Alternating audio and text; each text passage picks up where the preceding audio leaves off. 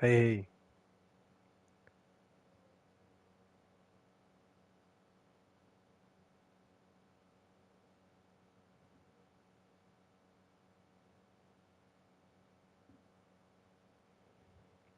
and then it means the symbol of Alice.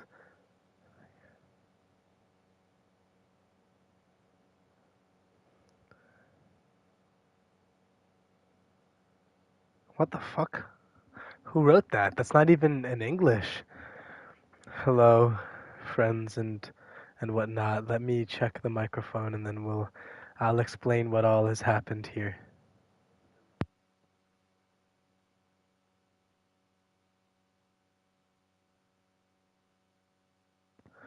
Okay, so the mic is good. Hello, how are we doing? Um,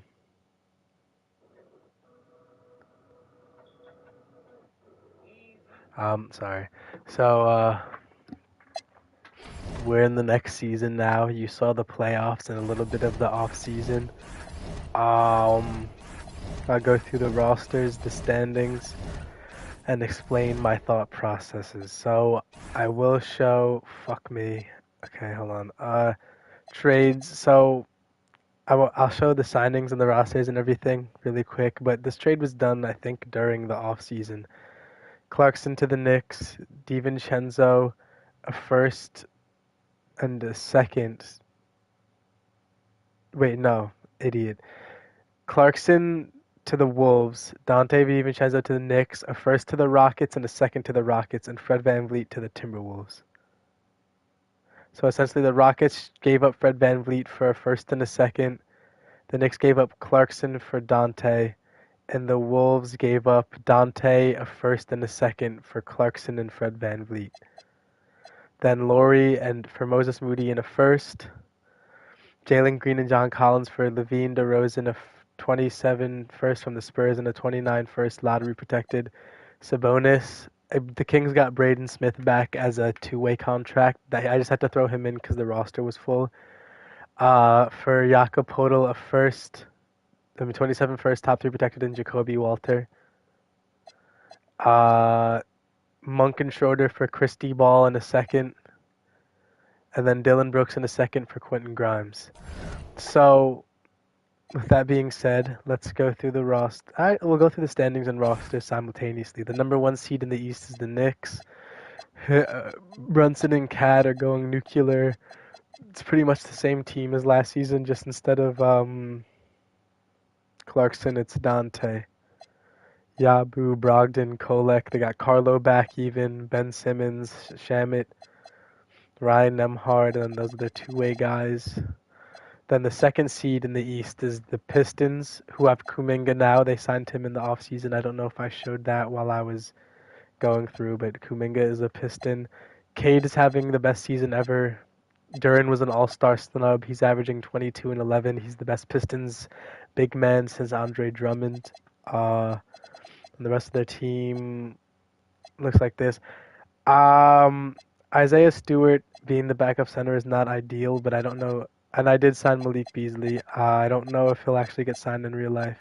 But Rozier's already gone, and Billups isn't in the game. So I figured if two of the three got caught and are out of the game, I think that's good enough on my part. I'm very sick, so I'm only gonna talk as far as doing this and the trades. Once I'm done with the trades and I get the All-Star weekend, I will not be speaking anymore, and I'm gonna watch a YouTube video while I play.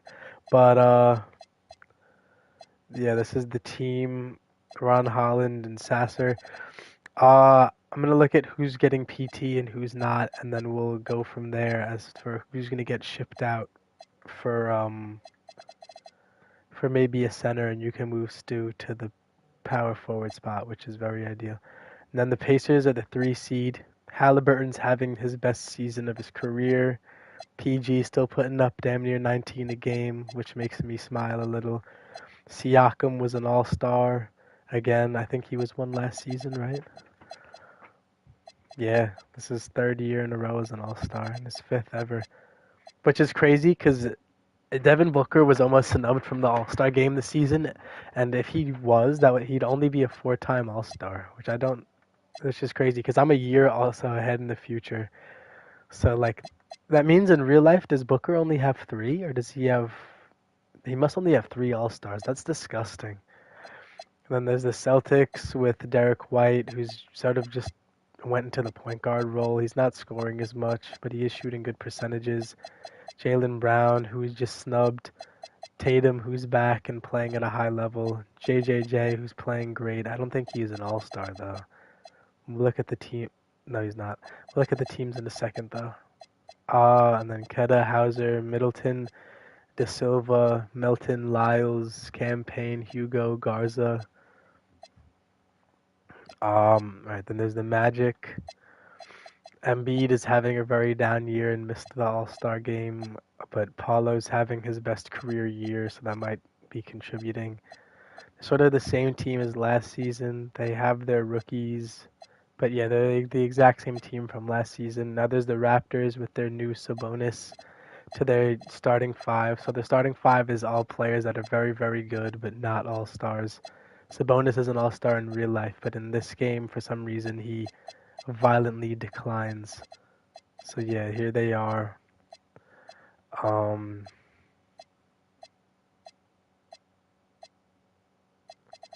They're an interesting team for sure. The Hawks.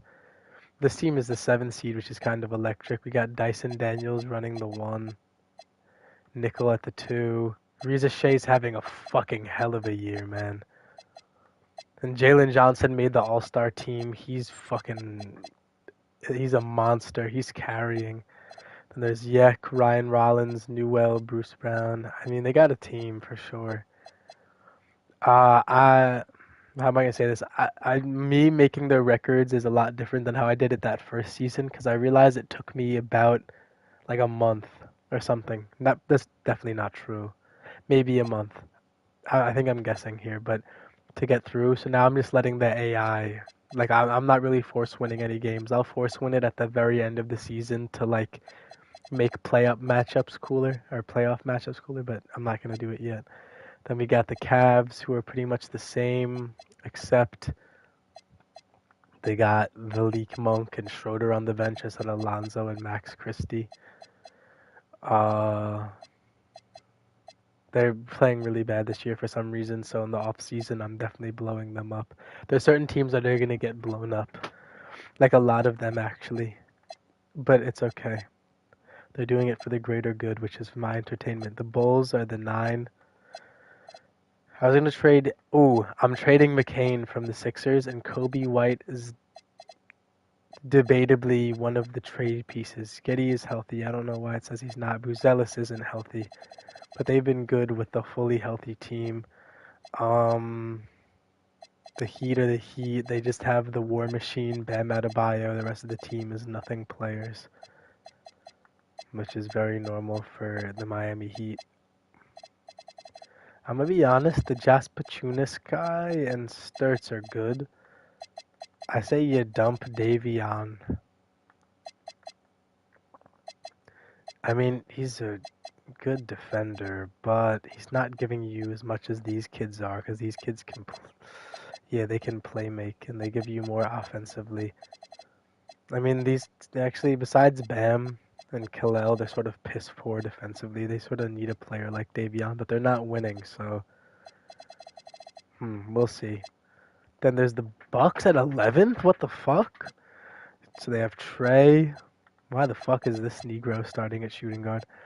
You gotta dump either Thing 1 or Thing 2. Definitely not Thing 2. He's a great defender. Whereas Bobby Portis is not. I think maybe you get rid of Bobby Portis for an actual shooting guard. Then you gotta get rid of one of these fucking Shermans also. Is it because Connect's hurt? Connect's hurt. So then get rid of like AJ Green and Portis for a shooting guard, which is probably what I'll do. The Sixers. I mean, McCain is shooting really good. So, like, my justification for getting rid of McCain is I don't think you dump Wendell for a 5 yet. McCain is young, and I guess they're rebuilding. That's right. The team state is rebuilding, so It might actually be dumb. They might just be sitting and waiting. I might not move McCain.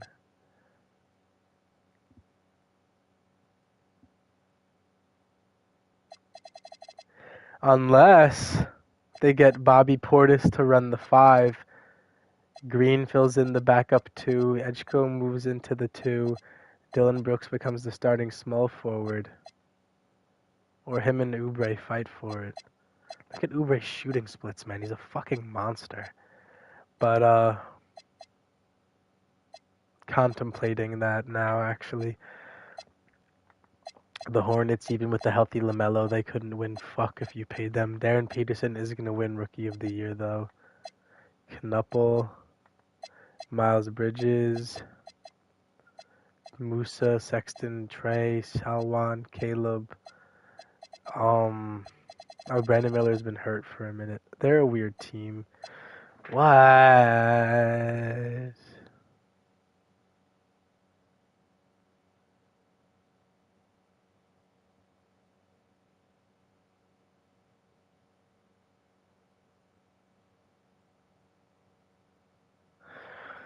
Oh, okay. My buddy just texted me. My bestest buddy in the whole world. MPJ. Boozer. They're still in hell, but they look better. Like the young pieces are leveling up. MPJ is still not really that old. They'll be actually kind of good if they keep this core. They even picked up Jalen Wells. I mean, once Kuzma's contract is up, which is wait. Oh, this is the last year. Yeah, they let Kuzma walk. Unless they can trade him for something young now, but I don't think anybody wants Kuzma. Yeah, you just let him walk because you're gonna need space anyways. Look at all these young guys that they have. But they'll be good. And the Wizards, their whole team is young. They're just not good yet. I mean, Dybonsta, Kaishan, and actually not yet. I can't even say Kaishan, but Dybonsta and Sar look like a pretty good duo for the meanwhile. And Trey Johnson, if they ever start him over fucking Bilal Kouliaby, then actually, damn, Bilal's hooping. What the fuck? They have a good thing going on. I don't know. You know what? I don't question. And that's the East. Oh boy, I've been doing this for 12 minutes now, and we're not even on the West. The Wolves are the 1 seed because Ant is having an MVP level year. Randall's an All-Star. And Markelle Fultz is having a career resurgence at age 28. The Mavs, because Kyrie, who missed the All-Star game, is carrying the dick out of them. But I can't even say he's carrying because Coop and AD have been doing their part as well. Actually, I was supposed to show the whole roster of every team. I don't know if I've been doing that. But here's those 2 teams. Their bench is shitter. The Rockets, KD's having a down year for like the first year of his career ever. This is the least amount of points he scored per game since his rookie year. And will it go back up? Probably not. I mean, like Reed's playing good, Amon's playing good, Sengun's playing very good. I don't know if KD's points will ever go back up to what it was. If he stays on the Rockets, that is. I had a thought that he's a free agent after the season. I let him go to the Thunder to finish his career, but like, then his stats are really gonna go down. But do I care more for him about career averages or rings? Nah, he goes to the Thunder. The Thunder are missing a Kevin Durant, weirdly enough. They're all the way in the 6th seed, but we'll figure that out in due time. But the Rockets look good. The Clippers are the 4, believe it or not, with D'Lo, A. Reeves, and Kawhi. That shit is funny, but they're hooping, yeah. The unction, the year after missing the playoffs with the unction, here they are. Now the Lakers' big 3, of Luka averaging 25 and 9. So his averages are down from when he was the Mavericks demon, but he's still good. And once Bron and Harden are gone, he'll be back to what he's at, or what he was, I'm sure. Harden 22 and 7, and then Bron 24, 5 and 7, and then the rest of the team. They have, oh, you saw the draft. They have Bronny, they have Bryce, Hunter Dixon, Marcus Smart. What a team of like characters they have. They have the NBA's Narc, um, Harden, former MVP. Luka should have been MVP. Bron, multiple times. I think, is he only a two-time MVP? Four. Why did I think two? What the fuck is going on? The Aiton. That's an interesting team. Drummond, the greatest rebounder of all time. So then there's the Thunder, who are struggling for some reason, even though Shea's having his best career year. J-Dub's having his best career year, and Chet is having his best career year. They're struggling. Couldn't tell you why. And like I said, I think they could use a KD because, I mean, Hartenstein isn't rebounding and he's also not playing defense. So he might be on his way out. Yeah, this is his last year. We'll see who's a free agent at the center market, but he might be gone. Dort and Caruso will always have value solely because they defend. Joe doesn't defend, so he needs to score. I think Case and Wallace gotta go, and Hartenstein has to go, and then they'll be all right. They have their young guys like Yaxel, JT, Jalen Williams. Even I think he's having a really good year, or he was. No, look at him. Damn, he averaged 9 and 13 last year. He's a better rebounder than Hartenstein. And then AJ Mitchell's hurt, but yeah, they'll be all right once they dump those two, I think. The Pels, Ja missed the All-Star game, but he's playing out of this world. Why the fuck is Hood Schifino starting? Trey Murphy's hurt. Zion. Fears is gonna win 6-man again.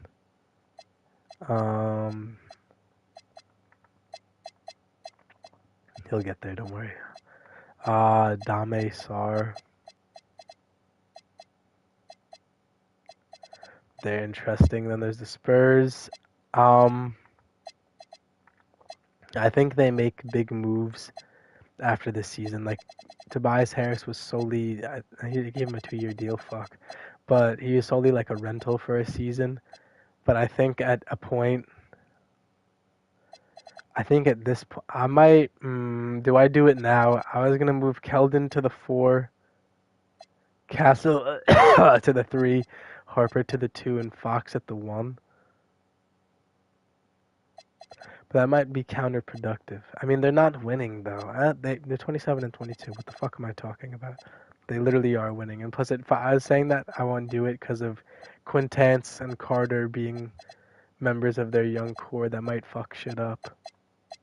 Johnny Davis, I signed you to a 2-year deal because I thought you'd play basketball, but you're not good and you might get released. Then the Nuggets are the 9 at 25 and 25. I considered moving Murray, but he was all-star level last season. He's not this season, but it is whatever. Cam Reddish career resurgence at age 27. Beal is still fighting for his spot in the NBA here. Aaron Gordon, yeah, he's actually still performing. He looked like shit for a minute, but he'll be all right. Jokic is averaging 31, 13, and 10, so he might actually win another MVP. And there's the Blazers with Dame and Denny and Scoot and Shaden. They're great, man. They're the 10th seed, and they're barely the 10th seed. Like, I feel like I keep on saying they got to make moves and this and that, but these teams that are barely the 10th seed and shit are really comp. I feel like it's just like the strength of the league. I've created, what is it, parity? There's not just superpower teams anymore. It's everyone is kind of good in their own right. Now here's the Suns with Booker, Levine, Grimes, DeRozan, Michael Brown. I mean, I'll watch when he comes back. And even the Jazz, Ace is going to win most improved. He went from 9 points a game to 22. Now that Lauri's gone, he has more of the reins here. They have a pretty good, yeah. Like I'm not going to make any moves for them because they're like a good rebuilding young core. And then I should realistically put into thought that with the Sixers, they're the same thing. Like making them contend now would be pointless, as even if I gave the Sixers fucking Portis and whatnot for McCain, they still wouldn't be good enough to contend for a title. So if they contend, it's off of the strength of their young guys. If not, it's not meant to happen. Curry and them are struggling, bro, and I don't know why. Curry's averaging 27 and 6. Pods is, yeah, he's shitty. Pods isn't a good, but he's shooting good percentages, so you know what? It's whatever. He's just not shooting a lot. Jimmy Butler was damn near an all-star. Lauri, not necessarily damn near an all-star, but Lauri was good. Or Lauri is good. Vooch is even, Vooch is okay. And they have good rookie Sanak. They brought back Seth Curry. Oh, he's shitty. But, what? Okay, he's shooting good from the field, though. Will Richard is just horrible. And then with Sohan and Draymond are out with injury. When they come back, I think they'll pick it up. But for now, they're struggling. The Kings, this Kings team is in a great depression. Jalen Green is now the face of the franchise as they got rid of Sabonis, DeRozan, and Levine, and Monk, and Schroeder. So it's a whole new look team. It's Jalen Green's team. John Collins is here to do things, and Jakob Podol. So they can still beat teams, so it's not like they're completely non-comp. I mean, they have good players here. They're just not objectively a good team. And then the Grizzlies are the last team in the West.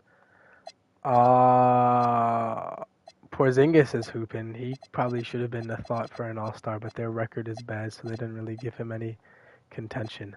And that's sort of where the league is at. We're at the trade deadline right now, and let's do a deep look. Mobley missed the All-Star game. He's okay to come back now. I was holding him there on injury, so he missed it on purpose.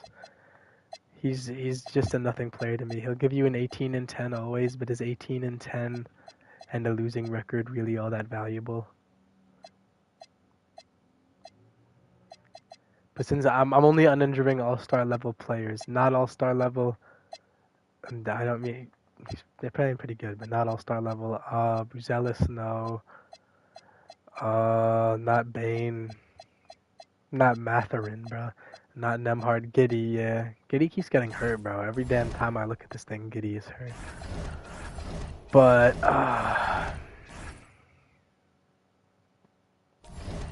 the Bulls, like, why would I trade White from them if he's practically one of the reasons they're contending even? So it's sort of just like, I was going to make no moves. The only team I'd want to make a move for this very instant is the Bucks. And it would be if I traded Portis and... I mean, who's starting at shooting guard right now? It's fucking Aaron Holiday. That just can't happen. That means they think AJ Green is so bad that they'd rather start Aaron Holiday over him.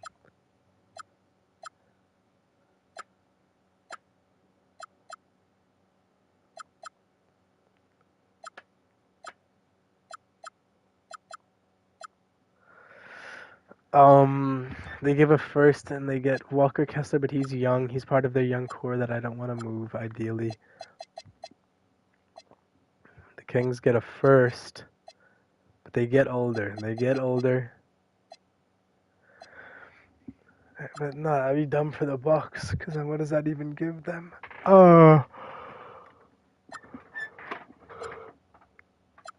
They might just be fucked. They might just have to sit and rot. Nets wouldn't do that. Fuck up their young core for no reason.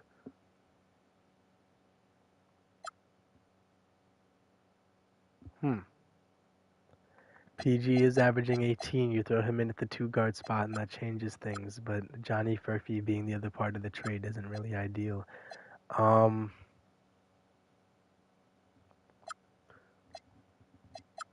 We'll revisit that actually. The Pacers are one of the best teams in the East, though. They wouldn't trade away PG, who's a big contributor to things there. This kid is 7'4" and is a power forward. So I made him a power forward, but he was a center.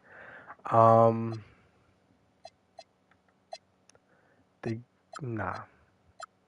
Because Giannis and Trae Young are on 1-year deals, and it was sort of just like they'll re-sign and stay longer if the team contends, but then they're both up and out of there if the team doesn't contend. Wolves are the number 1 seed in the West. They wouldn't do that. They're fucked. I don't think we do. I titled this video Trade Deadline and All-Star Weekend, but dare I say we don't even make any moves. We sit and wait, and then everything will be done in the off-season. Because, like, look, you can see upcoming free agents is Wemby's a restricted. He's not going anywhere. But Giannis, Curry, KD, Donovan Mitchell, Cat. Oh, hell. I haven't done contract extensions yet, so this might change depending on who's up for extension. But, like, AD, Trey. Say Cat leaves. Cat up and dips. Who's to say Giannis? He wanted to go to the Knicks. Who's to say he doesn't head to the Knicks, man? AD, then there's Trey, Kyrie. Damn, the Mavericks might lose their big duo as well. Coop will be all alone. Amin is a restricted. Kawhi, Dame, Coop's restricted. Randall, Castle's restricted. Harper's restricted. Jimmy, restricted. Edgecombe, restricted. Ricochet. Jalen Green, he needs to resign. Like he was the whole point of that Levine DeRozan trade. So even if he has no extension, I'm making him extend. Let me go to the Kings really quick. If he doesn't have one, he's not eligible, but I'm making him. My bad. Something bad just happened.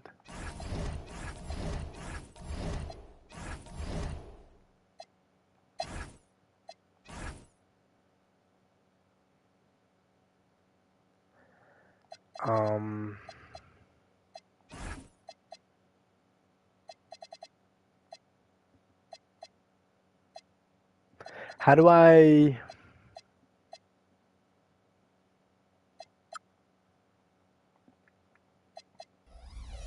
Nah, I'll figure it out. But Jalen Green, I just know for a fact he's staying. I don't know how to navigate it through 2K though. Like I hate playing with the contract thing because it always gets shitty and fucked up, and then I'm like, oh shit, I fucking ruined everything for no reason, like a dickhead.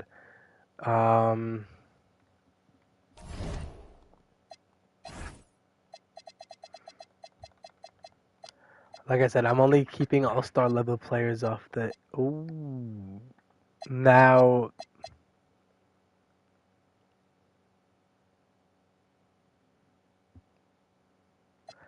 Because then it's almost breaking my code. Because then if I take him off injury, the Sixers are fighting for a playoff spot.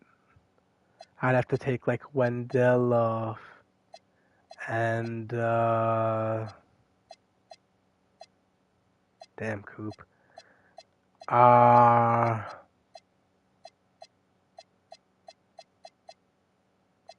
Actually, what am I saying? I'm saying it like I have to be ethical, like I'm not the one controlling the fucking league. I do whatever I want. Because I don't care. There you go. You're safe.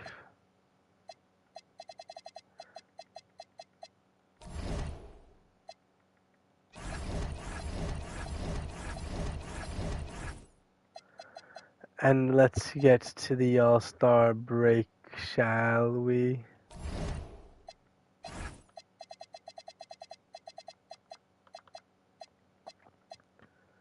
Elijah Arenas, Ajay Mitchell, Dylan Jones, Jaime, Donovan Mitchell. I think you're quite literally in the All-Star game, so you need to lock in.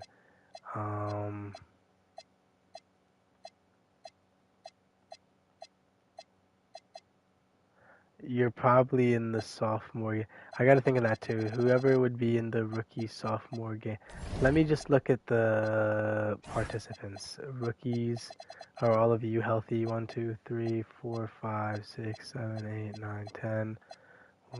Harper and Coward aren't healthy. So Harper and Coward, you've been saved.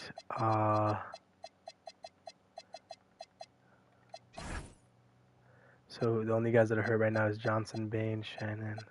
Just have to make sure there's no all-star type players in here. No. Hey, that means Draymond's back. Has he played his first game with the team yet? That was one of the big things for the Warriors. They kind of need him back to. Oh, look at this. The first 6. Damn, even the first 7 players in this rotation. Sohan, Laurie, Vucevic, Draymond, Butler, Pods, Curry. This team is the 12th seed in the West with a 23-33 record. How is that even possible? But anyways, let's look at the All-Star participants. In the East, there's Cade, Trey, Giannis, Tatum, Cat, Halliburton, Mitchell, Paulo, Jalen Johnson, Franz, Bam, Brunson, Siakam. In the West is Shea, Ant, Jokic, Wemby, Braun, Luka, Curry, AD, Zion, Sengun, Chet, Booker, Randall. When I play this, I'll probably play as the West again.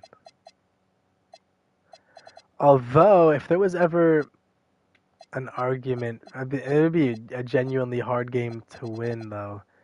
Like, I was struggling to beat the East with Dickey players last season. Now, nah, this team isn't as good. Say what you want, but they're not nearly as competitive. I mean, like, you might have the 5 best players in the NBA on this thing. 1, 2, 3.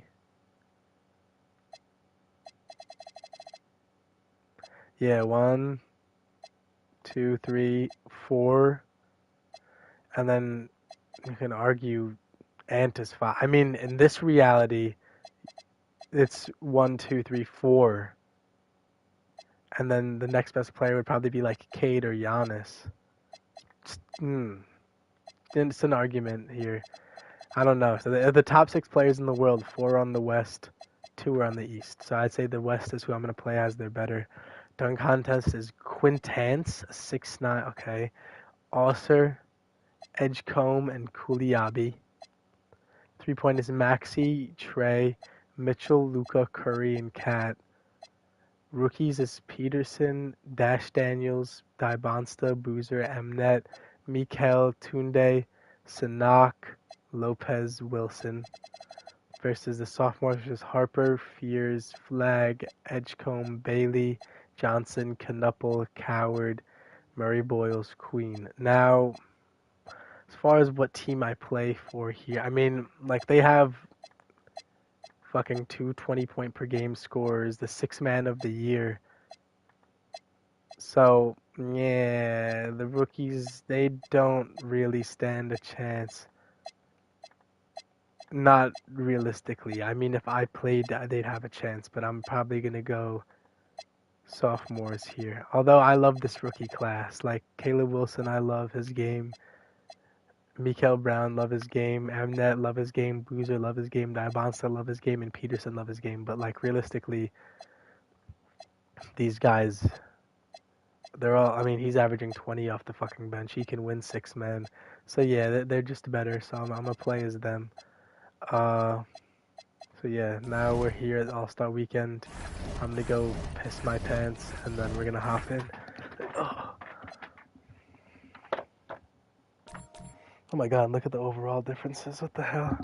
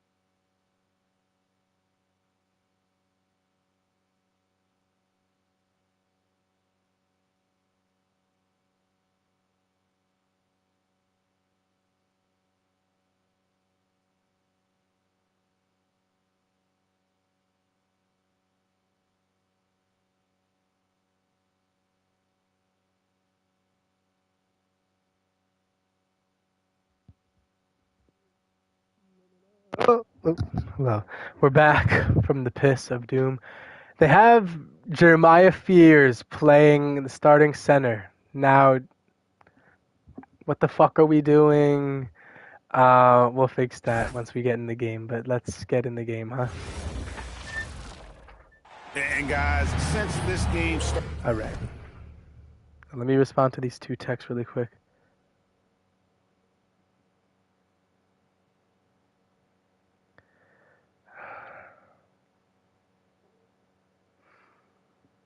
Hold on.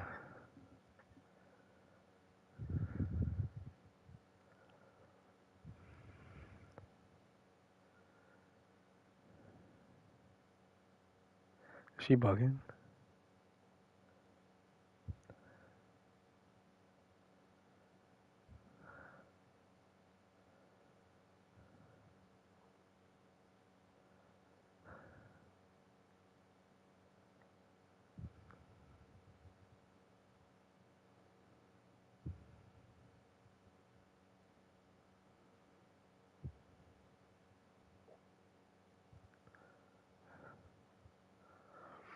Okay.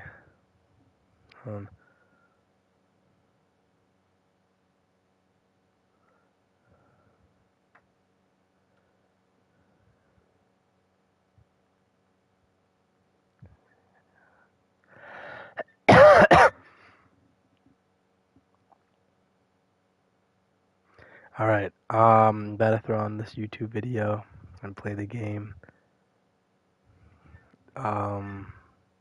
Oh damn, my phone's at 85, I don't need to hold it on the thing anymore. I just wanna get Fears the fuck out of this. Only guys that can really play the 5 are Murray, Boyles, Queen, and like, oh dear, this is gonna be a problem again, isn't it? But Queen, Flag. Who's the better rebounder? I'm pretty sure Ace is the better rebounder, right? No, it's Flag. Okay. So we'll do manual subs here. But now I'm muting the mic. Started back in '94.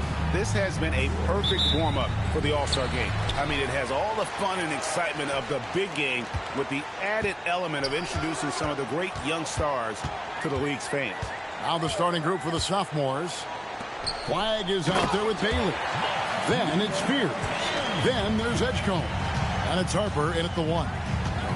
I love that dish down low. Basket counts. This really has become one of the signature events of All-Star Week. I know you love it, Greg. It gets everyone into the mood for all the festivities that are soon to come. Yeah, it does. I mean, it's such a great way for these young players to show off some of the fancy moves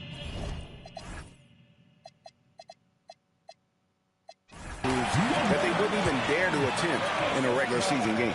Not much in the way of defense being played here early on.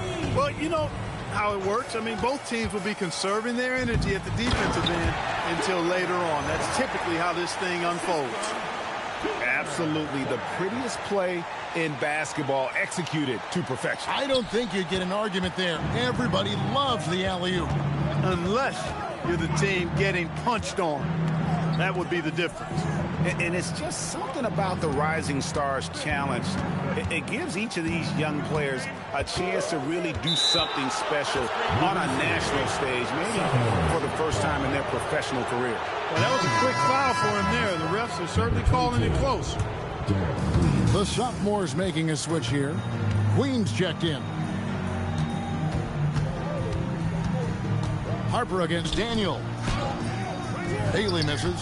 You brought the big stage these young guys are on tonight.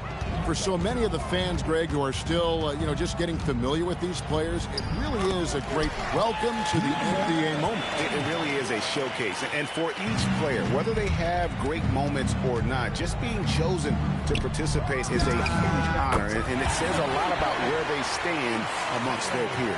You know, I know his NBA career is just starting out, but he has been logging some veteran minutes in the regular season.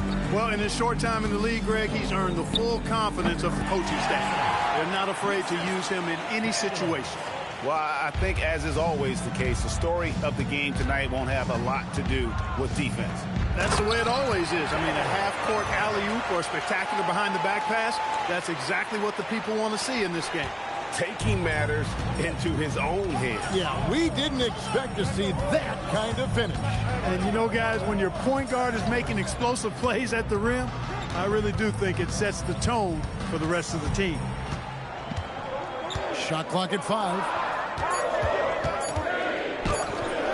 And it's the sophomores with the rebound.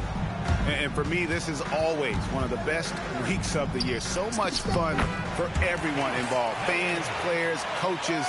What a blast. Yeah, the NBA knows how to throw a party in celebrating its game. There's no doubt about that. An All-Star Week is one great show after another. Here's Flag. Bailey misses. I'm shocked that didn't turn into 3 points. I mean, he makes you pay on those nearly every time. And we're approaching about 3.5 minutes played in the first quarter. And no good, his first shot of the night, missing. Here are the sophomores with the ball. 3-point lead. And that one's good. Flag. And of the last 6 baskets, 5 have come on the interior. This is just smash.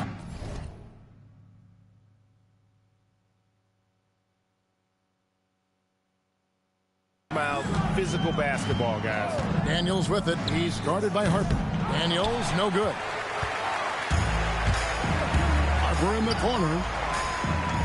Can't throw down the reverse jam. Here's Peterson.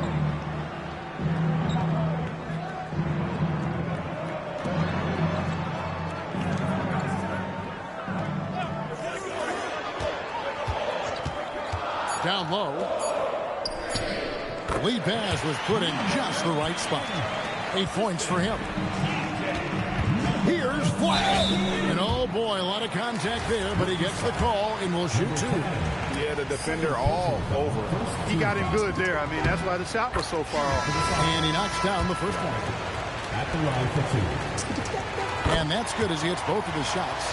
When your big man can knock down free throws, that's a bonus for sure. And here's Daniels. Scoreless thus far. Inside. And he makes good on the layup.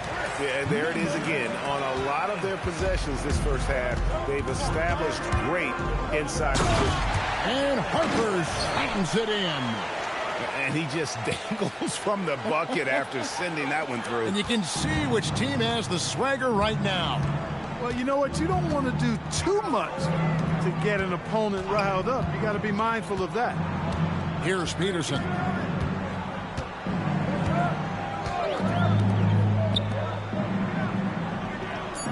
Outside Daniels.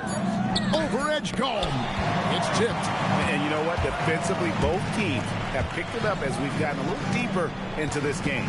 A little more competitive fire and intensity being shown out there now. Harper's shot's good. They should continue to get the ball inside. The defense struggling to contain them. And when you make 5 in a row in close like that, it also takes pressure off your perimeter guys, too. Pass to Peterson. There's a good screen. Sophomores ball.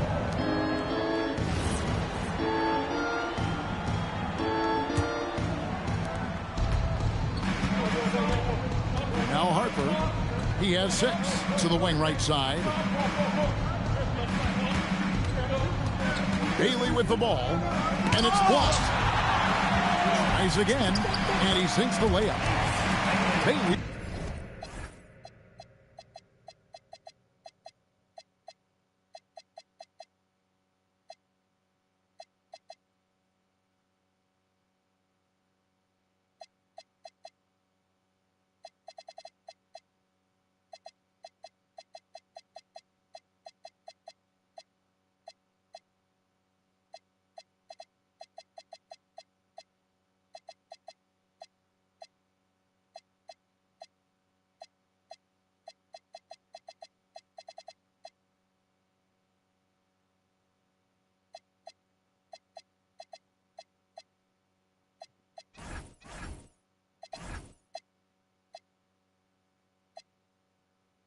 got 7 points in the game. Well, we've seen that movie a few times, haven't we? An easy bucket in the paint. Well, listless and lifeless at the defensive end. I mean, especially inside. They've really got to pick up that interior defense. Here's Daniels. Hasn't made one yet. Boozer, no luck. Here's Queen. Pass to Bailey. And looks like the illegal pick was set. Yep, that's right. That'll get their attention. And not the most common call you'll see in the NBA, but hard to argue that pick wasn't illegal. Yeah, you know, the officials aren't nearly as lenient as they used to be on that call. As a matter of fact, I know I got away with a lot of those in my playing days, but that was 40 years ago. That's his second shot and his second basket. He's 2 for 2. Gotta love that effort for the second chance point. Here's Fears. Pass to Johnson. The 3. They grab their own miss. 3-pointer. That one's in. His first shot this game. And their offense already in a flow. Some stellar shooting to jump out to this lead. Quality looks they're getting, and they're capitalizing on them, guys. They have to be happy with this start offensively. Here's Fears. He takes it in. Here's Bailey. Peterson grabs the miss. Here's Boozer. Off the mark there with the 3-point shot. Pass to Bailey.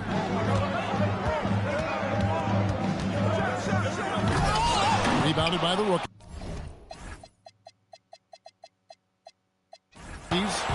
When you do moves like that and you miss, you know you're going to hear it from your coaches and your teammates.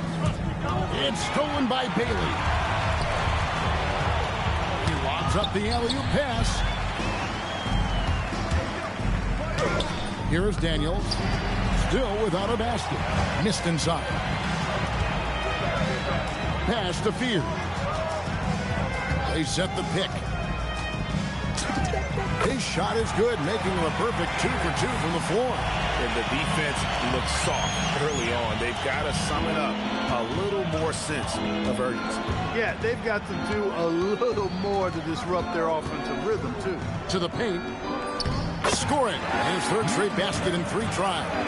I mean, the number of points they've scored in the paint already here is eye-opening. There's the drive. Yeah, way to play in attack mode and get to the line. And, you know, the defense gets their money's worth.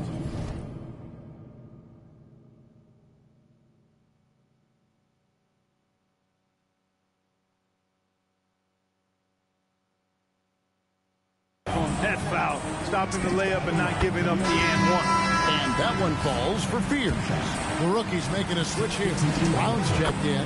Flag is checked in for the sophomores. And what an advantage. You really feel like you can always trust him when he's at the line. And so now a timeout called by Rick Carlisle. He's going to take this chance to talk to his guy.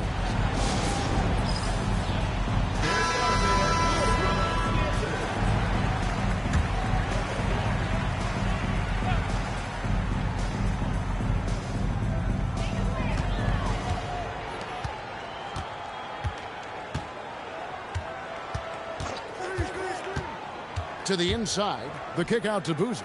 Clock at 6. There's the pick. That 3 off the mark.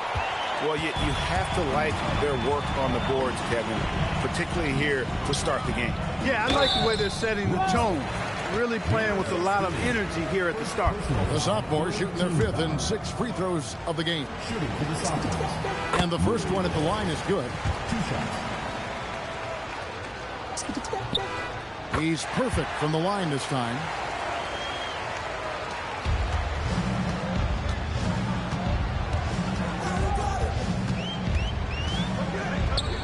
That's tipped, and they get it back. Another shot, and he drives in. And this quarter, he has clearly been off the mark. Here's Murray Boyle. A shot goes in. First shot, first basket. Excellent all-around performance so far, hence the big lead. Yeah, you know, they've had the advantage at both ends. They've got all the momentum early on. Spins. Here's the lob to the hoop. Johnson outside. Misses the three. Here are the rookies. They trail by 14.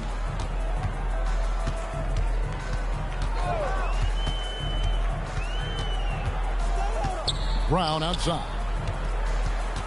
Shot clock at 6. Releases. Boozer no luck.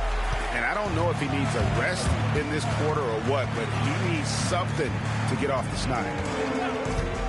Johnson from outside. Drops in the tray. Displaying intensity right off the opening tip, especially on the offensive end. Tell you what, forget about easing into the game. They came out with guns blazing. To the middle, looking to end the run, and that's 2 points on the layup. 8 points for him. Offensively, it's been a perfect quarter for him. He hasn't missed a single shot. Terrific! And these fans are getting treated to just some amazing aerial action in this game. And that's the way it should be, right? I mean, it's All-Star Week. You don't lay it in, you punch it in. Into the lane. Brown wide open. He fired. No good from outside. Shot clock and game clock separated by less than 6 seconds. The shot by Murray Boyles, no good. They've been sensational on the backboard to start this game. Yeah, sensational is a really good word for it. They're tearing it up on the glass.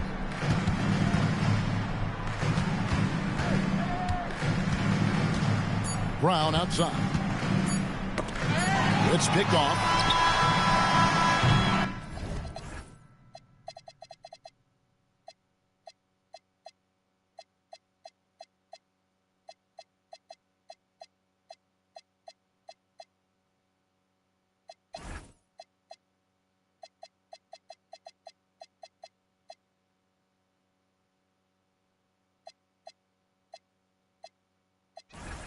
The first quarter concludes in a double-digit lead on the scoreboard. Sophomores out front, leading by 17. Stay with us as we get set to bring you the second quarter right after this.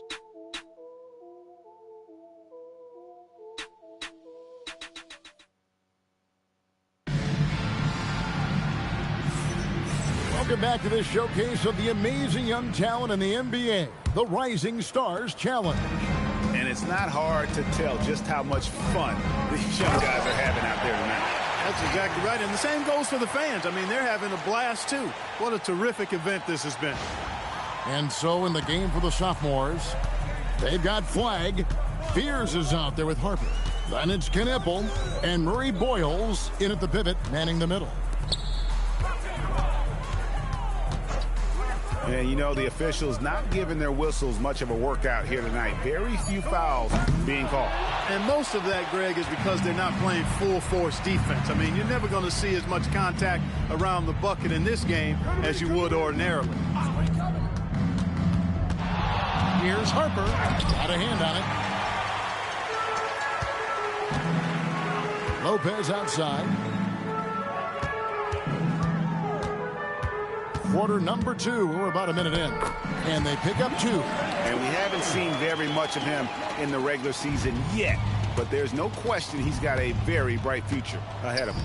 I agree with all of that. Even with limited playing time, his talent has been evident. And that talent is strong enough to have earned him a spot in this game. And that says a lot considering he doesn't play a bunch for his team. Pass to Wilson. A minute and a half gone here in the second quarter. From the line, that one goes in. Wilson's got his first 2 points of the night. The entire defense was frozen-footed. Nobody picked up the shooter. Takes it inside. Now Flagg. It's hauled in by Brown. Launches a 3. And it's Flagg with the rebound. Flagg's got his 5th rebound in this one. Out to the right wing. There's the 3. Sinks the triple. Flagg's got 9. Unwilling to let up even for a moment. That's his killer instinct, just fanning the flame. Yeah, I love the fact he doesn't play the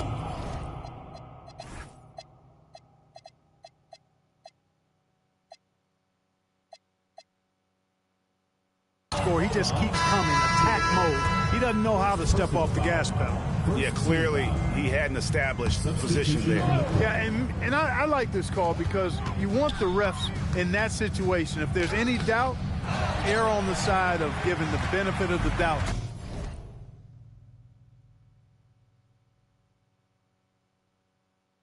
The offensive player. That should have been a block, and it was.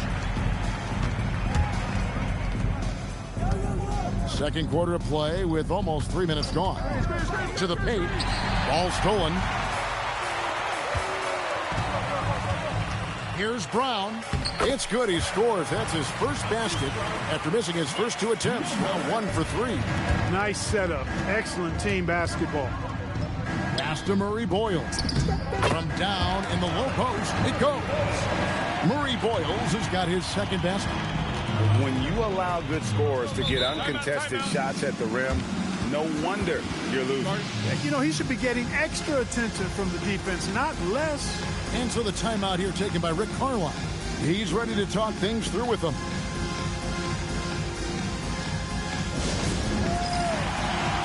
Lopez is checked in for the rookies.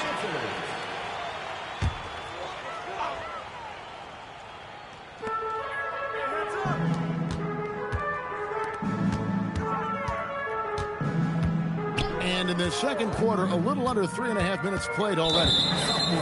And there's the call on Dylan Harper. Personal foul. That is his first foul of the game.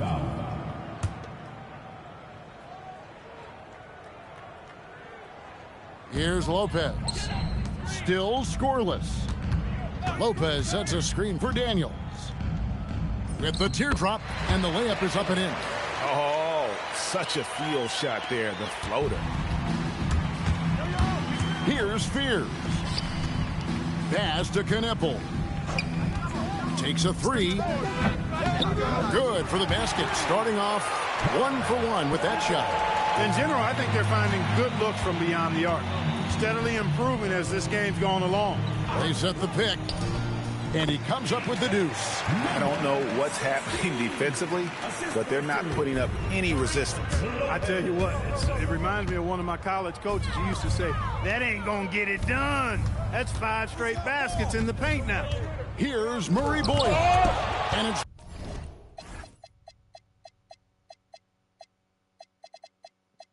blocked.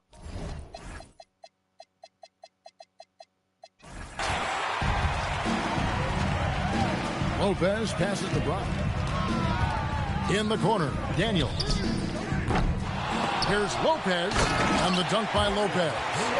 And when he's on the floor, offensive rebounding is always going to be a...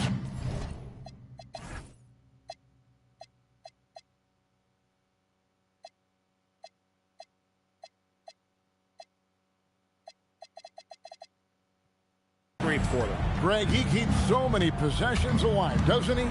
And you know, those second chance opportunities can be game changers. He represents so much value to this team because of what he does. Here's Kneppel. Murray Bowles. And another shot. And Harper lays it in. Harper's got 10 points in the game. It's been a good night for him overall and a good night for this team. Here's the screen. Down low.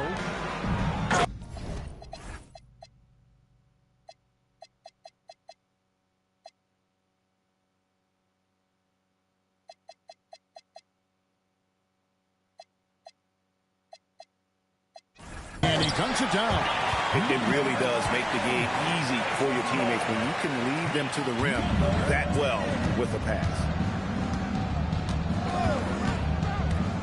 Here's Fear. It's deflected, and that goes out of bounds. No keep possession. Boozer, he's checked in for Lopez. The sophomores also changing it up. Queens checked in. And Bailey's subbed in for Flag. And play stops. Whistle on what looks to be an illegal screen. Beyond the leaning, you could see his feet more set on that screen. Easy call. Yeah, I agree. You know, sometimes that can be a tough call for the refs to make, but not that time. It was easy there. Inside. Edgecombe with the steal. Harper against Daniel. He gets that one. And that's 12 points for Dylan Harper. He knows he can get his shot anytime he wants, and he also knows he has the green light. Pass to Boozer. Beautiful dish, and the layup goes down. Yeah, field goal percentage above 50 now. Their offense is starting to show. And, you know, that's a really good sign. I mean, they stumbled out of the gate, but they're starting to look a little better now and regaining some ground.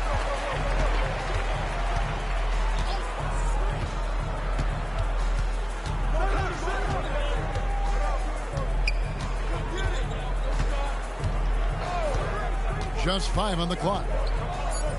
That ball is in the basket. Now he's shot 6 and made 3 of them. And how about the move he made there to come up and get himself clear in the lane for the deuce? Bailey, the kick out to Harper. A 3 ball. Another miss by Harper.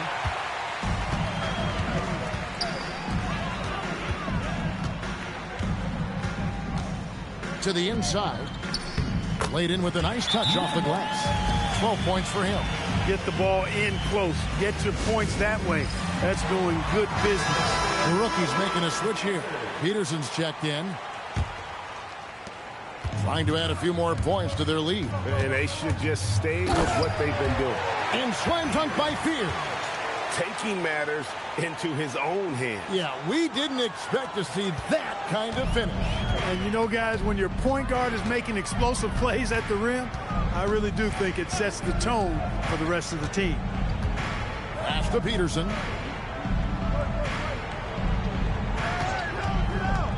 Five on the clock. Well, rookies need to get a shot off here. Fires the 3. It's hauled in by the sophomores. Bailey's got his 4th rebound with that last one here tonight. Now Fears.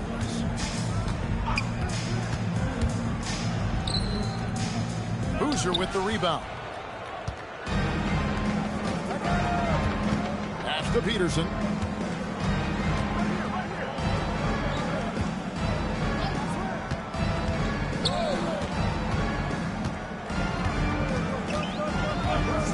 In the corner, it's Boozer. And the 3 off target. And another miss. Ooh, he's having a really ugly game. Yeah, about as ugly as you can have, you're right. That is ferocious. You said it. That was ferocious. Ammonia strong, we call that. Wear that rim out. The shot's good on the assist by Daniel. And really just led him to his sweet spot for that finish. Here's Fears. He's got 15. And he lobs it up toward the rim. Hammers the alley-oop through. Oh, such a beautiful pass to set that one up. Yeah, the pass might have been pretty, but the finish was angry. Well, you need both to make it special. And they pulled it off just right. It's a +5 advantage for them in rebounding after that one. Pass to Edgecombe. A 3-pointer off the mark. And not allowing the shooter even an inch of breathing room on that one. And, guys, that's exactly the kind of high-impact defense they want to see out of him.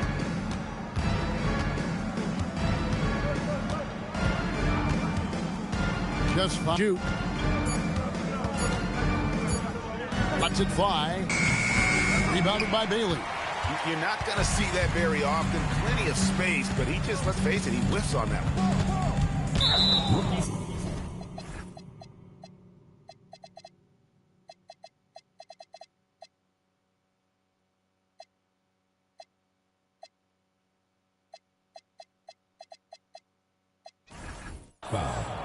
The sophomore's making some changes.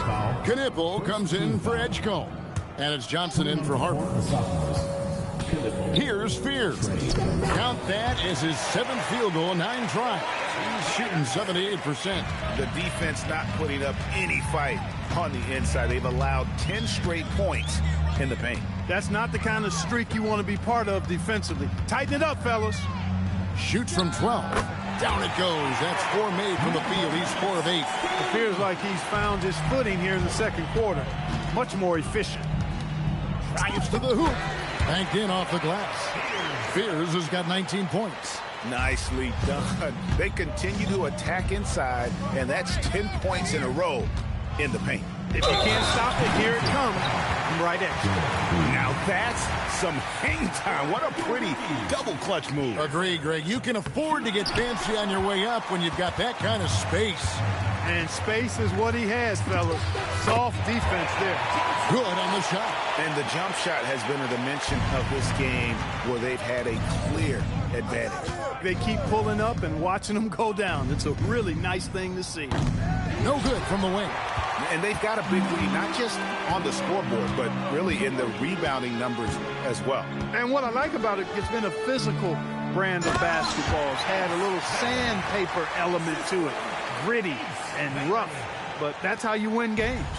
Now flying high and throwing it down with the one-hander. One of his favorite moves right there, guys. Does it as well as anybody, fellas.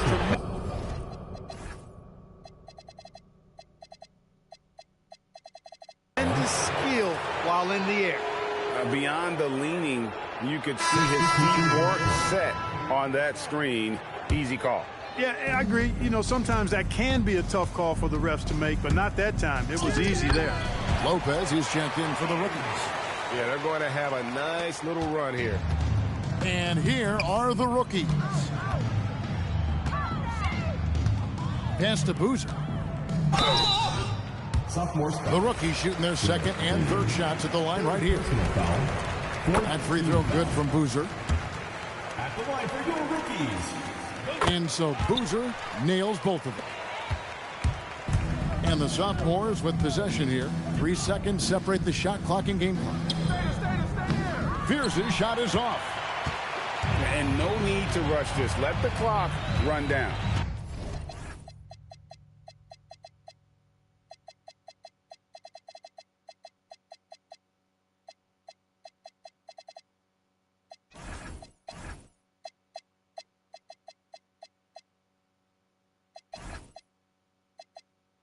Yeah, don't give them another possession here.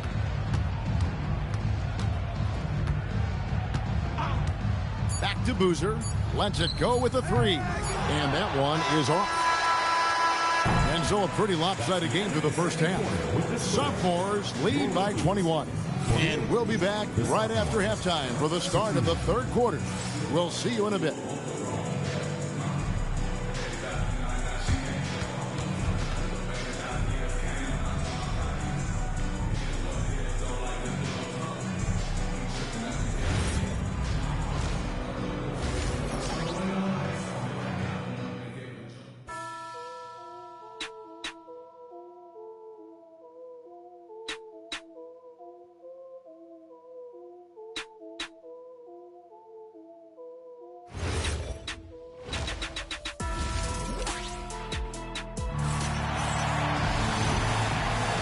And we're glad to have you along as we resume the action at the Rising Stars Challenge.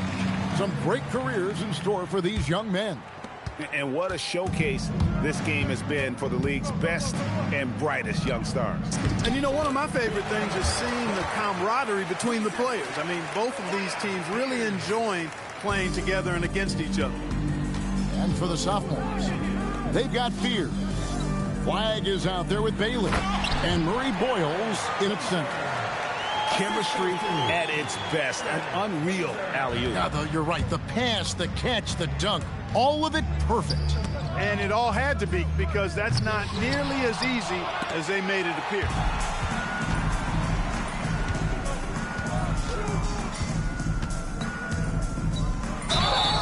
Shooting foul as the whistle blows. He'll shoot 2 free throws. Personal foul. First team. That's on Ace Bailey. The rookies shooting their 4th and 5th attempts at the free throw line tonight. So he hits 1 of 2 from the stripe. And here are the sophomores. For 3, hits it from 3-point range. I tell you what, he came out of that locker room raring to go. Yeah, really good sign for them offensively. They should keep getting him touches. Make sure he gets shots here. Pass to Fears.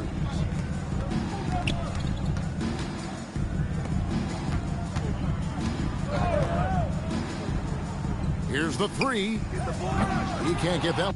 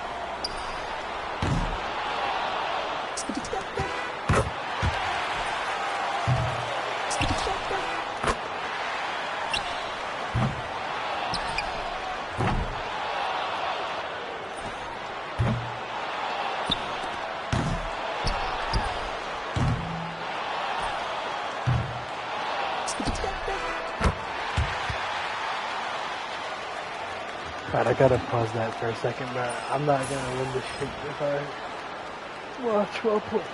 Watch while playing, because that was maybe the worst rack of a replay contest I've ever done. Maybe I'm just not good at this game. Oh my god.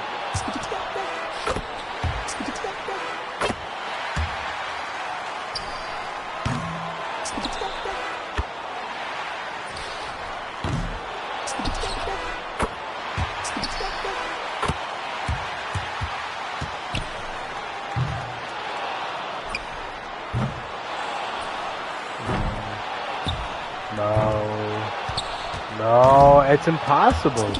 What is happening right now?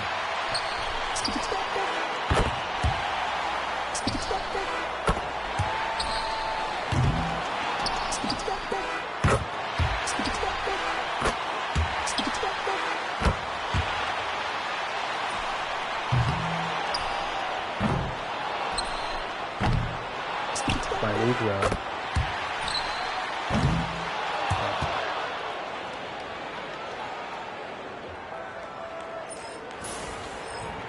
It's sort of just going to come down to whose jump shot I know the best. The answer is realistically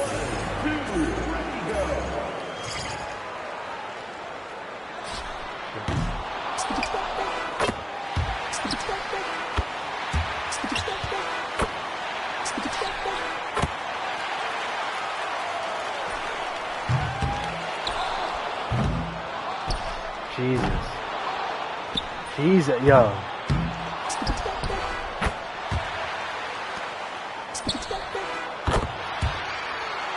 You think I'm missing on purpose?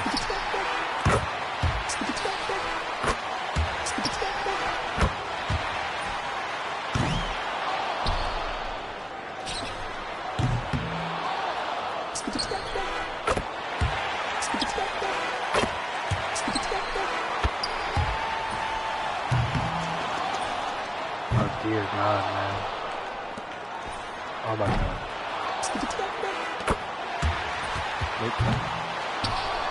Nope. I'm shooting fucking ducks, man.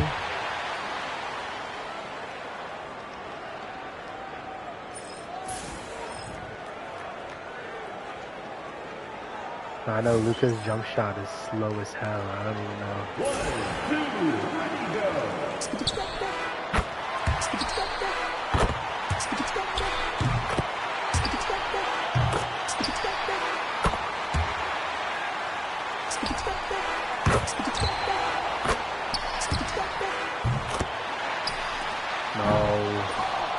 No way that missed.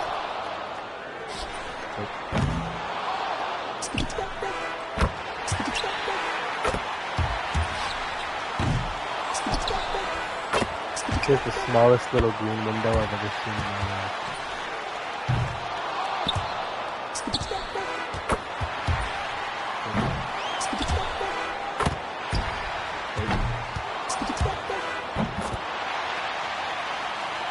Oh my god, man. No way. Oh my lord. Choked! I missed the whole money rack? What the fuck?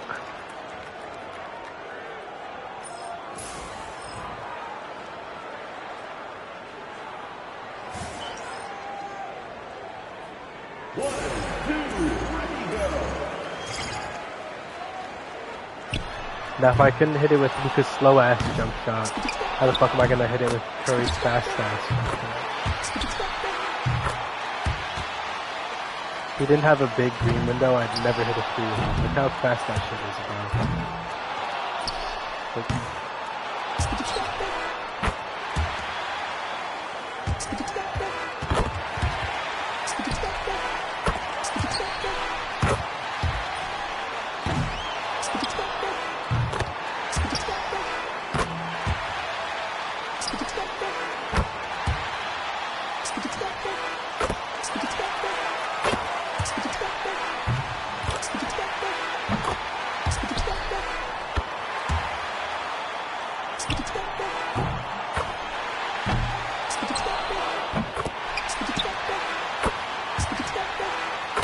Damn, okay.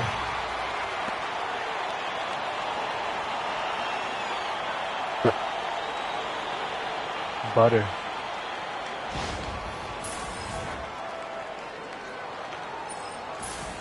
Kitty Cat, we're here in New York. They should have probably picked Brunson. I can only imagine I'm about to commit acts of terrorism with Cat, but let's see.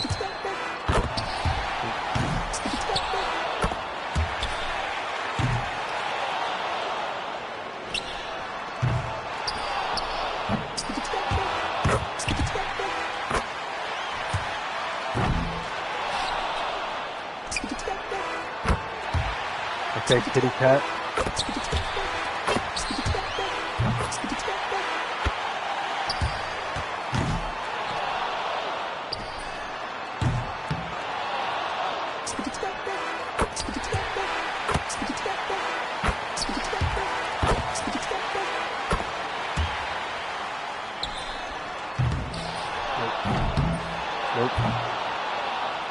Nope.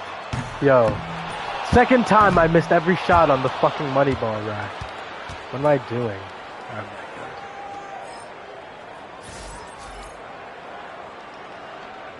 Oh my god, I missed it with both Luka and Cat, who I was objectively... I think I objectively shot better with Luka and Cat than I did with Trae Young or Donovan Mitchell, but I'm just dog shit.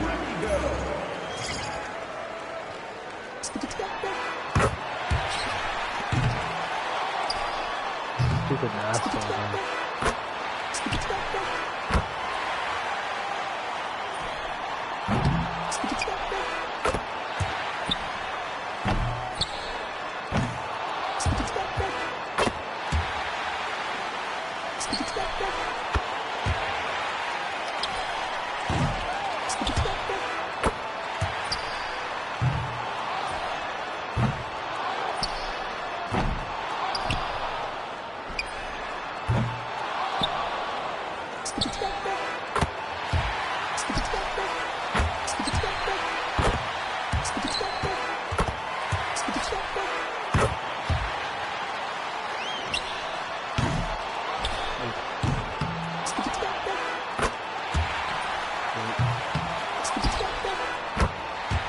Alright, 21.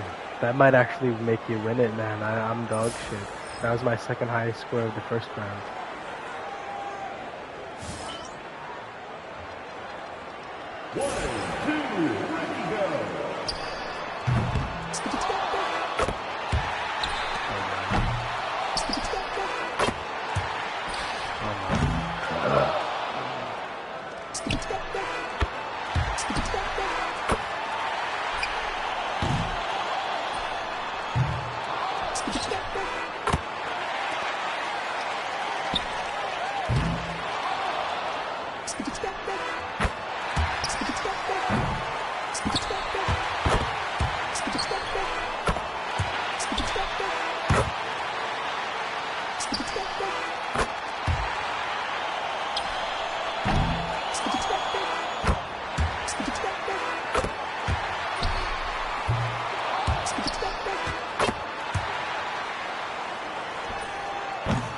Oh boy, here comes the money ball rack where I shit my diaper. Oh my god. Well, they're tied at 21. If Curry gets 21, it's a fucking three-way tie. I'm the worst from the money ball rack, so I'm gonna have the thing be literally anywhere else besides the money ball rack. I might make it be at the top of the key. I'm gonna be at the top of the key. Come on.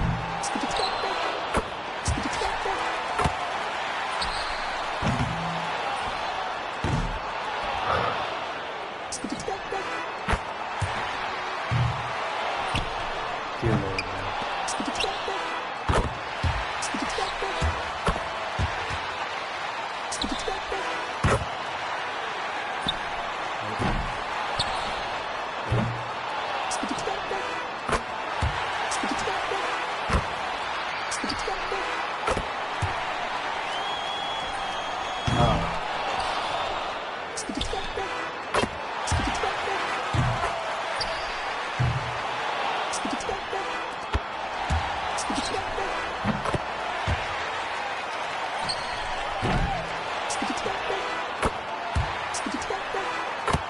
You won it. Stephen Curry is the best shooter in the NBA again. Who'd I win it with last year, Maxey? I think it was probably fucking Maxey, bro. The winner of the NBA three-point contest. We'd like to thank everyone for coming out and supporting your team. Please make sure you get on safe. Okay.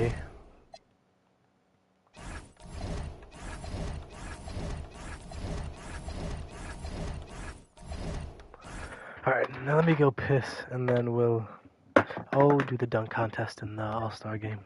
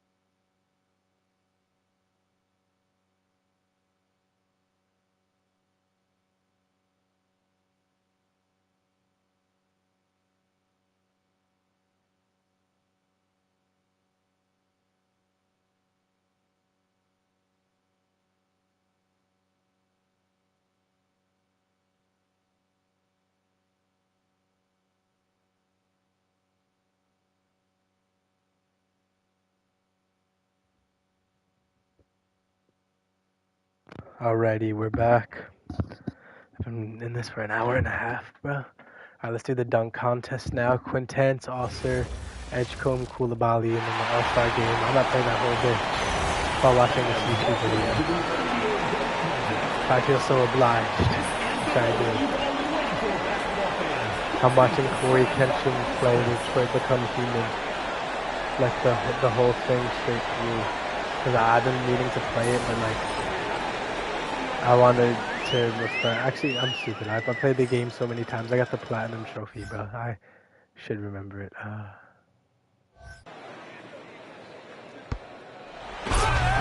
dear. That's getting a 30. I mean, ew. The celebration's getting a 30.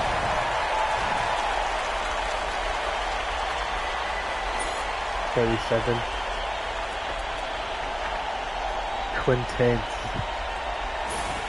I swore.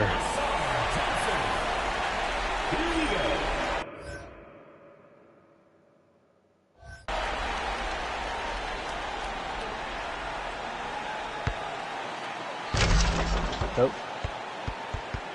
Can you not do a 360 from there?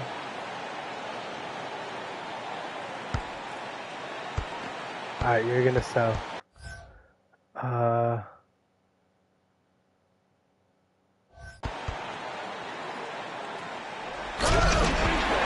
This is also gonna be shitty.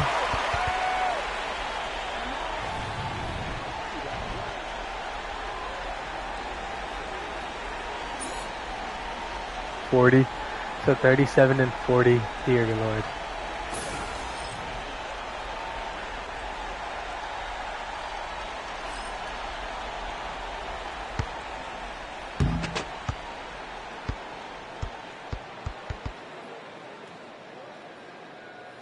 You dickhead. Throw it, bro. What do you... I can't fucking dunk, my nigga. Alright,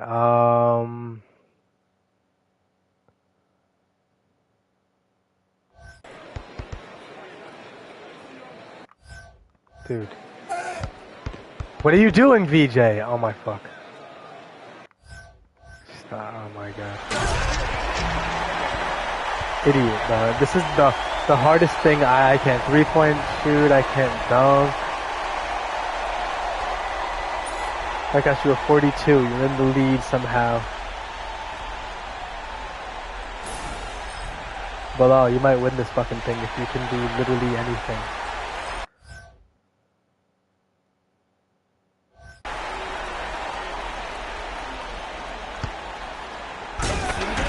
Oh my god, I can't green a dunk, man. Look at Low. And he's in the lead because of that. Crazy. And they're not even doing the dunks I'm telling them to do.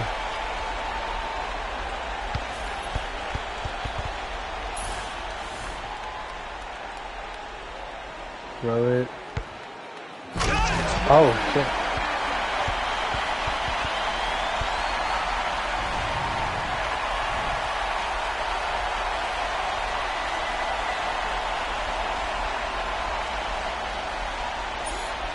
Damn, I got him a 46, bro. The second player, Ausar Thompson. Ready.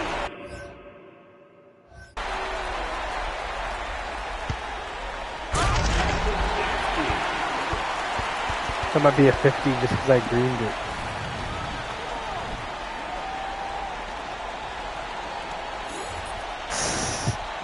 Okay, I don't know who the fuck is gonna win this right now, bro. If Edgecombe and Bilal get higher than that, then they win, but I don't know if they will.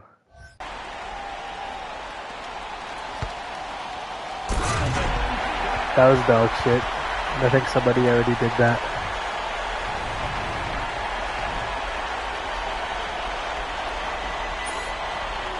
You might have just lost with that one, I don't know. Bilal, you gotta do something crazy, bro. Get to that corner quick. And then we're gonna do... Oh, he might have just won. That's a 50. Bilal Kouliaby.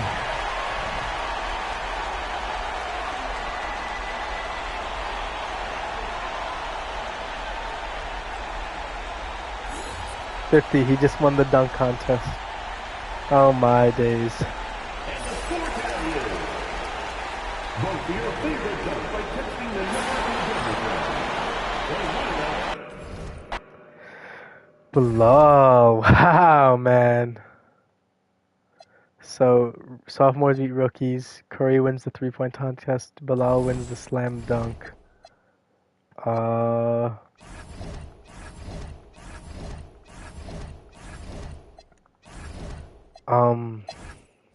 Let me see again. All-star participants. The East. Oh god, I'd have to try so hard to win. I'd have to sweat my little dick off. The West is just better. They have funner players. Funner is not a word, but we can run the big lineup of doom, which is always fun. And now I put the YouTube video back on. And we've got a collection of the greatest players in the world here. I mean, and playing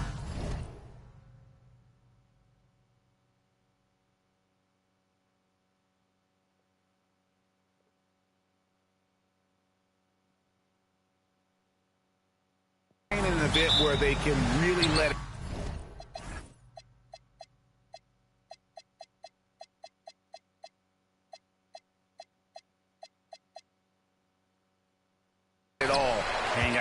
And that's exactly why we always come away with such great memories. I mean, because they really do try to give the fans as many highlights as possible. And they are the best players in the world. A look at the West All-Stars starting group. And Wembanyama's out there with Jokic. Then there's Edwards. And it's LeBron James. And it's SGA in at point guard. And this has become one of the must-see events of the year, which is obvious by all the star power in attendance here tonight. Well, certainly the Hollywood crowd is on hand, the biggest names from the sports world, music stars. Everybody wants to be a part of All-Star Weekend. Not a lot in the way of defense here tonight, but, you know, that's about the norm. Yep, this game is always going to be about offense, about entertaining these fans as much as possible. Quick start here for the East All-Stars in this one. 4-point game. Tatum on the wing. Covered by LeBron. Young for three. Offensive rebound. Good ball movement here by the East. The shot by Antetokounmpo. Nobody around. That one's in. His first shot this game. And no player in the league has done more to earn his spot in this game than he has. I mean, he's having a terrific season. He sure is. Excellence on a consistent basis for him. I mean, he's been their rock all year. And one of the quickest players in the league. Once Gilgeous-Alexander gets a step on you, it's over. The three from Tatum. It's up and it's off the mark. He's 0 for 1. And so it's Jokic with it. He brings it up for the West. And the basket is good. I have a lot of respect for Jokic's feel for the game. He plays the right way, sees everything, great vision, and he processes what he sees.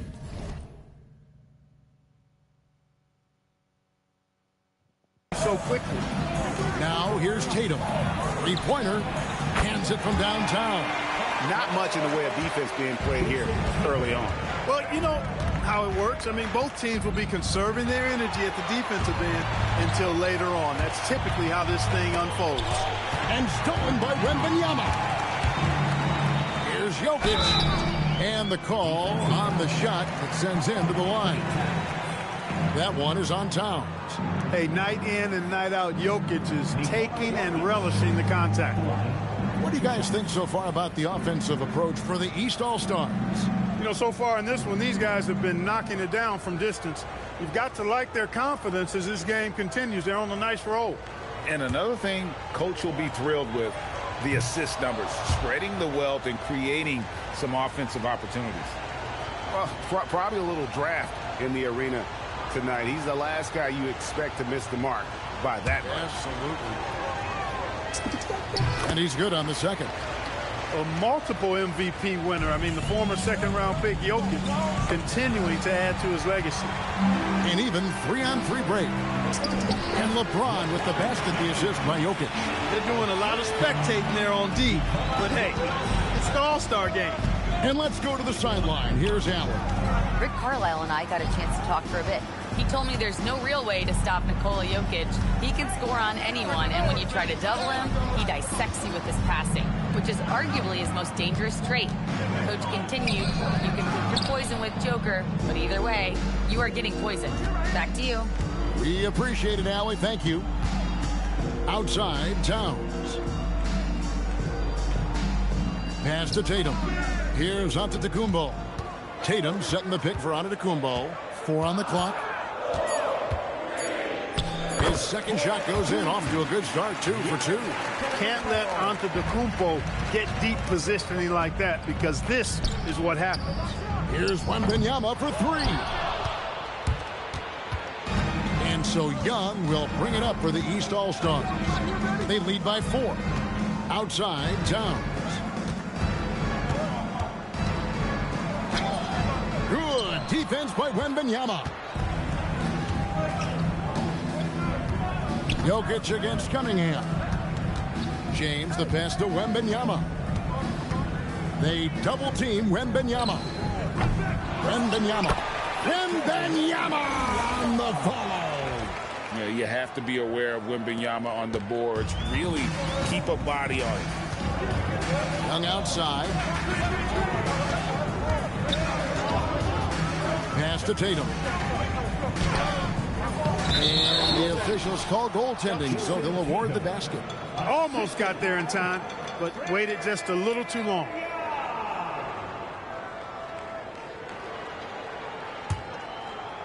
The West trails by 4.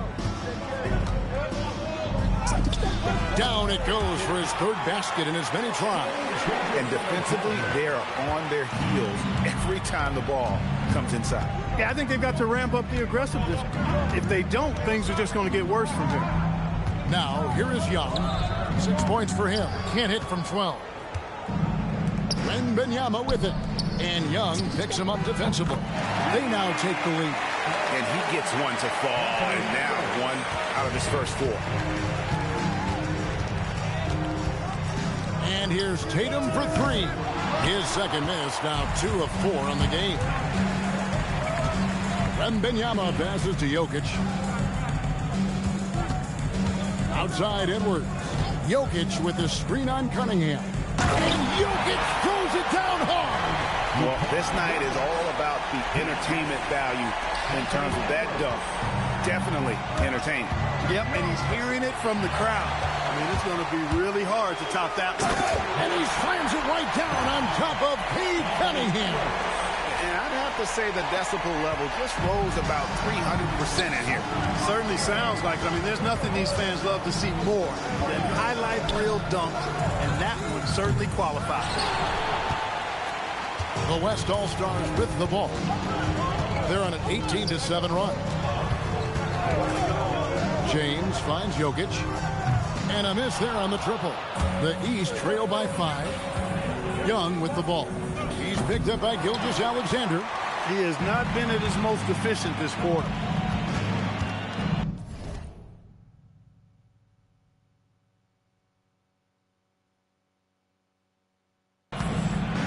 Kicks it out to LeBron. Off target with it.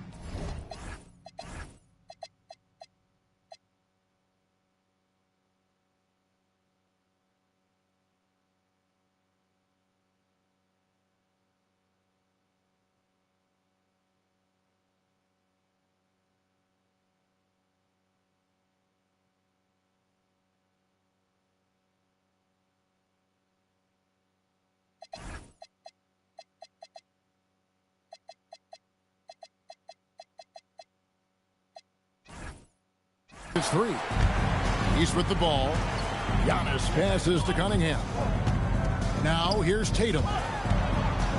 Shot from 12. And Towns the bucket on the assist by Tatum. For a big guy like Towns to have that mid-range game in his bag, That's a big-time weapon for their offense. 2 points. That one goes. They're doing a really good job of getting the ball inside and attacking the paint. That's an area they have completely dominated. Well, once they recognized the advantage they had inside, it made a lot of sense just to continue to attack that area. Now here's Giannis. 6 on the shot clock. Young, no good. If he were just a touch more efficient tonight, I think the score would look a lot different. Beautiful reverse jam right there. Use the rim to protect the ball, I think. Outstanding awareness and a terrific finish. Young with the ball. SGA defending. And so the timeout here taken by Rick Carlisle. Coach is going to take a few minutes to regroup and go over the strategy.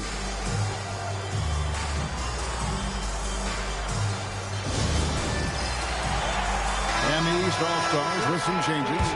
Mitchell comes in for Cade Cunningham. And Halliburton subbed in for Young. And West also making a switch. Holmgren, he's checked in for James.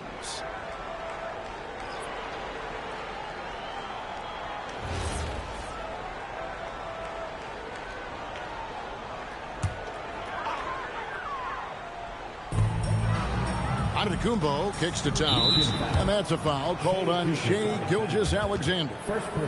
That's his first foul. Team foul.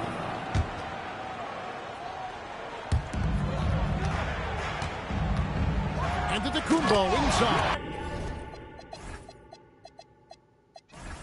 Defended by Holmgren. And the jam by Antetokounmpo. How about the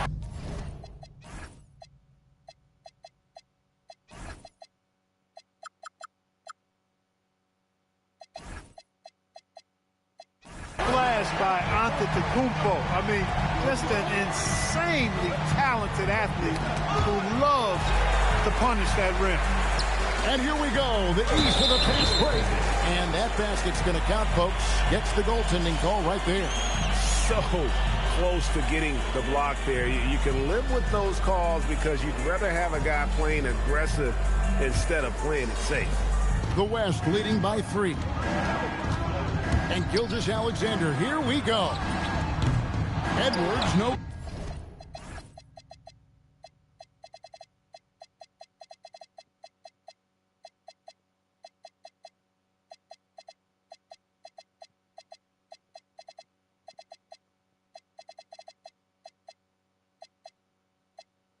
Good. Despite his struggles to heat up and get going, the lead still remains intact. Punch, counter punch. Impressive offensive production early on. Hey, guys, this is going to be fun now. I mean, we've got ourselves a shootout on tap here. Here's Halliburton. Following the basket by Jokic. Gilgeous-Alexander against Halliburton. Count that bucket. Nice job capitalizing inside by Tyrese Halliburton. You know, he's capable of doing damage down there when given the opportunity. Edwards, good. Well, they count on big-time production from him at the offensive end. The East trail by 3. And here is Mitchell. Giannis outside. And here's Tatum for 3.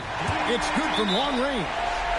Tatum's got a couple of threes now in the first for the East All-Stars. And so the timeout taken here by Ime Udoka. He made the decision to huddle up with his guys and talk about strategy. And the East All-Stars with some changes. Jalen Johnson's checked in for Karl-Anthony Towns. Paolo Banchero comes in for Antetokounmpo. And it's Cunningham in for Donovan Mitchell. So an almost entirely new group now for the West. Şengün's checked in for Jokic. Anthony Davis comes in for Victor Wembanyama. Doncic is checked in for Edwards. And Curry subbed in for Gilgeous-Alexander. Holmgren in the corner. The West again cannot hit. And you could tell he thought that triple was going to fall. Cunningham gets the bucket. Well, not hard to see why they are giving up points on this run. Just too many good looks from in close. Outside for Davis. And there's the foul. It'll go on Tyrese Halliburton. That's his first foul. Second team foul.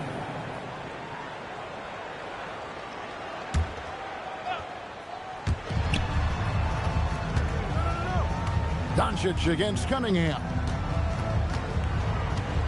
Out to Doncic. For three, Holmgren. East grabs the miss.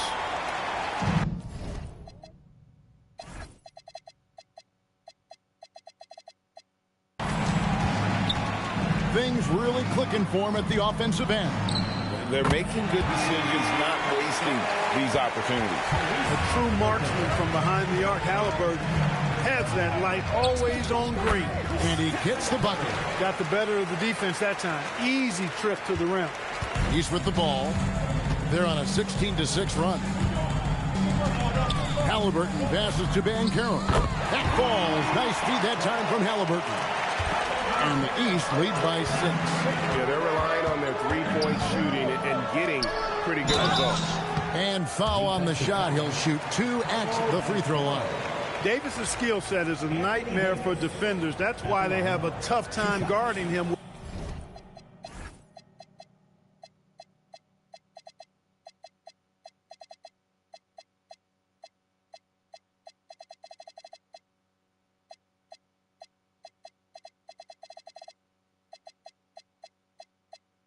Without fouling.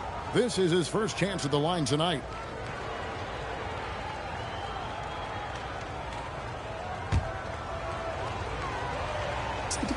The first free throw is good. And, you know, for a big man, Anthony Davis has always been above average at the free throw line. Bam Adebayo's checked in for Tatum. The West also making some changes. Jokic is all right, bro. I'm trying to figure out what's going on here. And it's Devin Booker in for Stephen Curry. I need to lock in. I was playing that damn YouTube video. I think I gave up 8 million threes and missed 900 of my own. So 5 points in the game. And even without that three ball dropping for him, the defense should have done more on that last play. And a dunk by Booker. 2 emphatic points. Devin Booker. And here's Halliburton. He'll bring it up for the East All-Stars. Pass to Banchero. Now here's Cunningham, defended by Booker. 6 to shoot. And it's Halliburton missing. Operating from mid-range. That's a shot he likes. I mean, I'm sure he'd love to have that. Oh, my goodness. Watch out. And how about all these dunks? I mean, this game's been a complete crowd pleaser, no doubt. I know. I'm loving it. These players are really strutting their stuff tonight. Showtime. Now, here's Halliburton. Adebayo the screen. And bitch, how he set a screen on me twice, bro? He set the same screen on me 2 times. This game is so fucking dog shit. Nice, assertive, strong drive that time from Doncic. Really.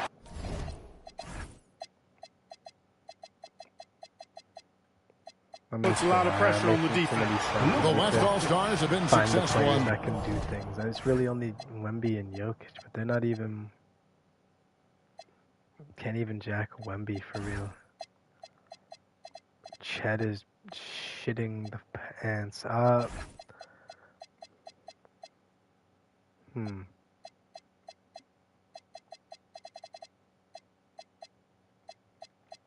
of their 4 free throw attempts up to this point.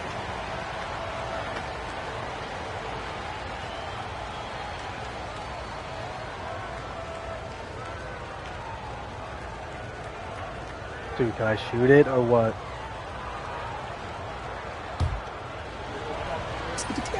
That free throw good from Doncic. One of the things that's really impressive about Luka Doncic is his continued growth. I mean, season to season, you see this guy working on himself, working on his mind, how he thinks the game and his body, and becoming a better athlete. That spells trouble for the league. The West All-Stars making a switch here. Williamson's checked in. Extremely reliable. When he steps up to the line, you just kind of expect him to knock him down. Cunningham's gone 1 of 3 shooting so far. And Williamson throws it down. That's just the pure strength and explosiveness of Williamson. Easily finishes there through the contact. Here's Halliburton. From deep, Johnson. That shot missing. And so, both teams trading buckets as we end the first quarter. West All-Stars lead by 2. And we'll be back with you right after this.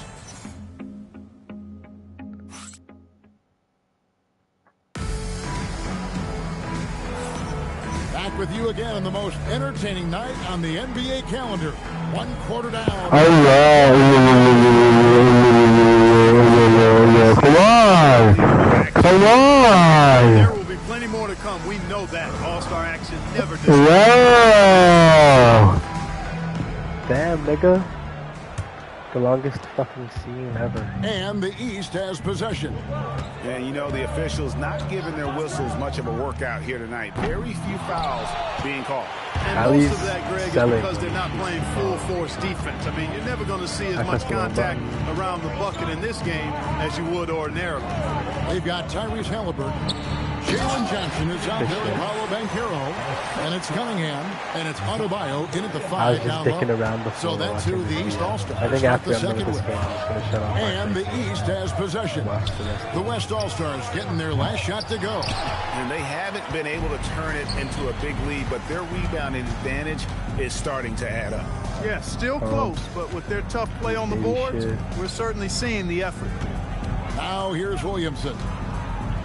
And he hammers that one right down into the face of Jalen Johnson. You know, we always get some great dunks in this game, and I think we can add that to the list. Check out the reaction. Listen to that. I mean, that slam was a raise the roof. The West leading by 4. Williamson with it. And the dunk by Williamson. And you see the decision-making Williamson possesses. Phenomenal with the reads in terms of the defense and just taking what's available. Now, here's Banchero. Halliburton right side. Anthony Davis with the rebound. Here's Williamson, and the dunk by Williamson. You would think someone as big as Zion would have trouble maneuvering around people in the lane, but his handle and change of direction is off the charts. Johnson with it. He's guarded by Davis. Fade away. The shot by Adebayo, no good. Jokic kicks to Williamson. Oh no, they have the war machine on him. What is he gonna fucking do? And he can't extend the lead to double digits. The East trail by 8. Here's Banchero. Not wasting any time taking the shot and knocking it down. Nifty play from Banchero, pulling up on the run. And Williams. I want to. Let's. No.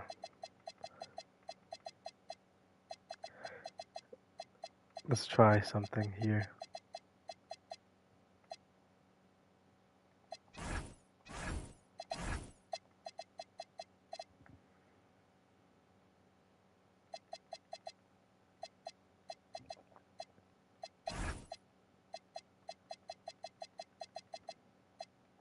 Williamson throws it down. Yeah, I mean, maybe could have tried for a more memorable dunk than that one. And we know he's capable of those memorable ones.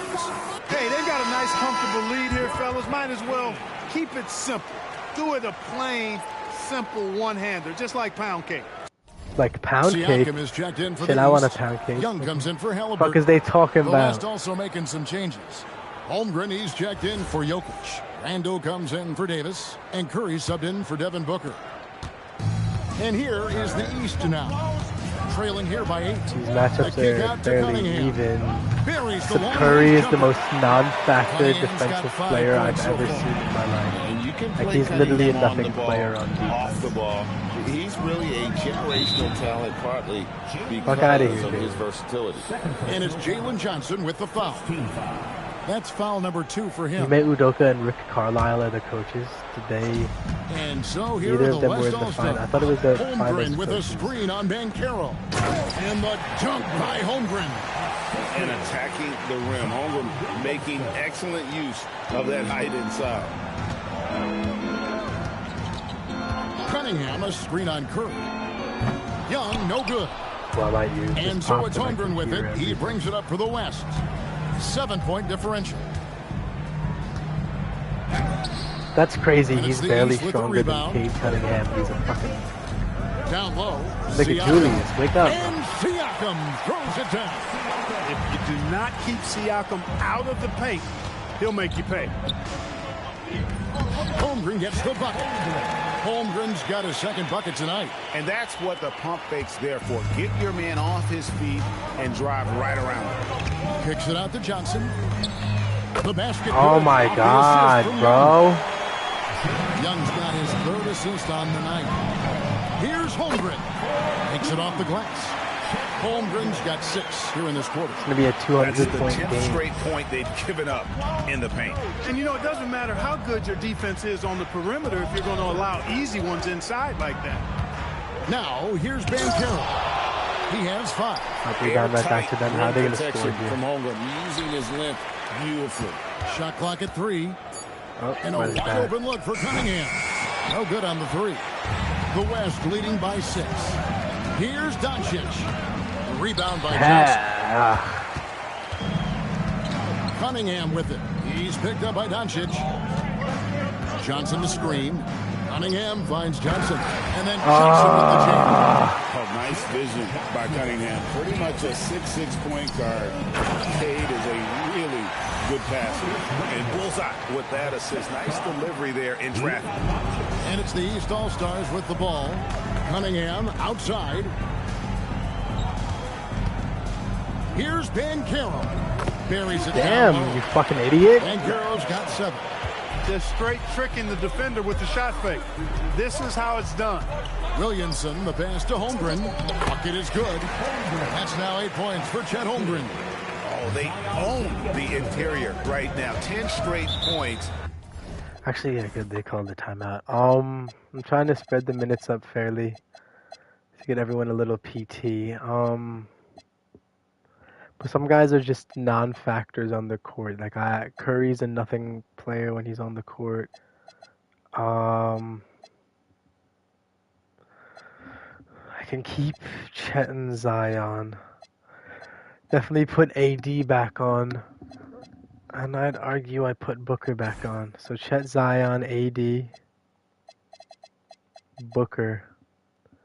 Then is Luka just chilling? I mean,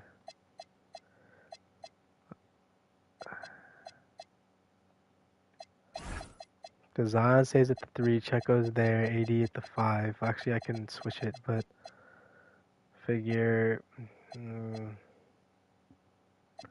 Well, who's the better interior defender? Who's the better perimeter defender? So they're like the same thing. Who's a better rebounder? They're the same thing. AD's more physical. Play him at the 5. And then we'll leave Luka on. Put him at the 1, Booker at the 2, and we'll run that line. Coming from inside. Well, constantly finding lanes to the basket, getting great looks inside. And so the timeout here taken by Rick Carlisle. He's going to take a minute here to get things straightened out. And the East with some changes. Antetokounmpo's checked in for Siakam. Franz Wagner comes in for Johnson. And it's Jason Tatum in for Banchero. Then for the West All-Stars, Anthony Davis. He's checked in for Randall. And it's Booker in for Stephen Curry.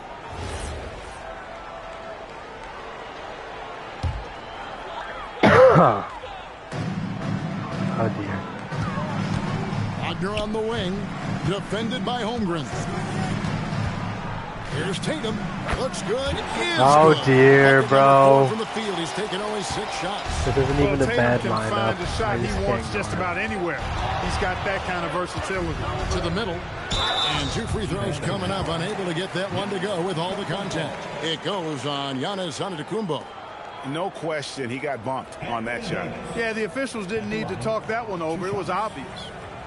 Now let's take a moment to get your guys' take on the scoring so far for the West All-Stars.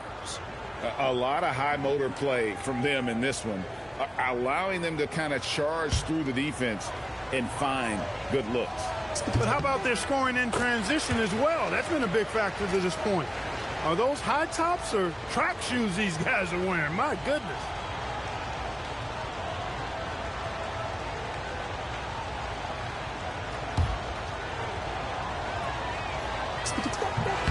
Good on both. when you talk about two-way impact on the game, AD might be the top guy in the league. I mean, when he's healthy, he's a menace on defense with that length and timing, and offensively, he can carry a team. Now, here's Wagner. 5 to shoot. Lets it go from 11. The West grabs the miss. Another rebound hauled in. They're hitting the glass with a lot of passion. Guys, that's been the key to their lead. I mean, simply put, the effort they've displayed on the glass has been the difference. Now here's Giannis. Devin Booker missing his last shot. Giannis sets a screen for Tatum. Here's Antetokounmpo. He's just the best nigga ever, bro. The decision-making of Antetokounmpo is really brilliant, in a word. He knows when to spot up, he knows when to roll to the bucket off screen, and he knows when to give it up. Taking matters into his own hands. Yeah, we didn't expect to see that kind of finish. And you know, guys, when your point guard is... Damn! Yo, this is... I gotta put the good players back in, because they're gonna fucking win the game, bro. I can't get a stop. These guys are fucking quarter, third of the game. And I can't shoot threes for some reason. The worst three-point shooter in the history. Davis setting the pick for Doncic. Doncic knocks in the three. Yeah, such a crafty move. That's an all-star game special right there, folks. That certainly isn't any regular season move. I agree with that. I mean, you save that kind of move for the big stage of the All-Star week. Now Doncic, after Jason Tatum missed on that last three-pointer, jacks up a three, and the West hit again from deep. The East trail by 9. Young for 3. It's Chet Holmgren with the rebound. Well, he's kind of deflating their chances, and I know he really wants to help the team, but this is not the way to go. Throw it off, Luka. Oh, my God. Young with the ball. He's picked. There's Giannis taking flight. How about the strength of this guy, Antetokounmpo, also known as the Greek Freak? I mean, let AD set the screen. You're soft as baby like shit, a rocket on these alley-oop chances. Doncic from I don't know what the three-point fuck land. I'm doing, man. To extend the lead to double digits, but it's no good. Inside, kicks it out to Wagner. And I'm out! Get them out of the game. Besides Luka, man.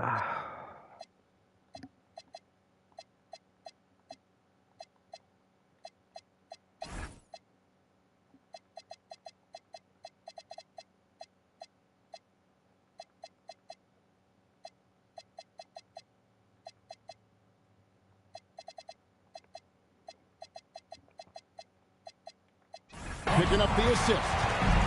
Antetokounmpo's got his 4th assist in this one. And so the timeout taken here by Ime Udoka. This now will give him a chance to discuss some potential changes. And the East All-Stars making a change here. Halliburton's checked in. So an almost entirely new group now for the West. Jokic, he's checked in for Davis. James comes in for Holmgren. Edwards has come in for Williamson. And SGA's subbed in for Booker. The West leading by 4. LeBron with a screen on Young. Floats it up. Here's the lob, and LeBron flies through the air. And man, LeBron's taking things into his own hands with that alley-oop. Really impressive. Tatum with a screen on Doncic. Young in the corner. And that's out of bounds. The East All-Stars will keep it. Yeah, gets a finger on it, but just can't quite come up with the steal. Clearly a careless pass. He got away with one there. What a great look here at this tremendous move from our AT&T Connected Cam point of view. Jokic against Wagner. Down to 5 on the shot clock. Boy, his touch has completely gone AWOL here in the second quarter. Doncic kicks to Gilgeous-Alexander. James outside. Edwards with the screen for James. Oh, and there he puts it down! His last All-Star game of his career, he decided to come out and hoop. I guess LeBron wanted that one to sting a little. He put a little extra on that one. There's Wagner with the three. Have they missed a three? Holy fuck! Falls. Bro, look at the fucking thing. They don't miss threes at all. The only ones missed threes is Trey. The rest of them are just banging. They've shot a million three shots. Wagner's got his second bucket of the night. Alright, listen, And that when could be a you've little got a big 52. man Get who off. can shoot from distance like that, what a huge advantage. Gilgeous-Alexander with it. Defended now by Wagner. And the dunk by LeBron. LeBron James, power and athleticism on full display with the jam. Young against Gilgeous-Alexander. Halliburton outside. There's the lob at the Kumbo. Jokic with the steal. Always going up for the alley-oop. Fuck Franz, nigga. Fake all-star. Here's Young. No good on that one. Great D that time from Edwards. And they continue to... Oh, epic move by LeBron. Oh, and the crowd goes crazy after seeing that finish. Yep, a throwdown appropriate for the occasion. That's how to get these fans revved up and excited. And another miss by the East. The West leading by 9. Now, here's Doncic. That's another one for him. His 5th in just 7 shots. Even for Doncic, Come on, this pussy. is a big night in the scoring column, giving his fans their money's worth and then some. And finished off by Wagner. Wagner really can go upstairs, especially when his teammates send it his way. Outside for Gilgeous-Alexander. No good with the triple. You know he wants that one back, right in his wheelhouse. Halliburton, good look inside. And despite the hot start from beyond, they've gotten away from shooting the triple. And trailing in this game, now is not the time to start playing conservatively. I mean, if you've got an open look from deep, let it go. I mean, you've got to play freely and with confidence. Now Tatum, after LeBron's three-pointer that didn't go. Tatum kicks to Young. Tatum setting the pick for Young. Shoots over Gilgeous-Alexander. Good on that shot, and with that, the West All-Stars lead is cut down to 5 on the bucket from Young. That is good offense. Who do I put on the bench for the start of this next quarter?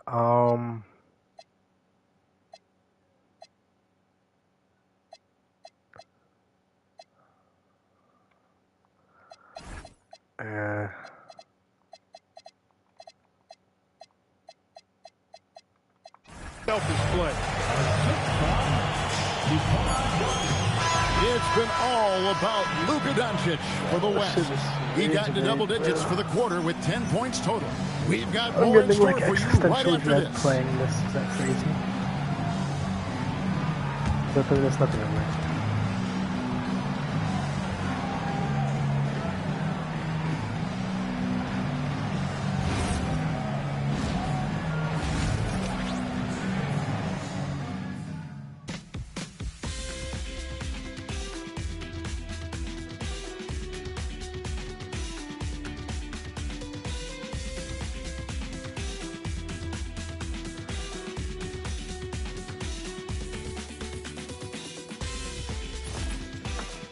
What the hell?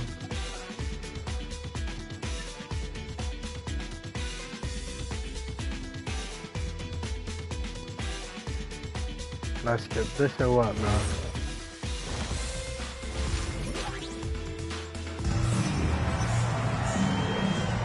And it's time to strap in as we get set to bring you the explosive action of the second half of the All-Star game.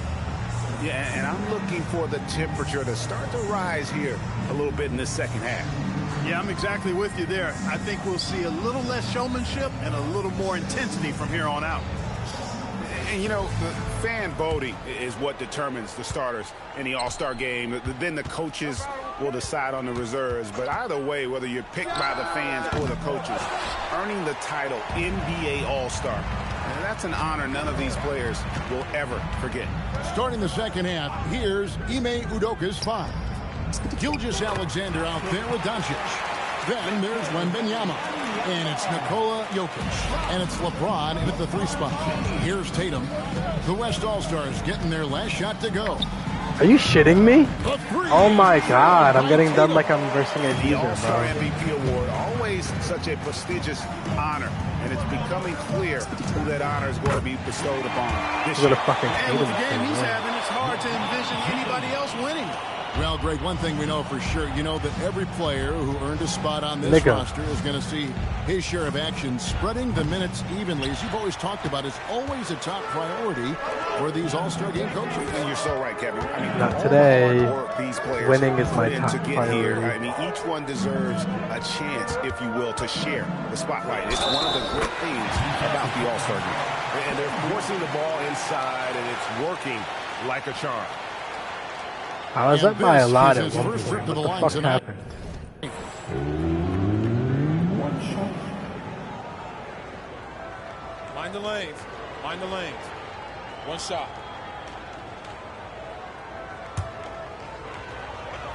That's good from Gilgeous Alexander.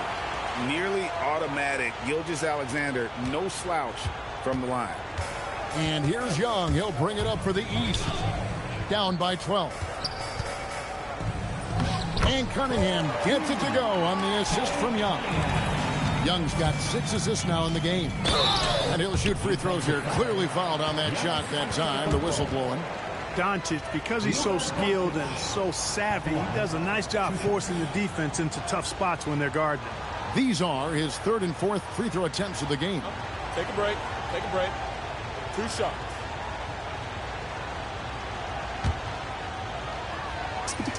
First one falls for him. Luka Doncic is a do-it-all player. I mean, he does everything for this team, including being a walking triple-double threat on a game-by-game basis. All free throws good from Doncic. Just a little over 90 seconds gone in the 3rd quarter. Cunningham kicks to Towns. Back to Cunningham. Antetokounmpo passes to Cunningham. And here is Tatum. Towns a screen on LeBron. Clock at 4. Shoots from the high post. Unstoppable, The East bro. All-Stars tack on 2 more. He's giving them a spark because he can't win this game all by himself. Look at the nigga. How many points is he at? He's, oh my god. Young against SGA. Rugged finish from Gilgeous Alexander.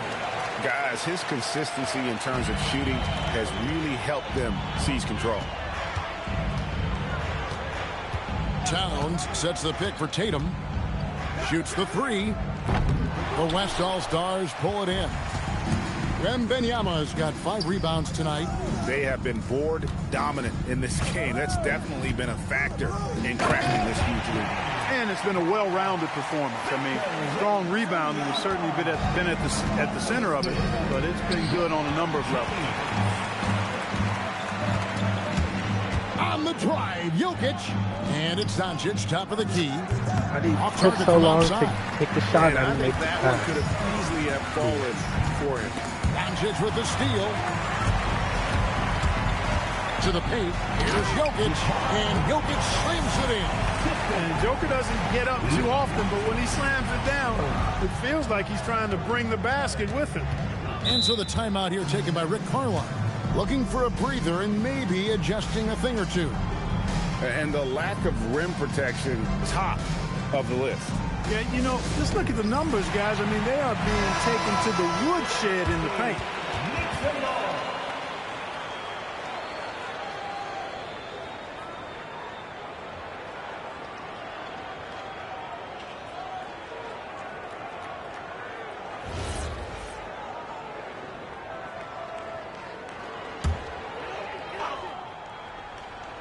Just under 3.5 minutes played here in the 3rd quarter. Tatum wide open. He fires one. Well-placed jumper from the free throw line. Tatum's got 7 points here in this quarter.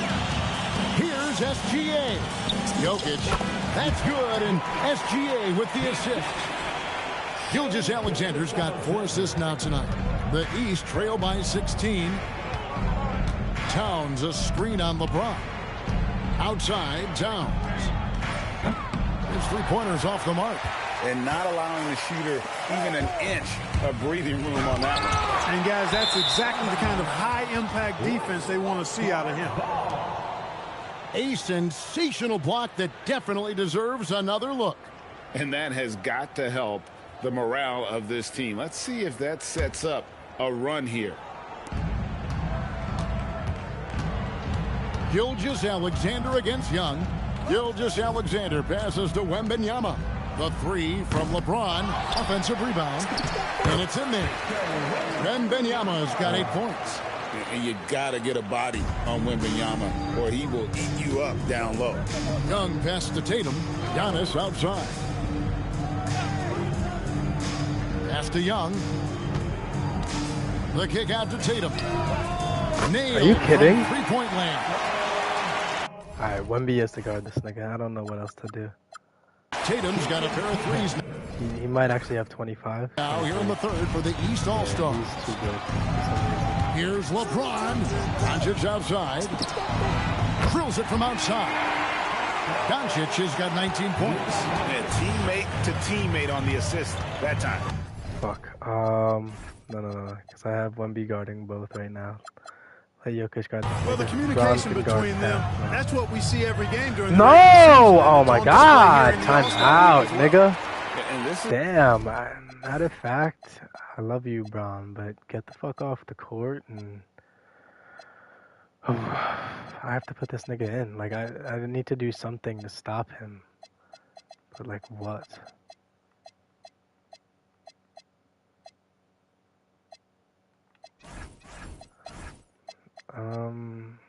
Do I leave Shea in, though? We'll put the a- game plan for him. He's a big part of their floor. My god, he is 26, bro. He's inevitable. He's not And you know missing what? It's shots, all and he's about the taking every long-distance shot. game for him tonight. He's getting it done from out there. And so the timeout taken here by Ime Udoka. Coach needs a moment to talk things over. Holmgren, he's checked in for the West. Edwards comes in for Shea Gilgeous-Alexander.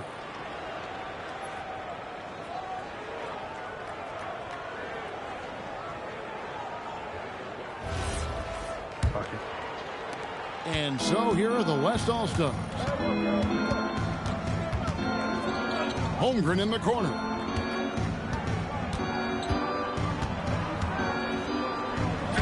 Makes the bucket. Now he's got 5 field goals, 5 for 8 in the game. And great job from Holmgren. I like when he shows confidence attacking inside. Tatum with a screen on Doncic. Young dishes to Tatum with the fadeaway. That's in, coming off the assist from Young.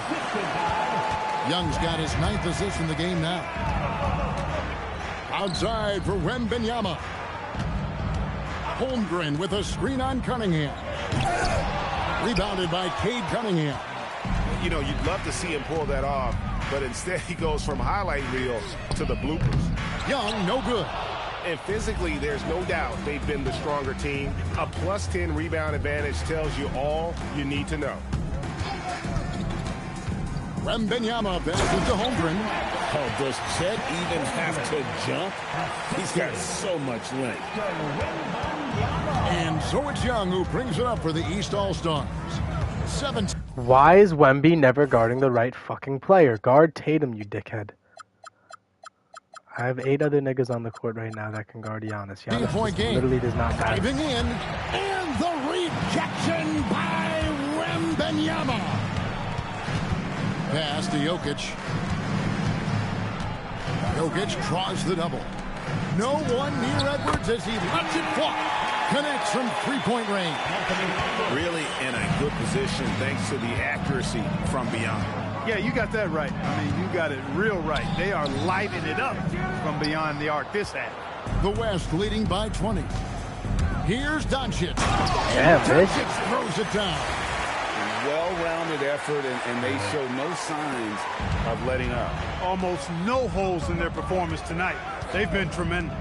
The 3 from Tatum. Gets the 3. My god, bro. Tatum's got 31. He has Get this definitely nigga out shown the up game or to something. play. He's done his part, really just trying to battle his team back into it. Capable of slicing his way to the basket. All Doncic Stop. needs Yeah, that, is a slipper. Young Oh my God! And then look at him, he's back. He's back, he's back, he's back. Wemby, pick up on Tatum, bro. How would that nigga double everywhere And he it's goes? Young. That time on the assist by Cunningham. Cunningham's got his 4th assist with that last one here tonight. No way you can't pick post Here's up on Trae Holmgren. Young. Good, nice Terrible. job down low. Holmgren's got 14. And we know Chet can shoot the ball, but I like him the most when he's near the basket. Towns finds Tatum. Double there. There's the lob to Towns. Oh my God. Throws down the alley-oop The slam. inevitable Tatum, And a bro. good His call. AI is Towns, one of impossible the to best guard. I have the in best the players league. in the fucking The world catch on and this flush. team. I think Giannis might be the only fucking person that can guard him. And he's unfortunately Doncic on the passes to same team. Jokic. And no good that time. Some solid defense from Antetokounmpo. Wembanyama against Tatum.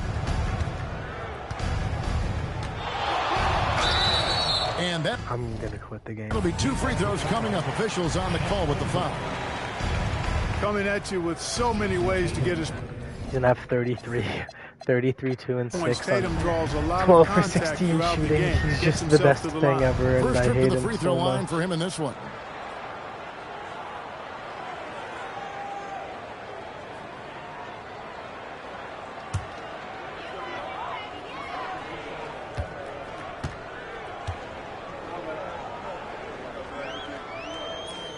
And he makes the first. A young man who has an appetite for greatness, always pushing himself, is Jason Tatum. Halliburton's checked in for the East.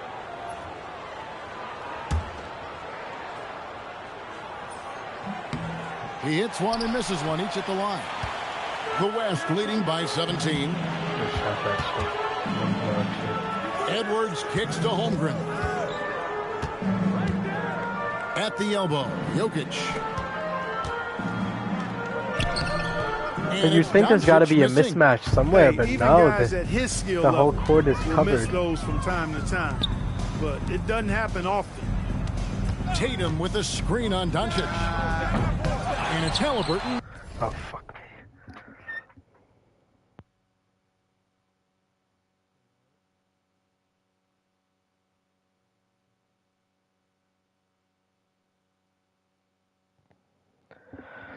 All right. Hold on, I'm trying to look something up.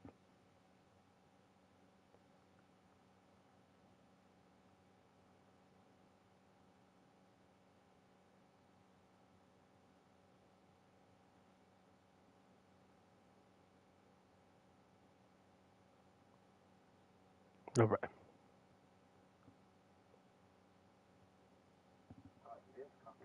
Oops. Sorry, I didn't mean to do that. And close to making the defense pay for the lax coverage that time.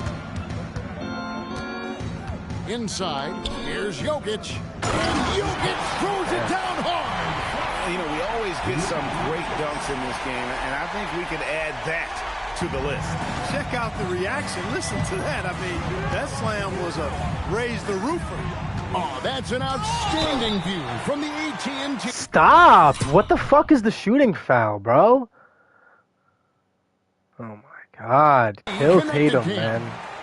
And Tatum does a little bit of everything, and he's There's no stopping him at this point. I'm up realistically 17. Let me get some of these dudes who haven't played some PT. Sengun, Randall, Curry, Booker, Davis.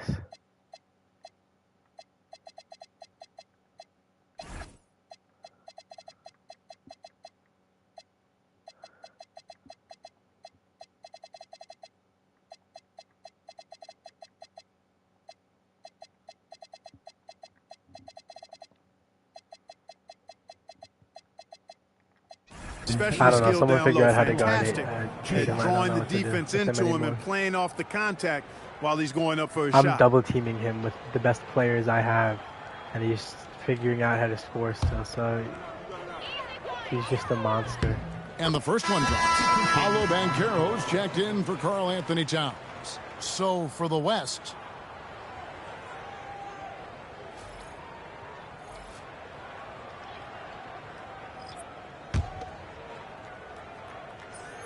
and so Tatum nails them both.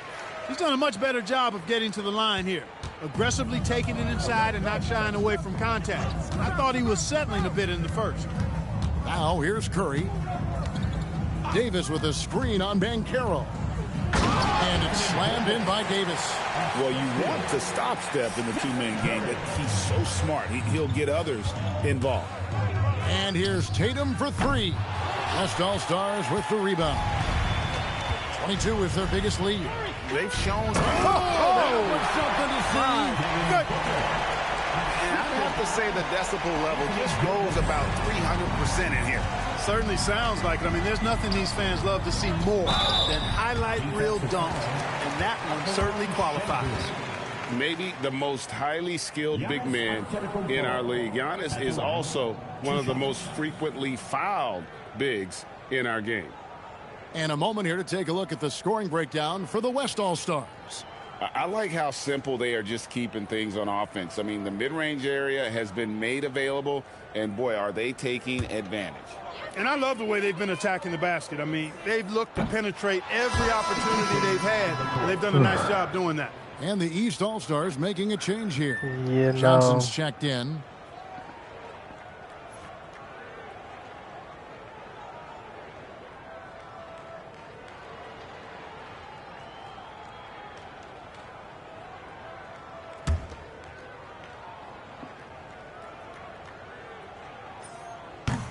And he can't hit the second. Yeah, I like that they haven't lost their aggressiveness here in the second, despite being down. That's exactly when you need to be aggressive. You know that. I mean, another good job, though, of drawing contact and getting to the free throw line. And that set them apart today, guys. Their success with the mid-range. Simply taking advantage of what the defense has given them, and they've really made the most of it. And another miss by the East. The West leading by 23. Right side Davis. Fuck with 80 in the paint, bro. Yeah. Johnson with the rebound.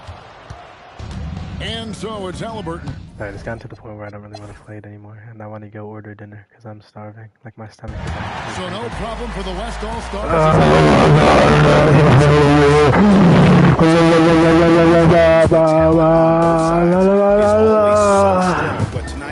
Come on, come on, come on, come on.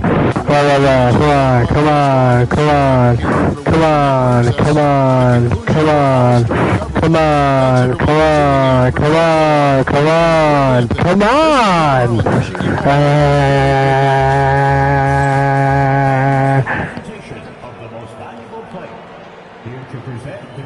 Ron? They just be giving it to random ass niggas. They don't even really give a shit.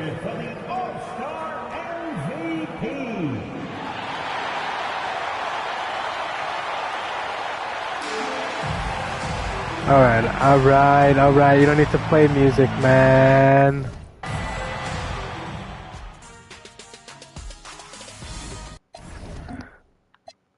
Oh wow, it was LeBron. What the he must have went crazy after I stopped playing. What the fuck?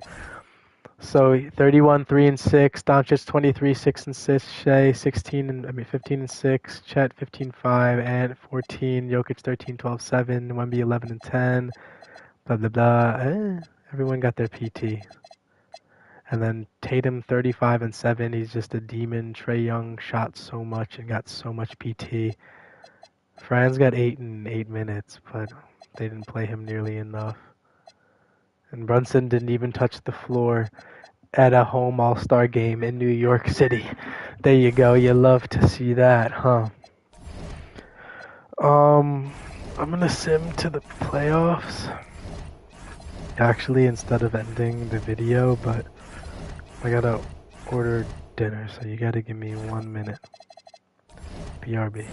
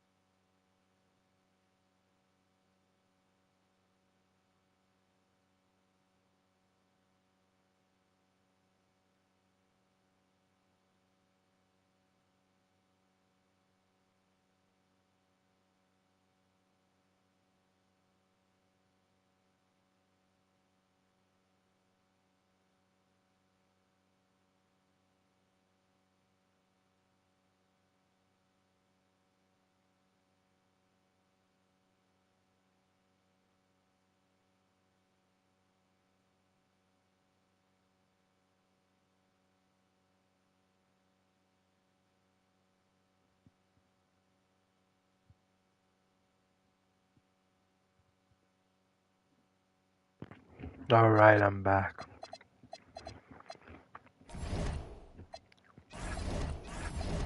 All-Star Weekend was fun, very fun. Now let's get through this next week. We check the injury report.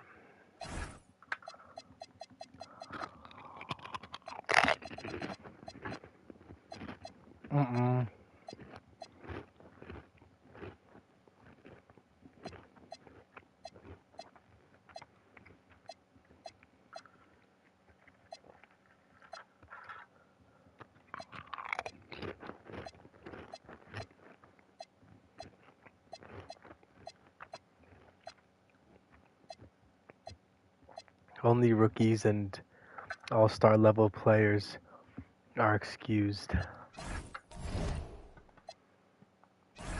Anybody else, I don't really care.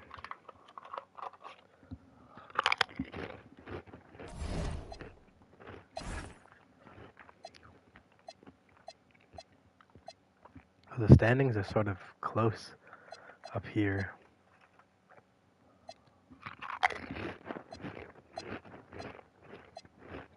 Poor D-Book, bro. They should not have signed an extension. Phoenix is cursed. Curry, bro. Are you a free agent? You are.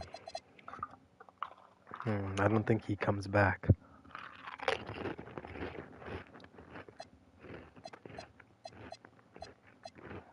I can't say that unless he brings some firepower with him. Because we'll still have Vooch and Laurie. I think that's it. So I'll have Vooch, Laurie, and Sohan. And Sinak.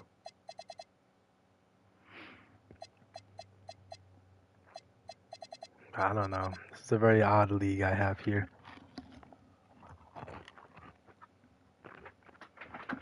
My bad, I just ordered dinner, but I'm so hungry I needed to eat something, so I spawned Pringles.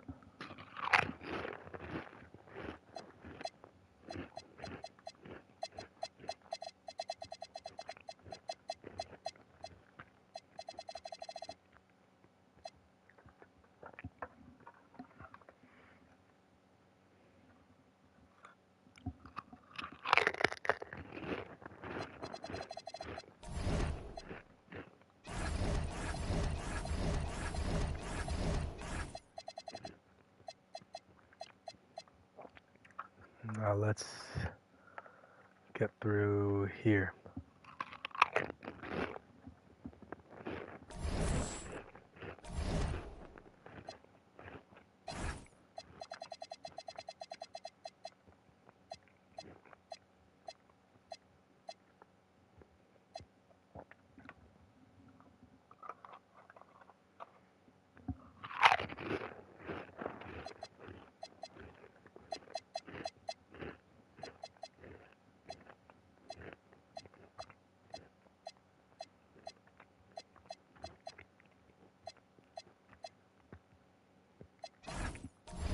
There's no method to my madness, I just do what I want.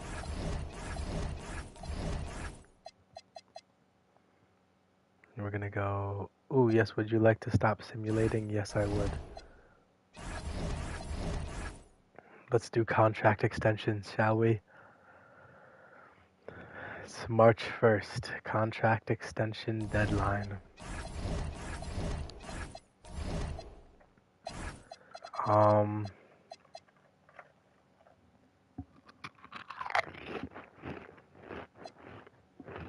They're cooked. Say goodbye to Trey and Giannis.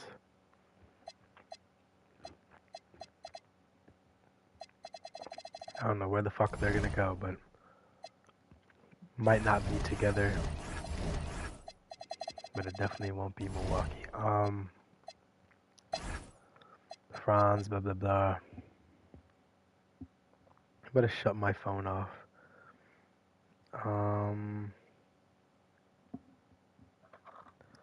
I really should shut my phone off.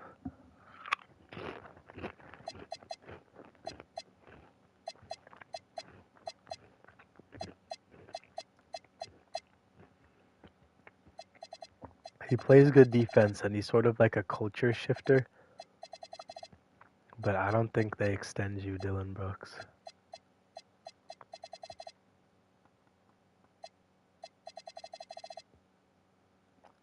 So Dylan Brooks is gone. They have nobody eligible at all.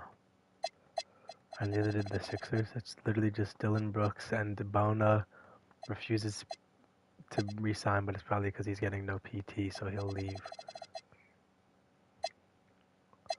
Should I mean, they're not winning. I was going to say when I added him to the team, they were like all the way down here, but they didn't really go up anywhere. So you know what, no. So nope, nobody from Sixers, nobody from Bucks. Pat Will. No, that is the definition of a nothing player. Actually, he shoots good from the field and plays good defense. Does Dylan Brooks shoot good from the field? He really picked it up. He was shooting really awful from the field at first.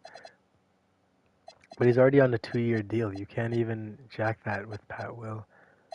Jalen Smith is nice. I would definitely extend him. He wants a minimum? Give him 2 years. What the hell? 2 years on the minimum deal? That's a fucking finesse. Isaac Okoro, I hate him. He'll be out of my league. Herder, I hate him too. He will be out of the league. Well, I don't hate him, but he's not really good, so they can let him go. Okoro and Herder mean nothing to them. Fuck Pat Will. Jalen Smith is cool.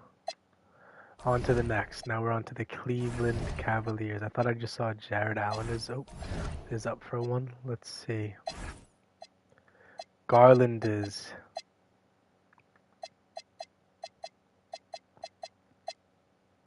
I mean, I think you have to, but like, is there a point of extending him just to trade him? Because this Cavs team isn't good.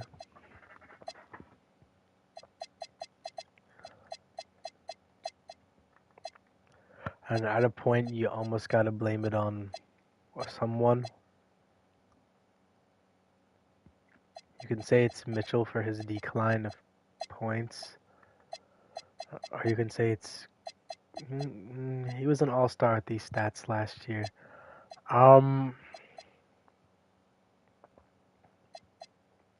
Because, I mean, Mitchell is a free agent. He's not going to re-sign. Donovan Mitchell's not coming back. So I figure you do re-sign Garland to only 2 years, though. I don't think he plans on staying here all that long.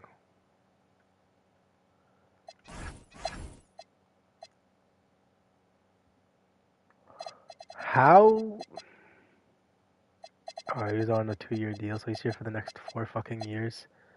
Damn, nigga's a president. Hold on, I'll do a 1-year extension. What the fuck?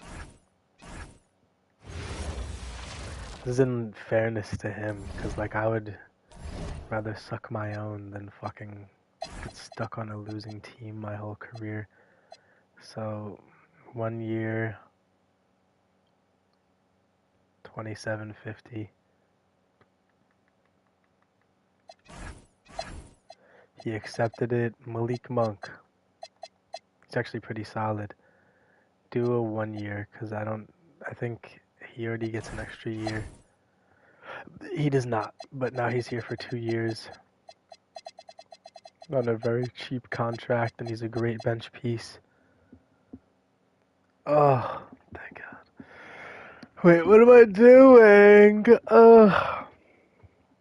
Okay.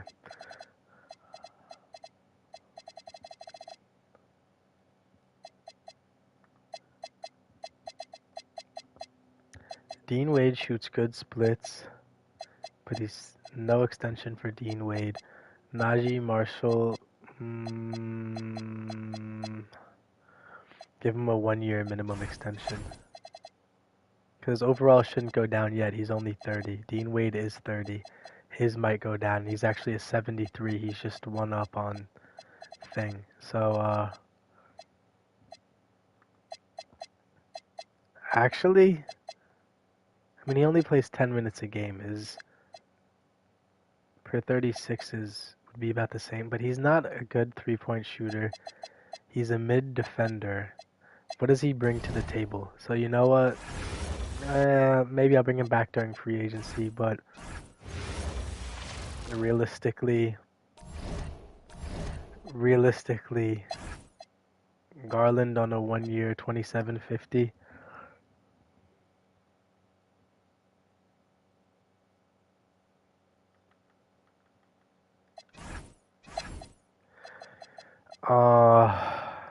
Leaky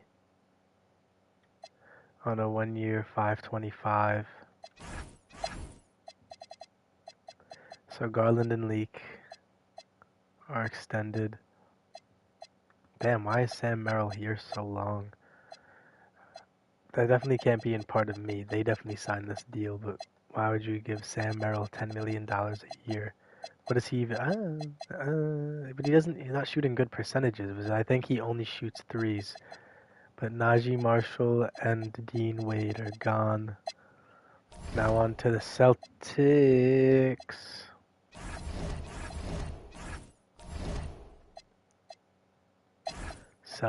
We got Nemes.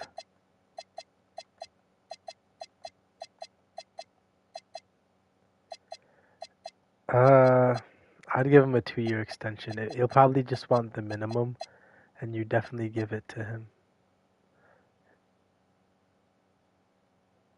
Oh no, he wants nothing near the minimum. But 2 years for 375, he might not. Actually, yeah, 2 years, 375 for Nemes.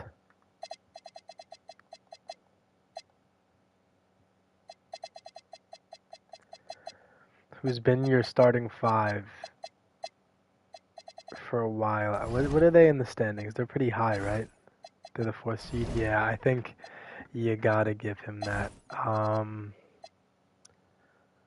their whole team is sort of locked up for multiple years, except for Middleton. Scottie Pippen Jr. is very good. I'd bring him back on the 2-year minimum. So now he's here 4 years. How does that equate? What are we doing? Damn. He's here 4 years. And he's 26. He's a 75 overall. I mean, it's a bad deal for him. But then we'll just do a 1-year extension. But then if I do it a 1-year extension, it shows up as 2 years. But when I do it 2, it shows up as 4. Am I bugging, or is that not how it's working? Like verbatim, it's... Alright, so I'll save that. Cut is good. Then I go 1-year minimum extension. Okay, it's 3 years. I like him on a 3 more than a 4 at that little money. Because that's almost unfair to him. 4 years making league minimum. Whereas if he went somewhere else like next season, he'd get paid so much more. Now, Kawhi, I'm not making you resign.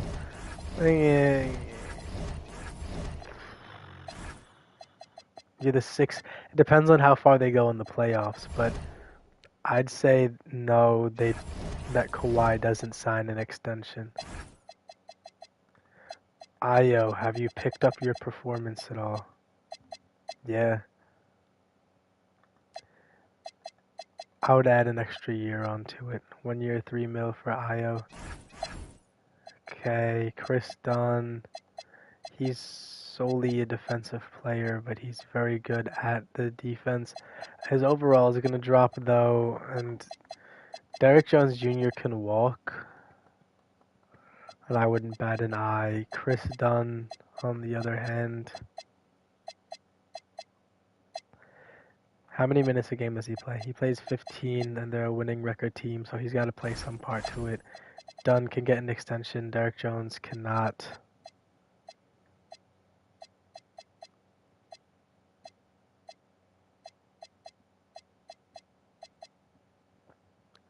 and not Kawhi.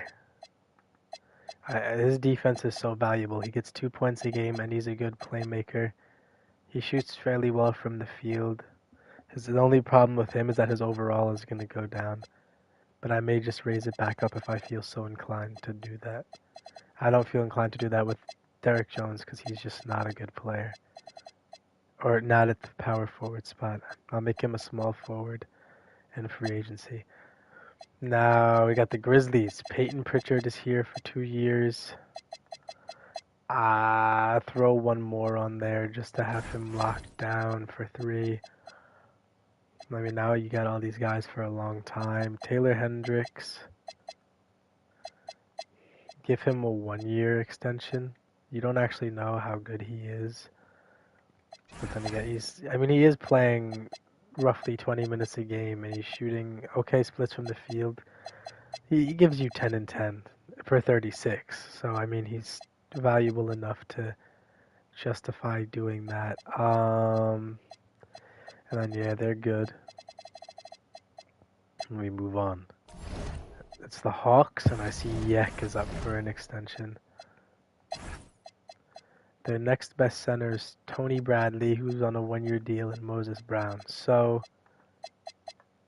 they're not in a position where they can let him walk.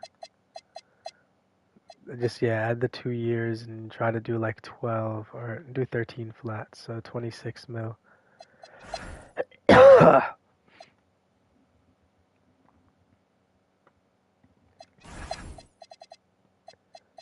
The rest of the team should be good.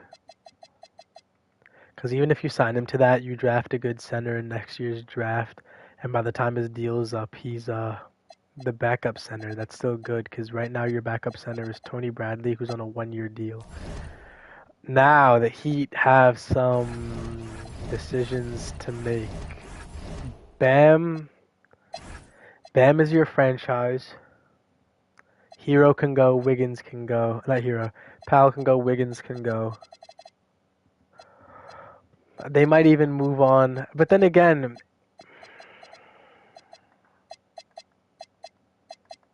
he's on a 2-year deal.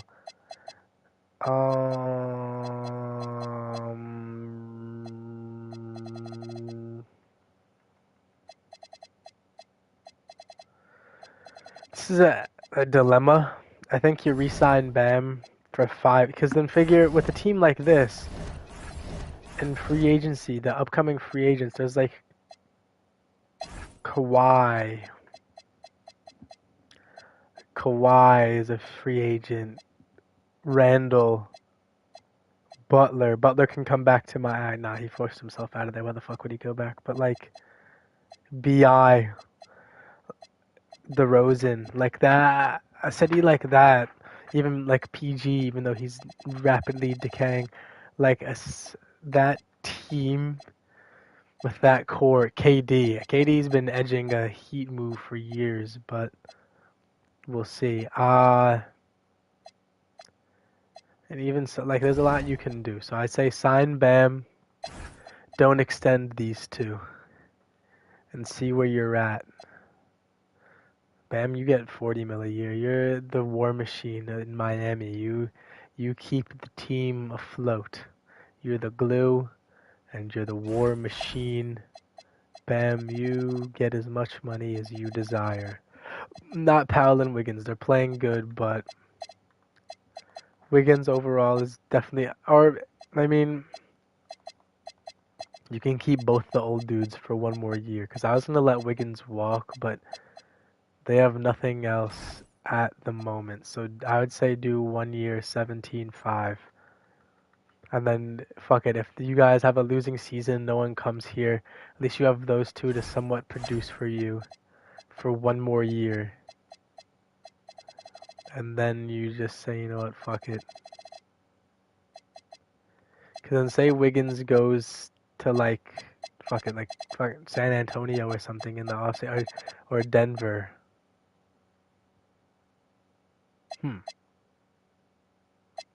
I don't hate that at all. But he's useful in Miami, and they're very aware that he'd be useful anywhere else too. So I think it's in their best their best interest to keep him one more year before giving up on him. Let him waste all his juice out with you and then go somewhere else. Now, Miles Bridges. He loves LaMelo. LaMelo's his best friend. But he's shooting 50 from the field, but 35 from 3. Because he's getting his looks taken away. Peterson, Miller when he's healthy, Knuppel, Ball. Dare I say he doesn't come back. He can definitely have some value out on the market. Fuck it. The Spurs would probably be salivating at the chance to get a 4 as good as Miles Bridges. But then again, Giannis and AD are also in the free agent class, so Miles Bridges is the objective 3rd best power forward. And he's on a down year. How can you? But like they wouldn't lose him. They wouldn't want to lose him for nothing. But the trade deadline passed. Their guard play is fantastic. Their forward play is kind of shit. Their forward play is horrendous, actually. But they have Caleb Wilson and Salwan. I think he goes. Yeah, he wouldn't sign an extension. He knows that he's inevitably going to get ran out of here. So it's in best interest for his pride and personal wealth to not re-sign with Charlotte. Even though LaMelo's his best bud.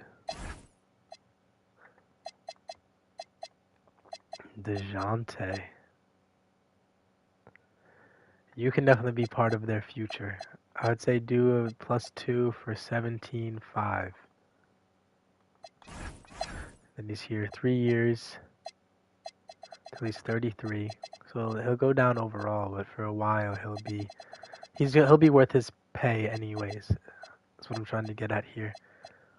So they have DeJounte, Flip's refusing re-sign, but I don't know anyone else that wants a Mormon besides Utah. Nurkic is so old and he's declining. Maybe if he's still there in free agency and he's not a 5 overall, you can jack it, but nah. Okay, now on to the next team, the Kings. Oh dear. Now I'm going to cheat and manual extend Jalen Green because I just said he does not have an extension available. Max Christie, you are a nothing basketball player. You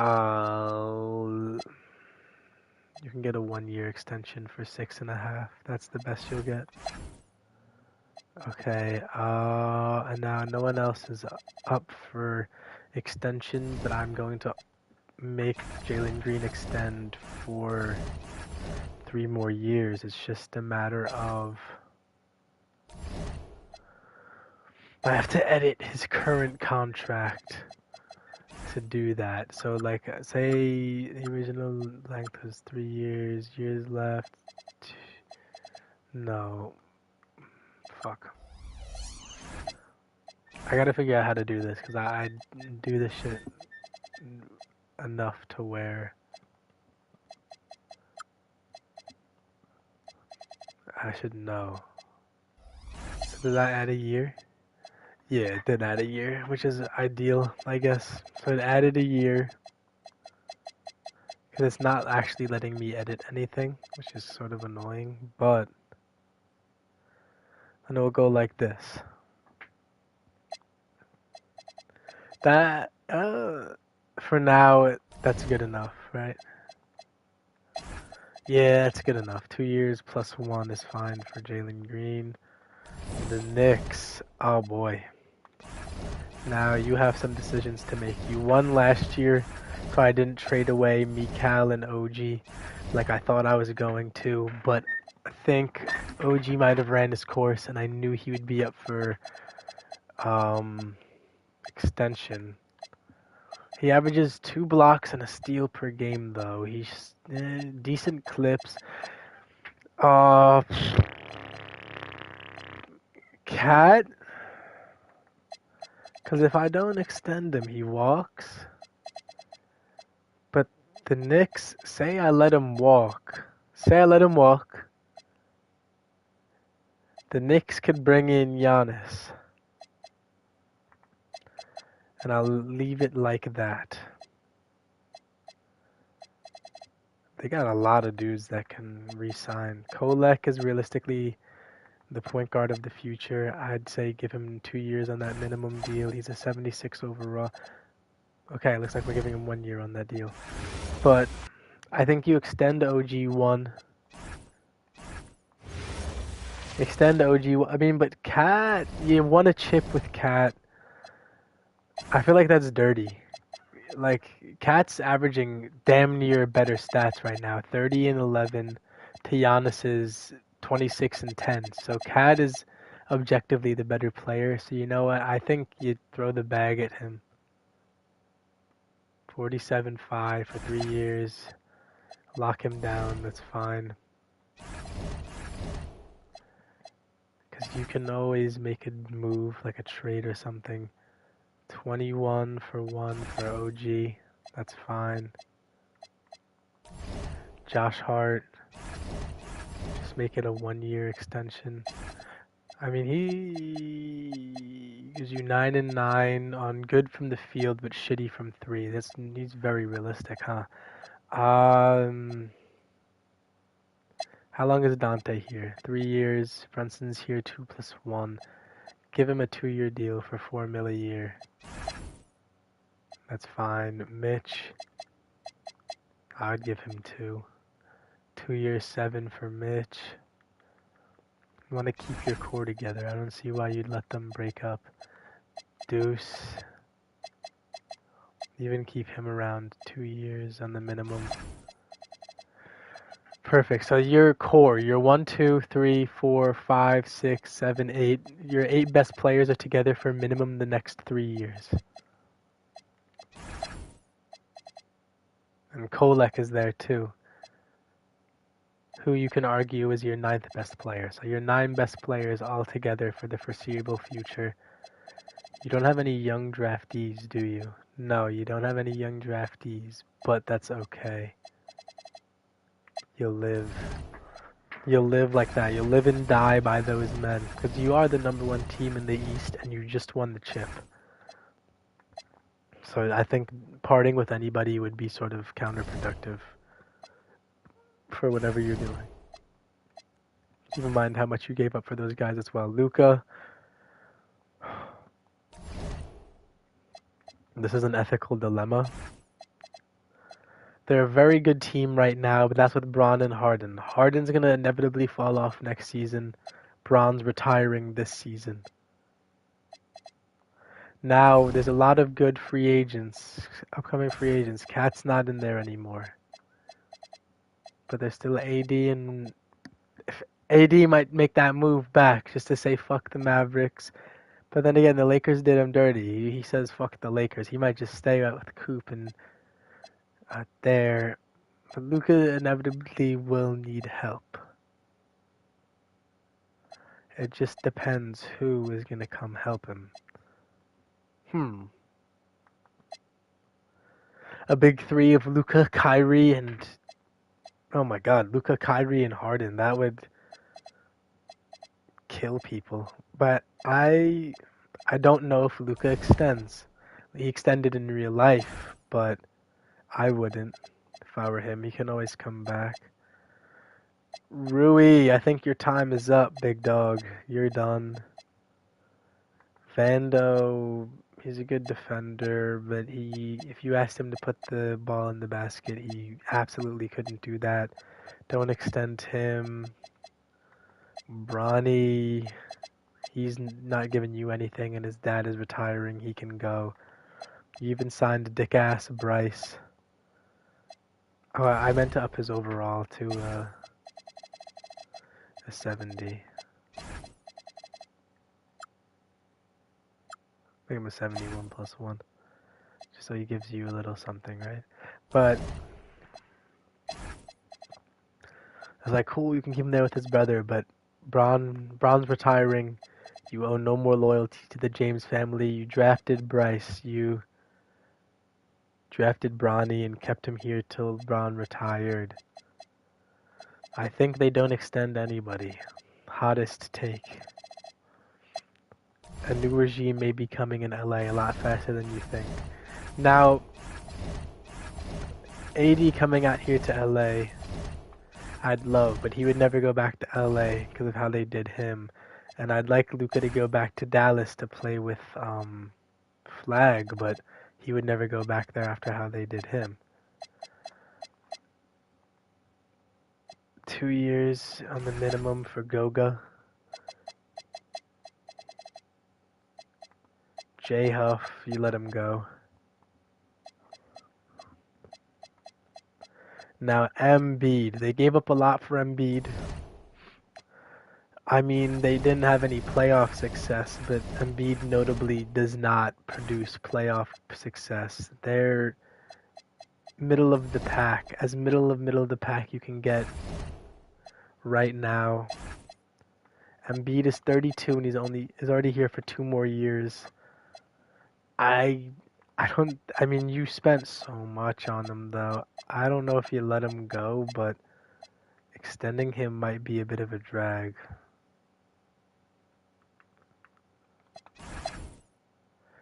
Yeah, you know, give him his 3 years. He has 3 more years, and that last year is on a 16-5, so he's making like 1/3 of the money he's making now.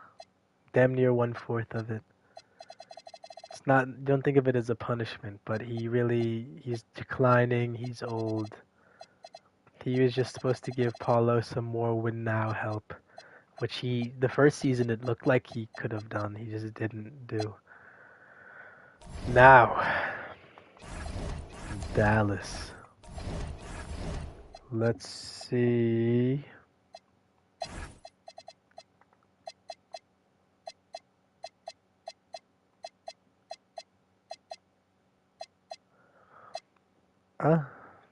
Give him an extra year. They're going to be running very low on players as of next season if both Kyrie and AD decide to dip. I'm already loving Kyrie to LA just to team up with Luka. But Harden being there might be a little excess. So they pick up Kyrie because figure they're losing Rui. You don't even really want Vando anymore. So you're going to trade pieces if you're LA. So Harden might be on his way out. Damn, what is his contract, bro? Jesus. Okay. But last year would be his last year with the... Because you move Luka to the 3? His stats are sort of plundering as the 1. It's a discussion we'll have. But Dallas...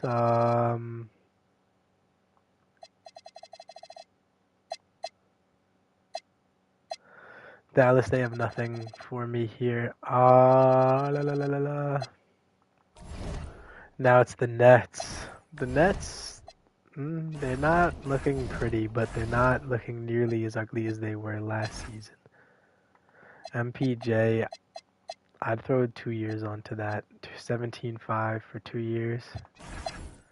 Beautiful. Claxton, he's sort of having a down year, but he's still objectively better than what you have. So 1 year, 12.5. That's good enough. Kuzma, don't resign. He can walk. Clowney refused his resign. That's fine. You can go, I guess. That just means in the draft next year they'll be taking a power forward. And they'll probably have a good pick to do that with.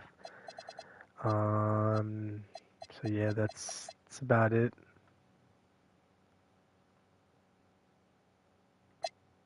For them. Alright, I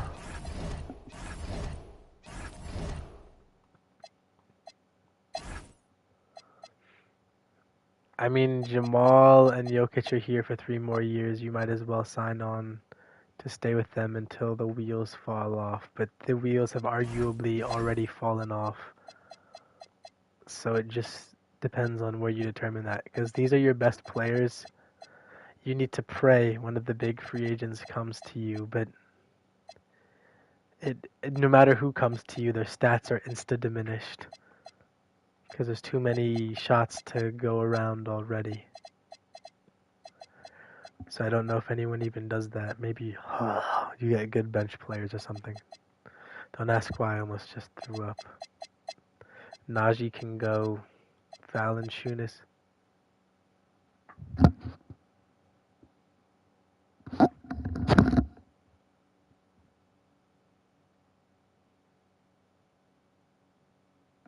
Oh, that was a plane, bro. I was gonna say, what the fuck? Okay, so the Nuggets are good.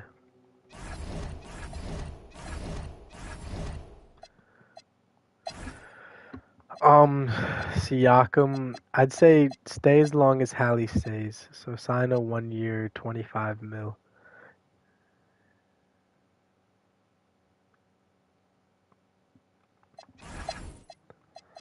Paul George, you've been actually pretty good here. I would stay.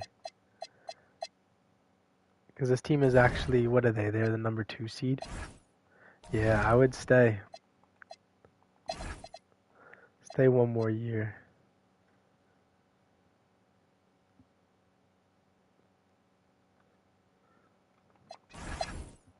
You'll be 38 years old, but you've been hooping, so God bless you. Obi's given you nothing but consistency since damn day one. So if he'll do a 2 year, 4 mil deal till he's 32, then I would do it. And then Furphy. I mean, you've never even played the kid and he's willing to re-sign, but how good will he actually get? What's his potential? B-.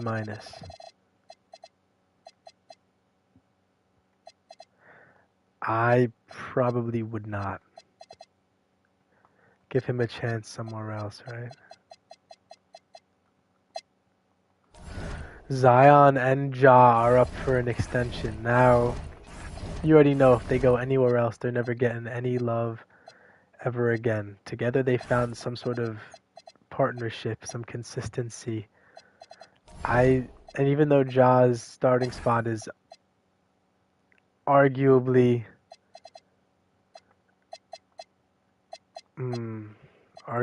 not secure, Fierce has been nothing but a good 6-man. I think you sign both of them back and run it.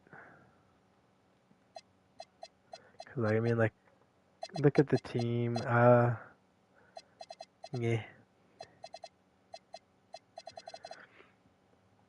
The team is good-ish.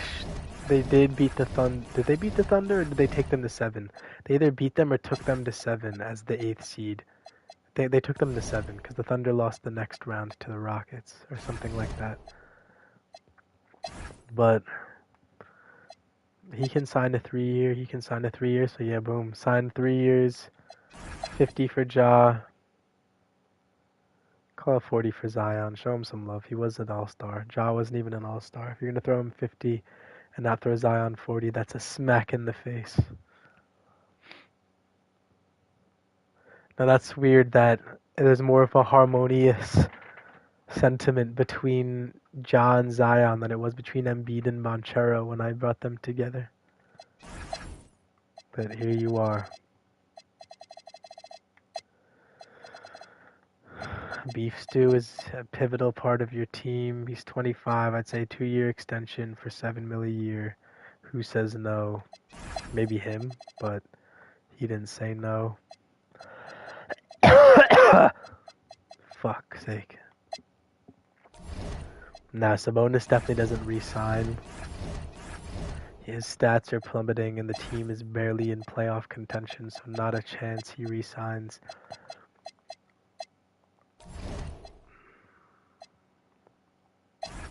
No, idiot.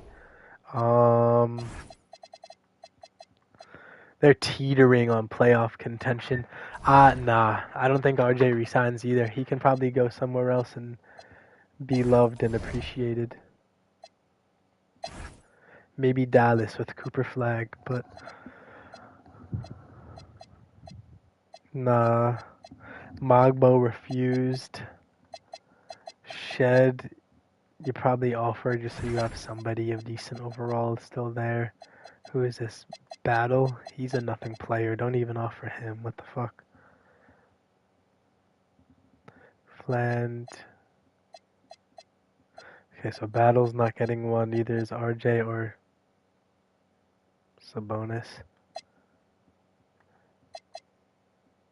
This is not your Nigga, what? You were just looking for an extension a day ago. You're not retiring Dick. Cause did it take him off the thing, bro? This nigga's a liar, bro. You just don't want to come back here. You want to go to OKC. That's fine. Then you can go to OKC, KD. I know that's what it is. So we'll let it happen.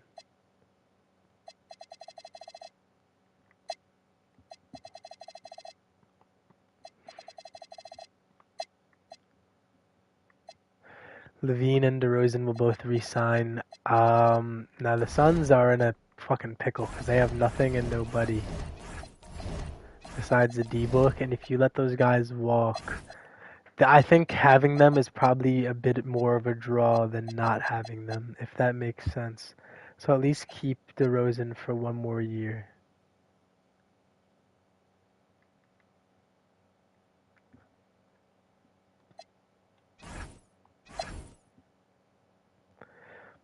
So maybe don't extend Levine. He is 30. I mean, you can extend him one more year just to have another 20-point scorer play with I would extend him one more year. Yeah, 17-5 for DeRozan to stay one more year. So at least you have those two for 3 years, DeRozan for one more. Grayson Allen, he's shooting fucking fantastic percentages from the field, but he might actually get, I wonder, does it show his per game things? Does not show his field goals per game, but it's only 270 field goals attempted, so and he doesn't really play defense, so he's not shooting a lot, and he doesn't play defense. I mean, he's 31, he's realistically a 76 overall. Who else would even want him? I don't know. Is the real dilemma. Royce O'Neal can get to fucking stepping. He's shooting great from the field, though. Except, he won't get extended, but he can stay his 2 years. Nick Richards can get, and then, I mean, they don't win ever, but they really haven't won since he got there. This is his best field goal percentage shooting year. I mean, I was gonna say, but he's taking a lot less shots because there's only ever D-Book and KD. Now they have D-Book, Levine, DeRozan, and Grimes all ahead of him on the shot take, and Mikal. So you know what? I don't think it's really as much of a mark on him as I'm making it seem. Give him a 1-year extension. This team is bad, so keeping the whole entire bad team you just had the year prior might not be the best thing you can do. But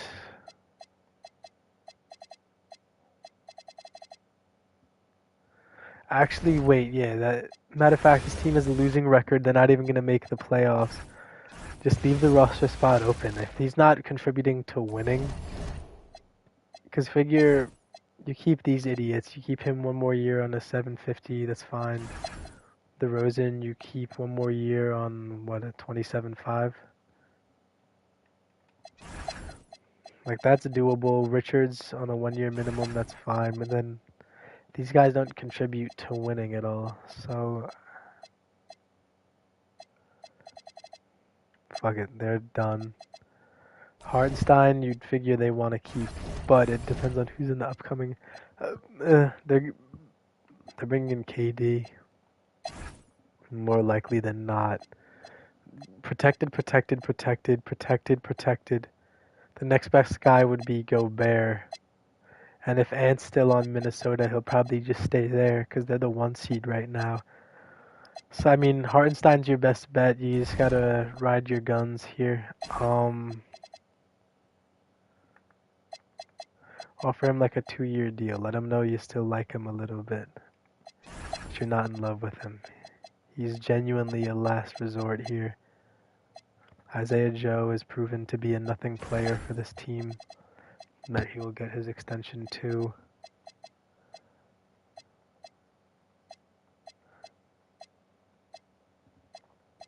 In the process of picking up KD, they might actually lose some of these guys.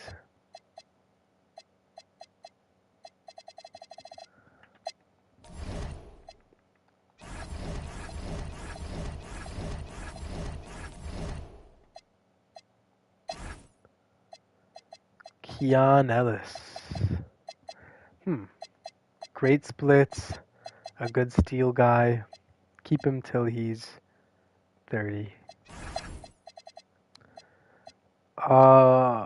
Randall's a free agent. That's a problem. You sort of need to bring him back. He's gonna get a bag from fucking the Wolves, bro. A bag. And his play is immediately gonna decline.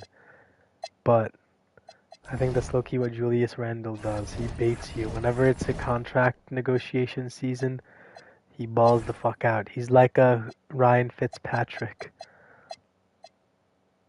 Yeah, he's the best player on the team. I would probably sign him to a 3-year deal. Ugh, can I change his collars? I don't want to look at that shit. Sorry, my microchip is gonna blow up for that. Thibault.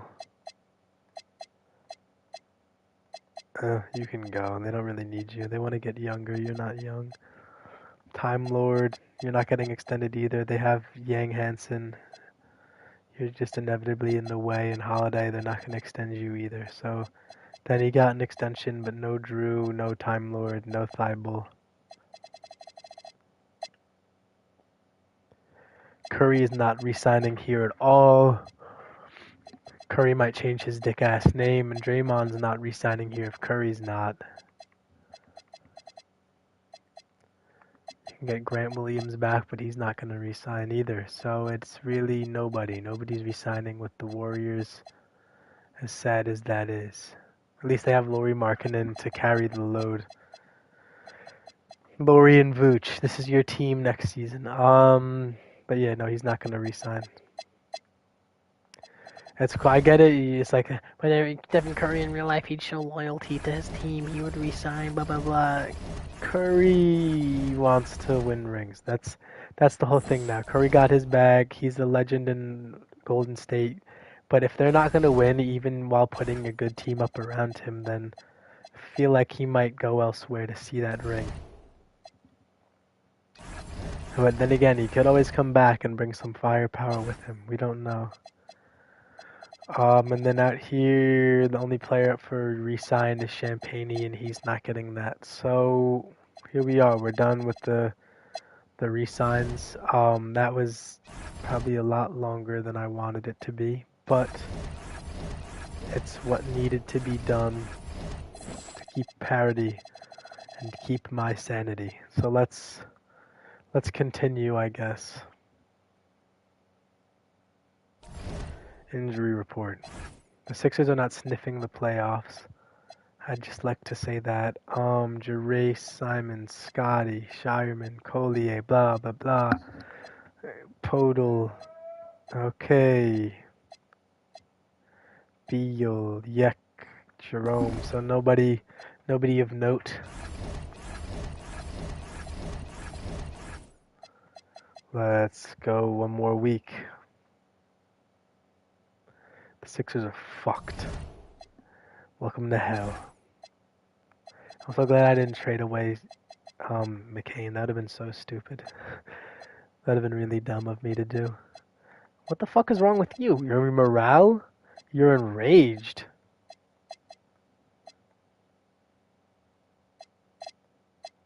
He's not feeling the 76ers right now, you moody little bitch.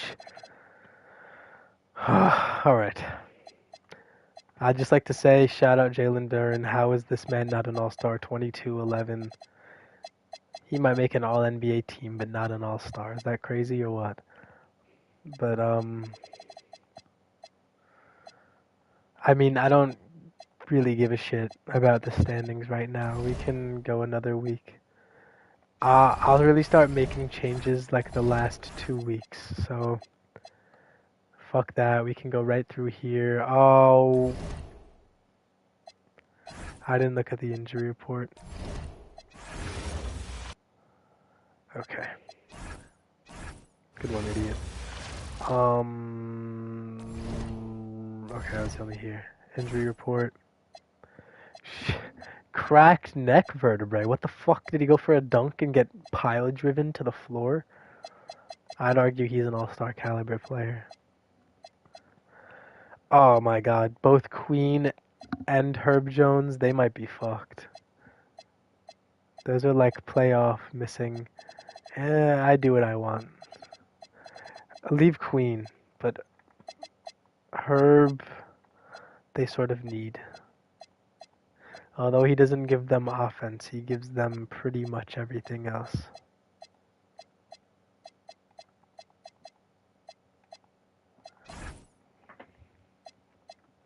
Okay, now go through. My bad, that was on me. Damn, the Bucks are shitter. That's insane. Let's see. Arenas Edgecombe is out. Dislocated left patella. I mean, they're not sniffing the playoffs. He might as well just stay out. I don't really see a point of me bringing him back. Yeah, that'd be almost pointless.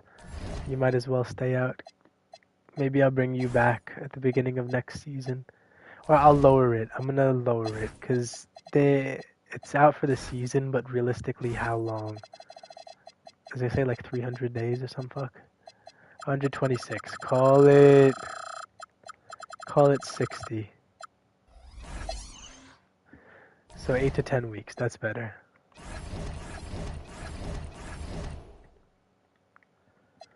Sorry. I'm cheating. Elijah Arenas, AJ Mitchell. Then there's Edgecombe, Wendell. Both are out. So the Sixers season, and they won 4 games straight too. So that's crazy. Jones, Queen, Jersic, Jaime, Khan, Gerace, Jalen Green. I'll bring back. Jamal Murray. I'll bring back. Dybonsta.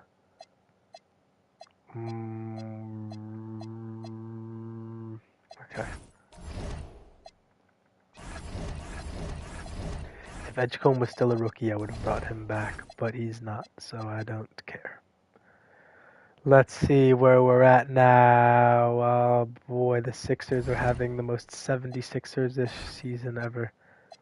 I wonder how much of their success has contributed to me force winning them games from the last season. What the fuck, my nigga? They need you, dude. Khan, KD. What the fuck are we doing? Fuck Draymond, bro. You're not all-star anymore, and your team isn't making the playoffs. You're fine. You need to come back. Fuck Coward. If he is a 6th man, he needs to return. Alright. Last 2 weeks of the season. Let's check the award races. We got Jokic is still at the 1, Shea's at the 2, Wemby's the 3, Ant 4, Cat is 5th in MVP.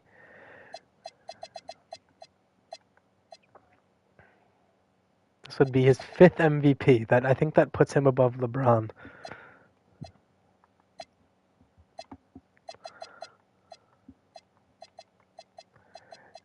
I'm pretty sure I took it away from Shea last season. Like, I quite literally stole it from him.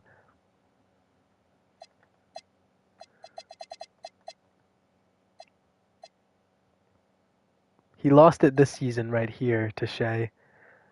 Who's to say he doesn't lose it right here this season to Shea, right? Or give it to Wemb. Well, we'll figure that out. I don't know what the fuck I'm feeling. Fears is winning 6-man, you rat. Damn, look at Chet. Ace is hooping, Clutch is Shea. We'll talk, because Jokic having 5 MVPs, I mean, he's had negative playoff success, and he's 32. But, I mean, that damn near puts him... How many does fucking Bron have? Bron only has 4, so he's already tied with LeBron, who's the GOAT to some.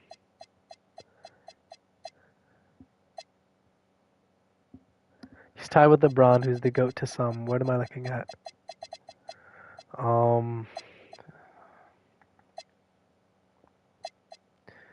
It's a debate. It is. It's a debate.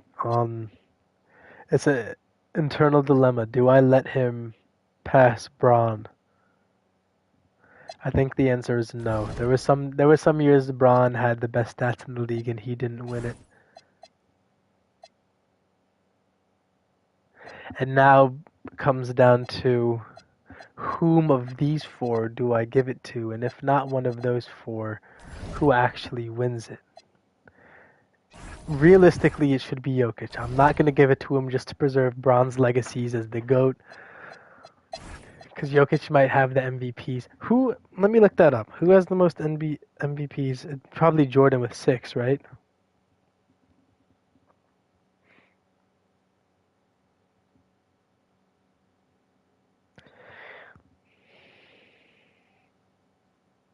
So Kareem holds the record with 6.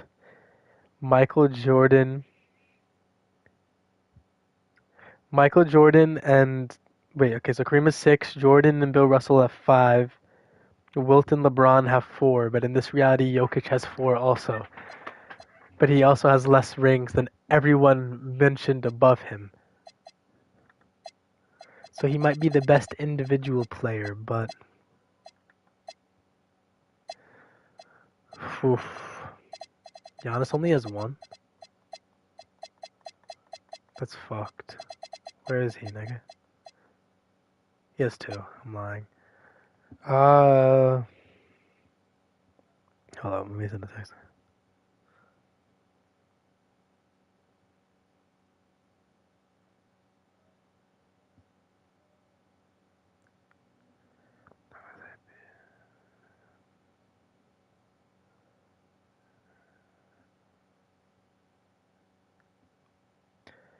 Okay.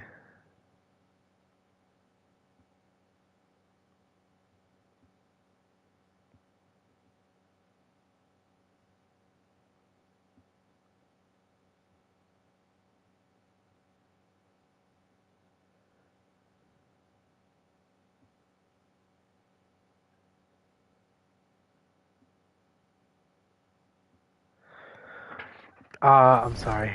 Yeah.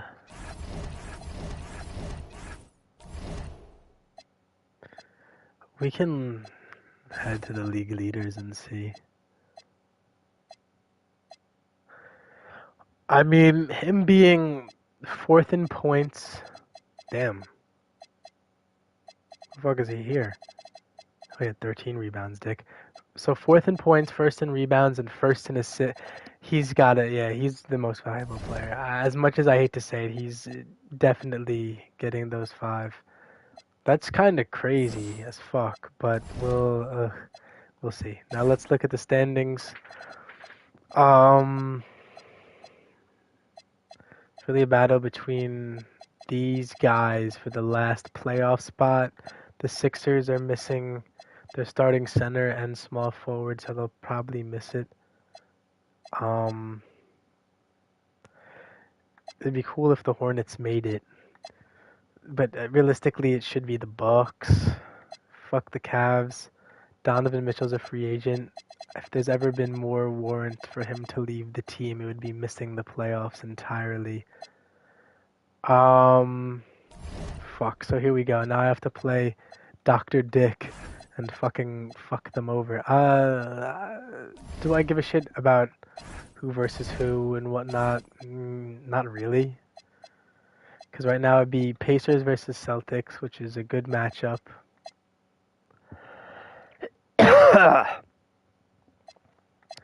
Then it's Magic versus Hawks. The Hawks are the fucking 5 seed, man? I might drop them. So, alright, you know what? Then I do care. I do care a little bit. So let's look. Sixers, Rockets. And then I wanted to change it without even looking at the fucking thing. The Rockets are the 3rd seed. They'd be currently versing the Spurs. Not ideal. The Lakers would be versing the Thunder. The Thunder, if they stay at the 5, I'd rather the Mavericks verse them. So the Mavericks go to the 4. They fall to the 4. So Rockets need to win this game. Force win, Rockets. Force win, Bucks. The Nuggets. They just need to stay alive, but what they do does not really matter. Whereas having the Hornets contend for a playoff spot would be a little electric. I'm not gonna lie, but I'm giving it to the Bucks. Let's make the Hornets make it comp a little. Nah, the Lakers need to win to stay above.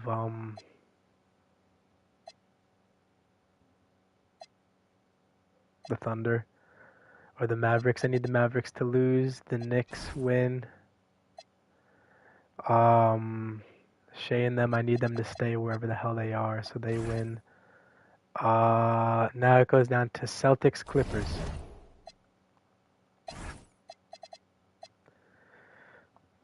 Celtics are the 6th seed. I sort of like them staying there. I mean, if they go up and verse Embiid, they probably beat the Magic, and the Hawks fall. And then the Hawks would fall and end up versing the Pacers. I'd rather the Pacers finish 2, Pistons finish 3 versus the Hawks, and I say smoke them out, but I mean,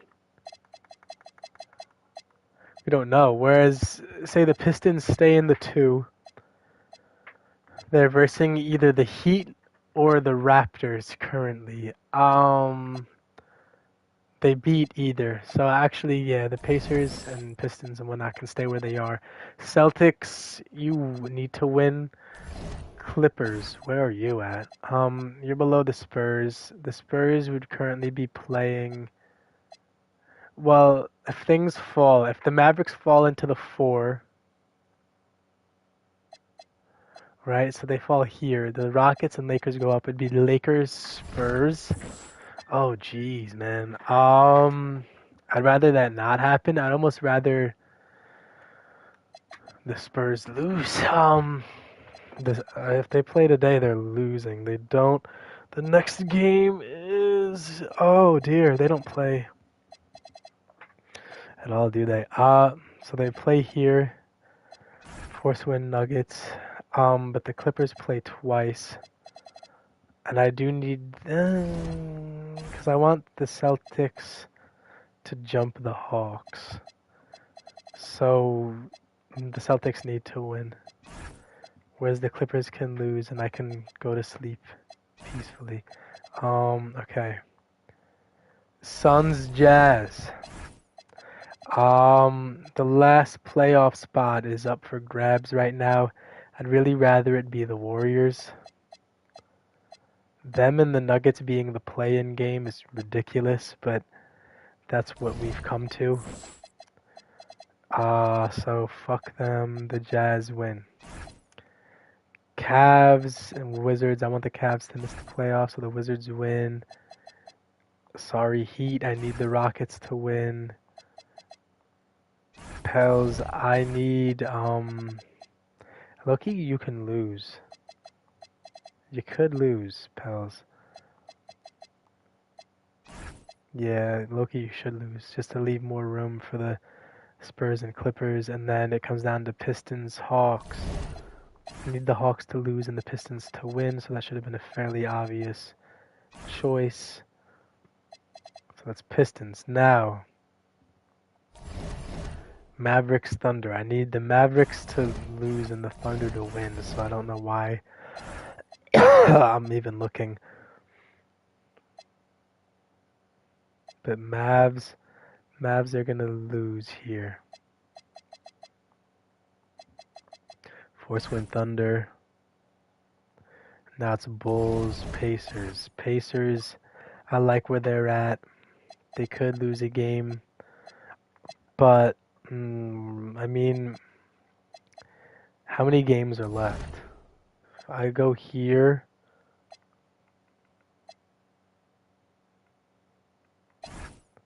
five. If the Bulls lose out, there is a chance. So let's let the let the Pacers win. Wolves Magic. Does the Magic seeding at all matter? Wolves are safe where they're at. Magic are not as safe, so the Magic are gonna win. Upset the best team in the league, who low-keyly might or shouldn't be the best team in the league, but it's okay. Clippers and Raptors. Clippers, Raptors. I don't give much of a fuck about the Raptors. I'd actually rather the Raptors lose. And I'd rather the Clippers win, so they're the 6th seed that has to play Braun. So, Force win Clippers, the Spurs lose, the Knicks win. Sorry, Maxey and them. Curry and them win. Lakers win. Then it's Celtics, Blazers. Celtics win.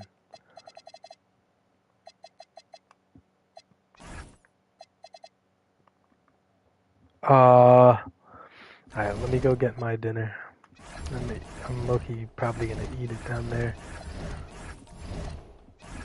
Ooh, where's my my PlayStation thingy? Actually, I shouldn't eat it down there as I'm sick. Hold on, I'm gonna make that decision in a second.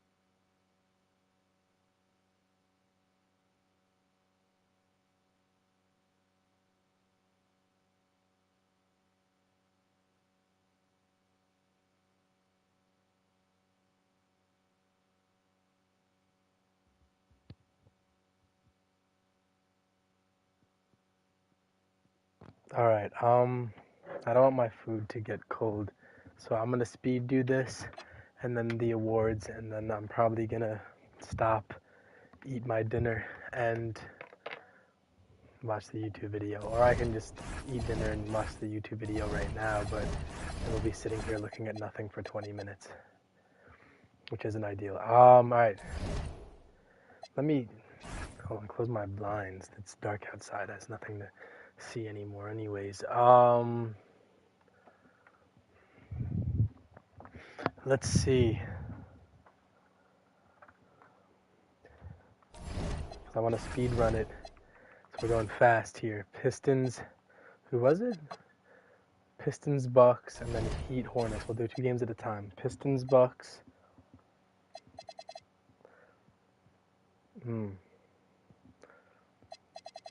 What did I say? I'd rather the Pistons stay than the 2. I did say that. Bucks can afford a loss, so Pistons win. And then Hornets, Heat. I think if the Hornets win, they really encroach on the Bucks. So I need the Heat to win. And I'd rather the Heat win anyways. So Detroit, Miami. Then it's the Hawks who I want to lose, so the Grizzlies win.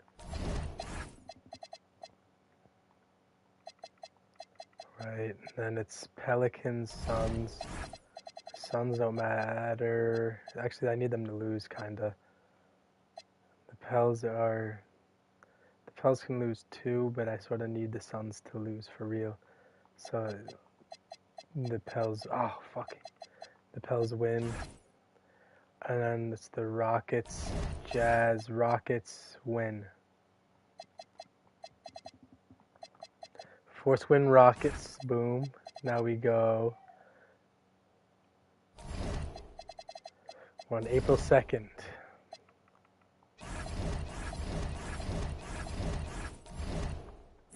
Now we got, oh my, Pistons, Pacers. Well, that's easy. It's the Pistons.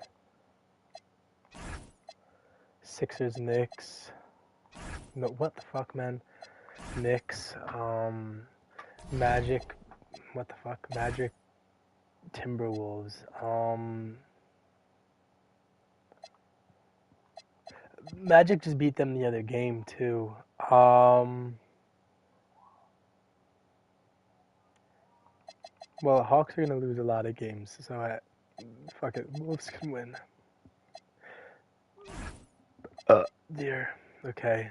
Thunder win. The Bulls and the Hornets. The Bulls and the Hornets. If the Hornets win, it's kind of a problem because then they're in the playoffs. So the Bulls have to win. Even though that means they're almost beating the Heat, but even if they get higher than the Heat, it doesn't matter. Or sorry, the Raptors, but it doesn't matter because they're all in like this clump of hell. So we'll see about that one. Nope. Standings. What the fuck am I doing, man? Dude, lock in a little bit. Jesus, I'm losing it. That's Raptors. Raptors win. Are the Heat tied with them in record, or do the Heat have 2 losses? 42, yeah. So then, as long as the Heat don't play this day, I don't think it matters. Lakers win. Oof. Well, actually, I want the Mavericks to lose. So Clippers win.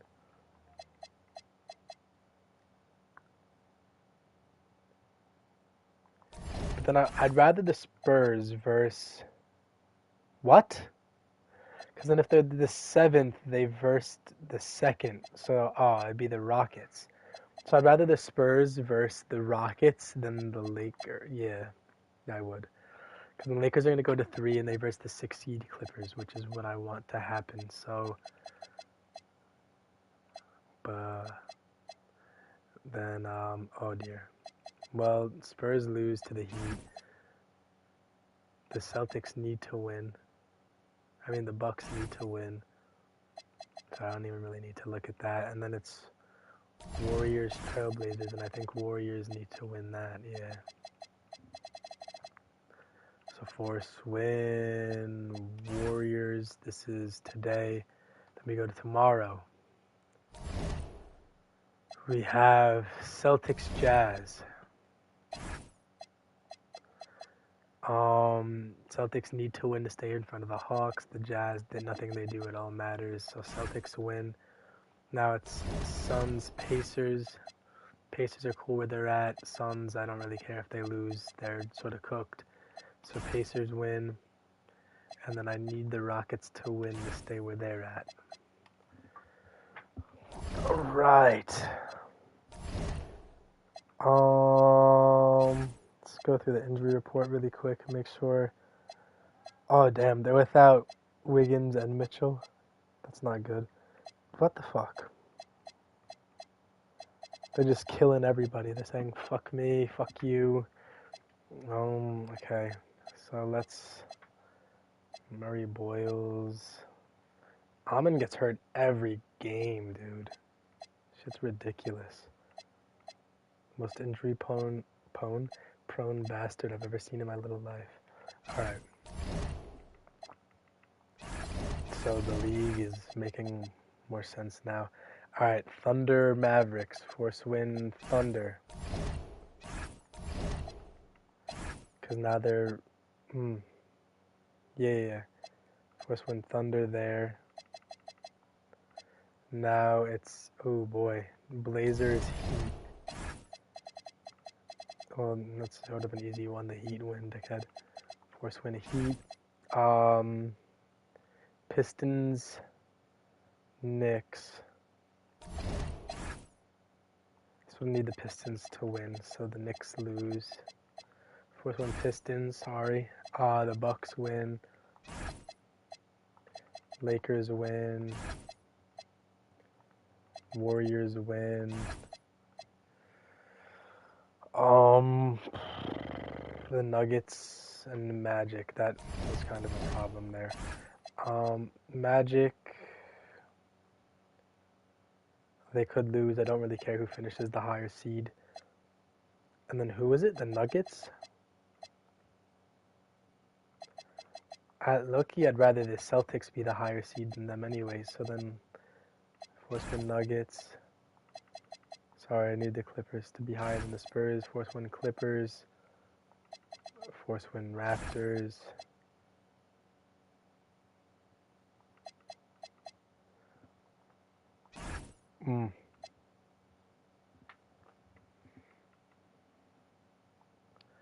Now it's up to the Pels and Sixers for this day. The Pels could low-key lose and it doesn't matter. And the Sixers can make their season look like a one game less of a wash. So there you go. Let's go Philly. Lakers, Pacers, Bucks,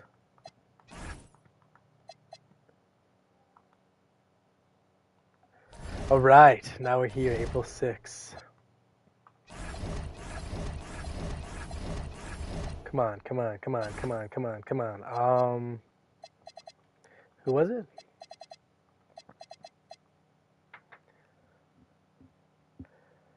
Cavs, Jazz. Do I give Shea the MVP this year? Hold on. I just want to look really quick because it's obviously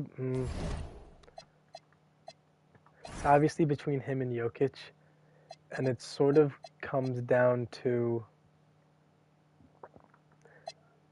the year that he won it in real life was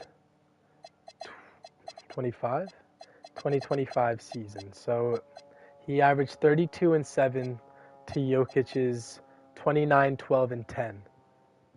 32 and 7 to 29, 12, and 10. Now, he's averaging 35 and 3 and 7.5 to Jokic's 30, 13, and 10. On a steal and a block a game?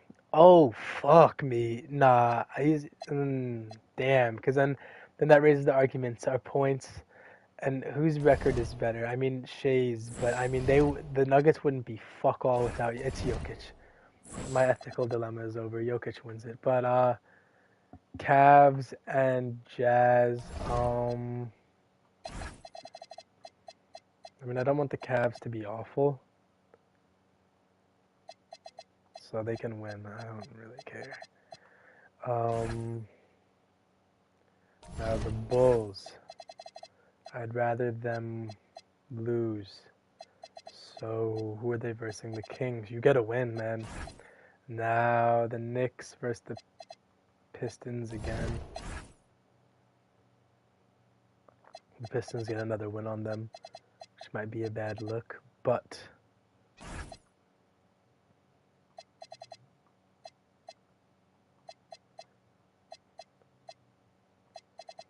force win.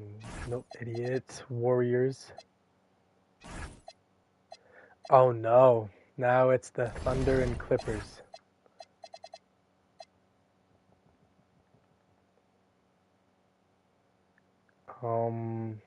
The Spurs play a game today? So did they lose a game? No. Did the Spurs play a game this day? They do, and they can lose it because it's against the Lakers. So you force win Lakers. Spurs are going down a game. Clippers can lose to allow the Thunder to win.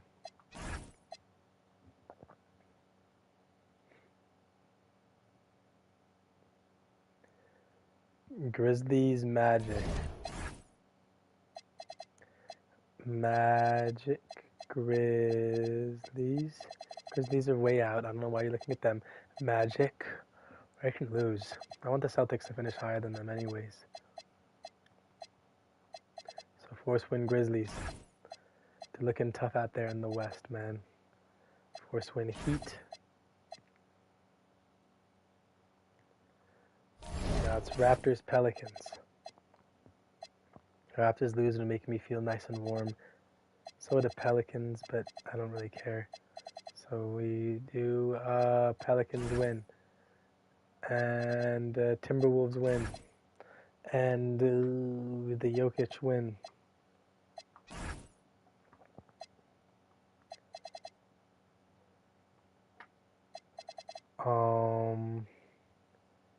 That's Heat, Bucks.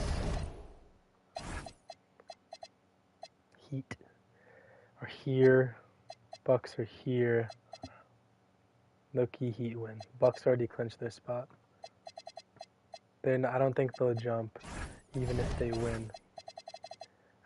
Actually, what am I fucking saying? Yeah, they could jump a lot. They can do a little bit of jumping here, so they can jump the Bulls at least. But then that means I need to have the Raptors lose another game,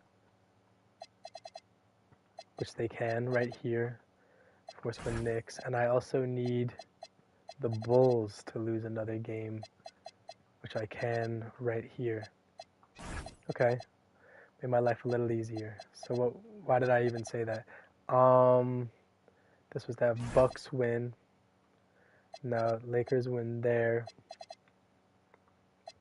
Pistons win here. Trailblazers.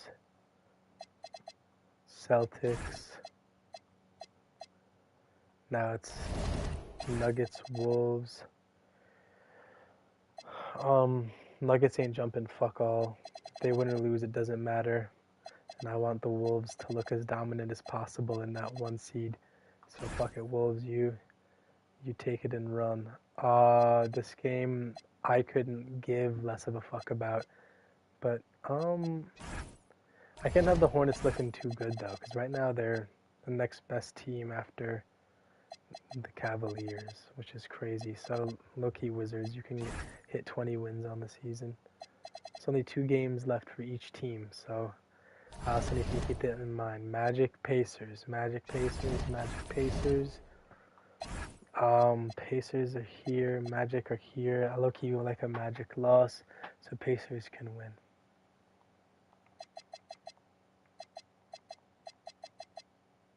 As long as that means the Magic win their next game. Magic do win their next game, so force win Magic.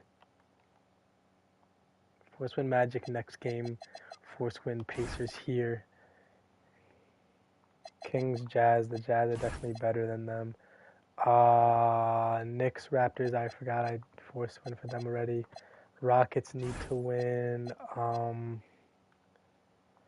Pels versus Cavs.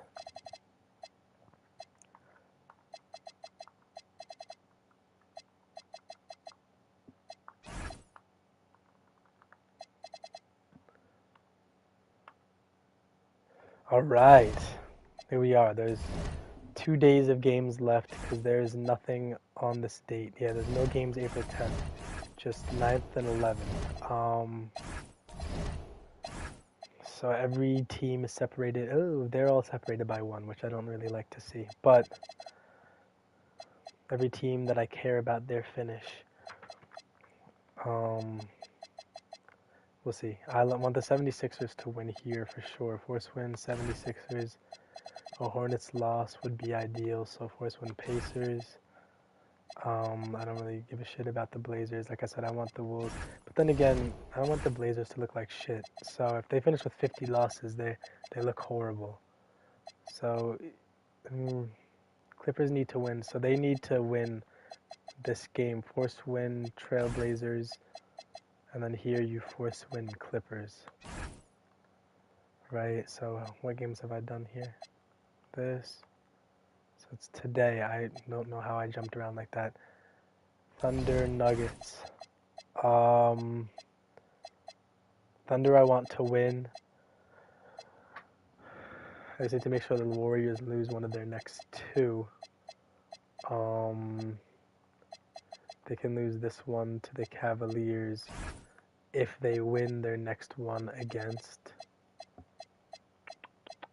the Spurs, who even if they lose that are still ahead of the Pels, so it does not matter, especially since they're going head to head. This game in which the Spurs can win, Warriors win this one.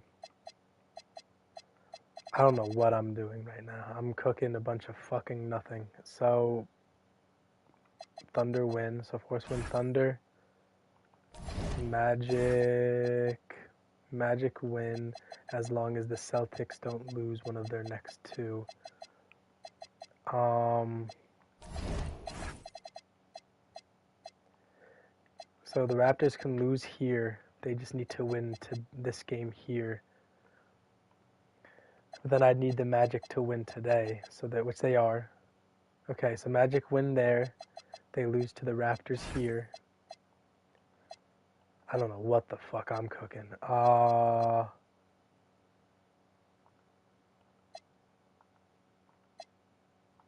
Why did I even do that?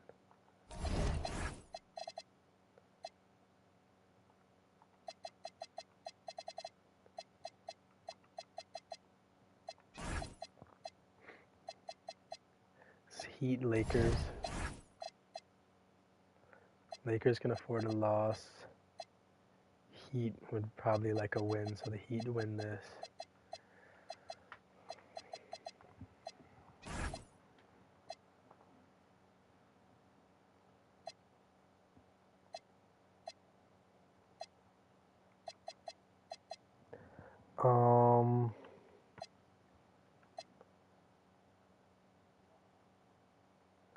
Raptors, Celtics.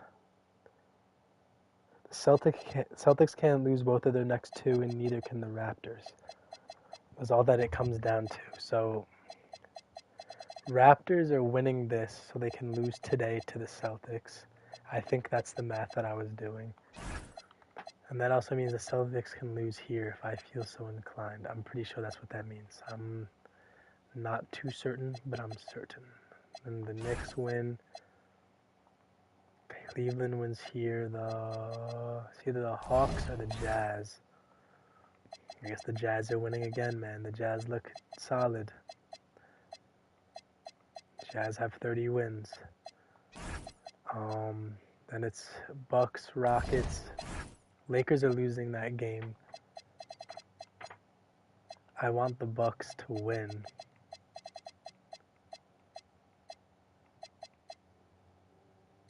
and the Bulls to lose. I just have to make sure the Rockets win this day here, which they do.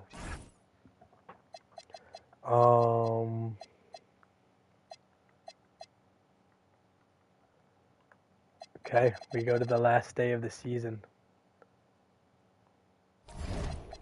It all comes down to this, ladies and gentlemen.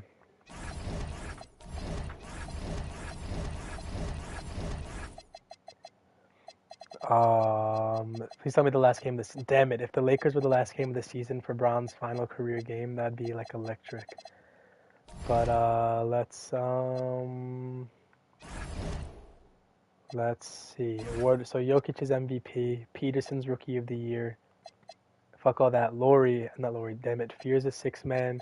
Wemby, Depoy, Ace Most Improved, Shea Clutch. And then we'll do the rest of that stuff when we get there. The all NBA teams. So this one is Toronto. This one's LAC. This one's between the Jazz and the Nets. I can't have the Jazz looking too good though, right? Like, I mean, the Jazz are low-key too good though. And the Nets are not good yet. So yeah, the Jazz can win. Fuck it. The Jazz look sexy, man. And that's okay. Houston wins that. Golden State wins that. Pistons, Hawks. Force win Pistons.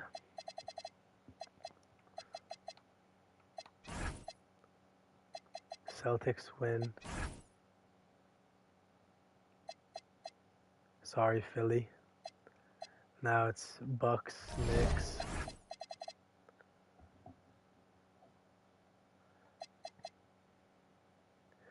Bucks win, Raptors win, Bulls lose. Bulls lose. The Raptors, did they play? Raptors lost. Their season is over, so they can't fall anymore. So if they fell to 48, the Bulls are falling to 49 anyway. The Bulls are falling to 49 anyways. Bulls fall to 49. Knicks stay at a clean 20 wins on the season.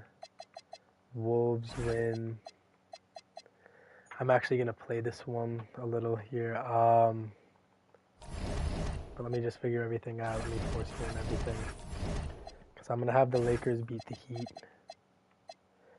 Actually, then I can do whatever I want. Hold on. Because I just want to have Bron's last career minutes here be with his seed. Because there's two of them.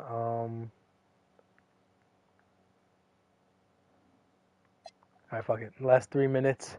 Putting that shit on a low difficulty. Putting that shit on, fuck it, semi-pro. No, I'm the damn Lakers. And I'm gonna manual everything. And it's gonna be Bron at the 5, Doncic at the 4, Harden at the 1, Bronny at the 2, and Bryce at the 3. So he finishes his career with the lineup of Harden, Bronny, Bryce, Doncic, and himself. Or his regular season career. He plays the playoffs. And J.J. Redick calls timeout here. And he's 33-6. Clearly, he's got something his players need to hear, and immediately. Just to close out the season, these are two playoff teams. Bam Adebayo's checked in for the Heat. Come on. Davion Mitchell comes in for Jokic Jonas. The Lakers also making some changes. Let me skip this shit, you dick. Why are they making me watch this? And James subbed in for My Jake game's gotta be LaRavia. damn glitched right now. And now, Come Alan on. LaForce has something for us from the sideline. I was able to listen in on what J.J. Redick was going over with his team, and it was a frustrated huddle. Coaches and players were angry about the turnovers, players trying to hold each other accountable. They're fed up Bron. with sloppy play. Let's see how they respond. Guys? Great work as always, Allie. Thank you. The post tandem, Adebayo and Ware. Hero out there with Mitchell. And it's Wiggins in at the small forward. That's the group on the floor for Miami. James Come on, Bron. Covered by Mitchell. Oh, softly lays it in. And James has made so many big shots throughout his career. This is nothing new. And timeout is called by Eric Spoelstra. And that timeout by Coach was carefully measured, wanting to make sure that everybody is on the same page here. Dude, and it's making me watch. What the fuck is going on, man? My game is all fucked up. See, I was gonna consider eating my dinner and continuing this, but like, not if I have to watch fucking every fucking thing. Stupid. Come on, hurry up, nigga. I'm trying to eat dinner, bro. This fucking shit's wasting my damn time. I need to somehow tie it. Now, here's Adebayo. Can't get it. Well, if you give him that shot again, I'm willing to bet he nails it, especially with that lack of defensive effort. Ah, it's good! And when you need a big score, you want LeBron to get the ball, and that's why. And there's the dunk. If you came to watch a scoring battle, you're in the right place. Yeah, and how great have these offenses been for these teams tonight? Just fantastic execution. I need to somehow Watch have out. him time. LeBron's on the move, and he's not going to be denied. Nice move. Ooh, laid it up and in. And that's about the worst defense I can imagine a team playing coming down the stretch. Yeah, there's no excuse for giving that up. That's the absolute last thing you want to have. It's good. Well, we talk about ice in his veins a lot, but this guy personifies that. What a clutch shot. Now, Hero.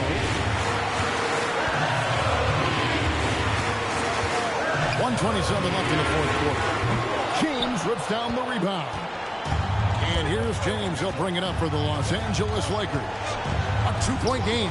And he gets that one to go. And this is who LeBron James is. An incredible leader when the game is tight. These might be the first minutes Bryce has played all damn season. I might be actually correct. He's played in 4 games. This guy willing to step up. Now they're closing out probably his final negative season game. Cleared away by James. Well, the analytics don't like it, but if the defense is giving it up, I like that shot selection, despite the Their ability, again, to stretch the floor, particularly in this second half. Yeah, and where has the defense been? They've been content to let them fire away. They've got to close out to the arc. James, the shot misses. Guys, a critical time for them in this ballgame. You got to play mistake-free. That is world class. Yeah, and I can say from experience, his coach just breathed a huge sigh of relief. Sanchez with a screen on Adebayo. Bryce, the fake Henry. Game could be on the line right here. It's now or never. And what a huge bucket from Wiggins. Uh-oh. The Canadian has continued Oh no, it looks like we're going for the game winner here. And the last regular season game of LeBron James' career. Now, is that not poetic? I do think it is. Oh my god, have I been appearing online? And Okay. he wants to be Come on. prepared. Come on. Slide. Slide. Come on.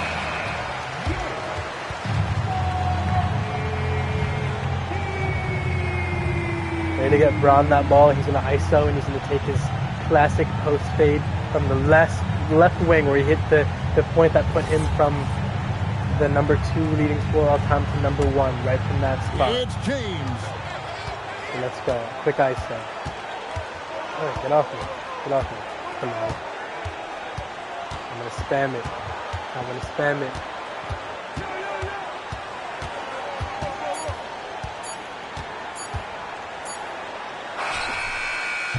Oh! Wait, please tell me I hit that. This one might get... Fuck. Please tell me I released it in time. Oh my God, I did. That's the closest buzzer beater. The previous play is That's the closest buzzer beater ever, bro. 5, 4, This 3, one's over 2. if the original ruling of a basket stands. He's Bron! What a game winner to close out the career. Literally at 0. The 0.1 last second of his career. The ruling on the floor is overturned. The officials have made their decision. The basket, as we thought, will count. It took a little while to check the replay, but they did, in fact, have it right. He got it off GA in time. And even though they had it right the first Celebrate time, with your it's speed, LeBron. always a smart move Celebrate to with double your check. nuts, When it your comes two to the nuts. game-winning shot, you have got to go to replay. So it's Los Angeles taking the W in a close one. This win, such a tremendous emotional boost for him. Celebrate with them. Accomplishment and crazy finish to take a road game like this. I want to see him play with his nuts. Where is he?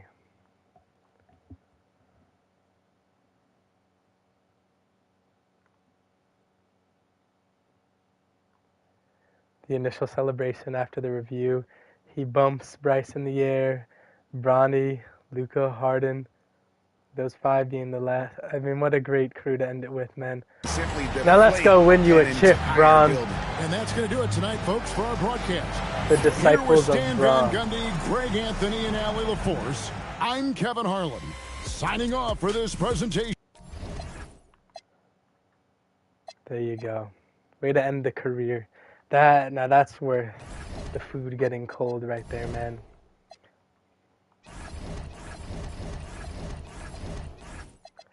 That's where the food getting cold, you little bitch.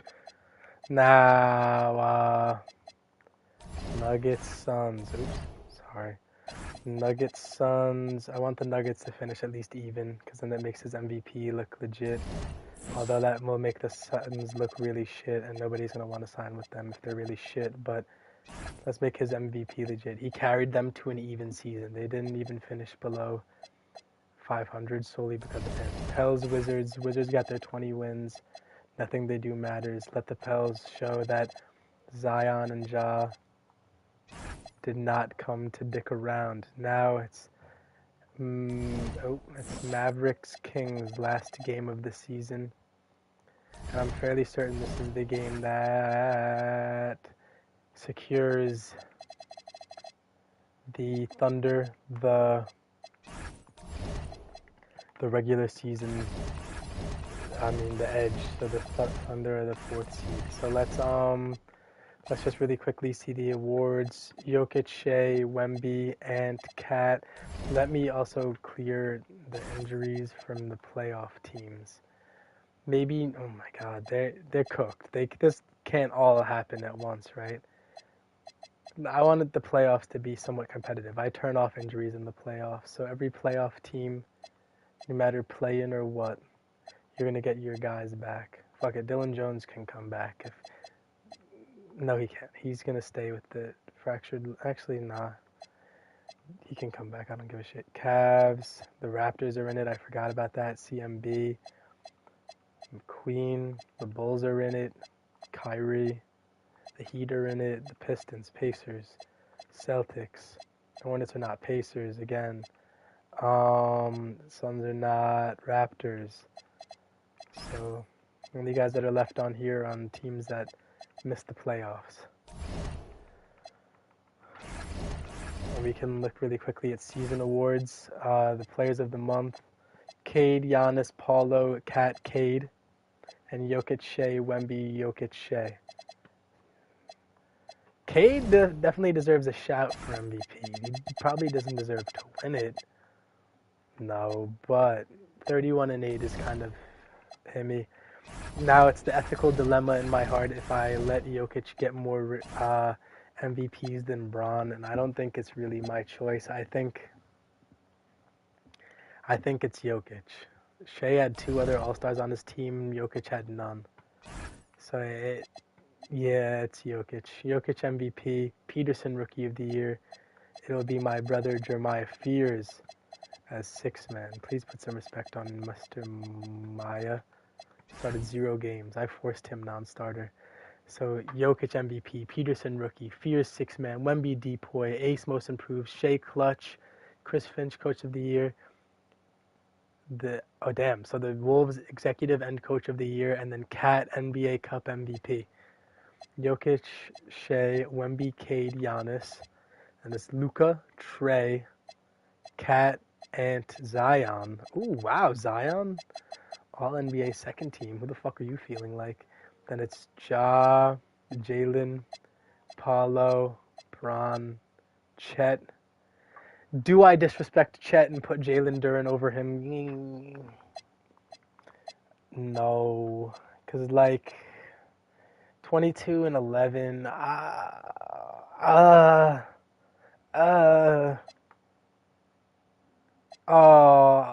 It's a dilemma. Because the Randall was a hooper. Randall was an all-star though. I don't know if my soul can take Julius Randle getting an All-NBA nod. But Jalen Johnson is kind of great, so he can stay. But if I take Jalen Johnson out, I wouldn't lose any sleep. I don't even think he was an all-star. He was an all-star. Third-team All-NBA. This will start a conversation here. Damn, it's a dilemma. Because then, look at this. This guy's like Brunson and them that didn't make it. I mean, if they got more assists. Oh, Hallie at 23 and 9 and he didn't make it? What the fuck?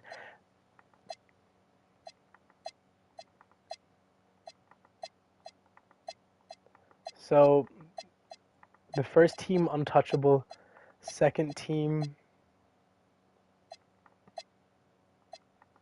untouchable. Trey making second team is crazy, but I don't know if you warrant putting Ja above him. So it comes down to this team. Like, I'd like Hallie and Duren on here, but Brown being on the All-NBA team just solidifies him even more. I don't even know how many All-NBA teams that would make for him in total. So I'd like to leave Braun if I could, which I will.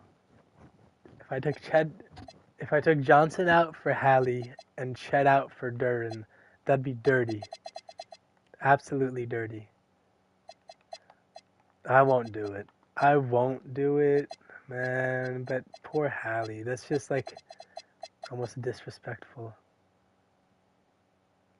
He's a 3-time All-Star, only 2-time All-NBA.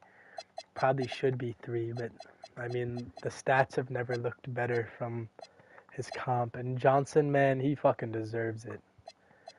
I can't. Yeah, Oscar, Mobley, Giannis, Chet, Wemby, Dyson Daniels, Alex Sarr, Bam. 2.3 and 7. Damn, Shea should probably be on 1. And Malwatch 2.2 and 1.4. He probably didn't play enough games, right? Only played 59 games, so he couldn't. But you average 2.2 and 1, 2 and 1, 1.7 and 0.8.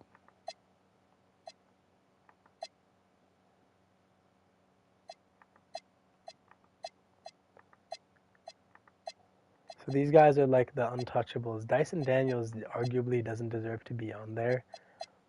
I would argue you put Shea above him. Maybe even J-Dub too. Because then I would take Bam out and put in J-Dub. Or 1.7, 0.8, or 1.9 and 0.7. I think you take J-Dub over Dyson Daniels too. And I'd say you take it over Bam as well. No shade to Bamonte, but he was in the top in either. He just happened to get one of both. 1.9 and 0.7. Is that dirty to do to poor Dyson? He had more steals than Dyson. He just had a slightly less block. Fuck that. It's J-Dub. And then it's Peterson, Dybonsta, Boozer, Dash, Amnet, Mikel, Kareem, Sanak, Acuff. Anybody on here? Bennett Sturts. Don't call me racist. I just like Quintance a lot.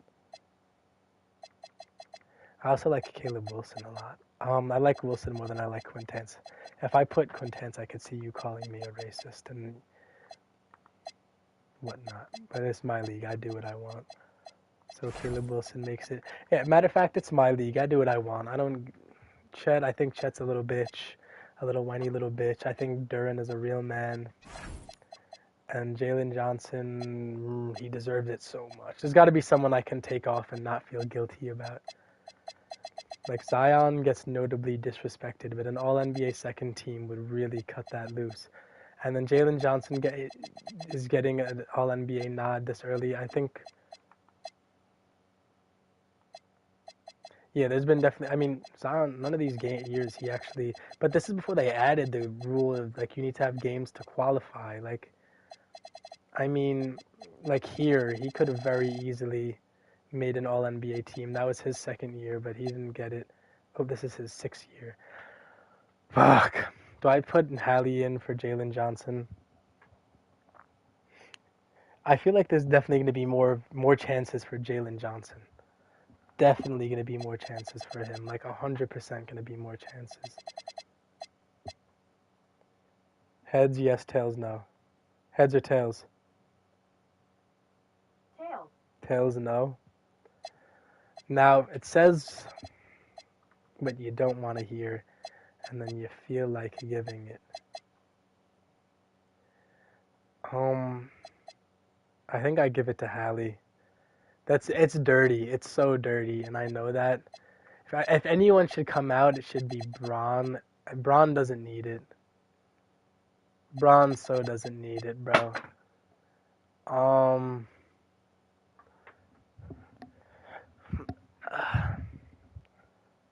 Hold on, I want to look up how many All-NBA teams Braun has made in his career.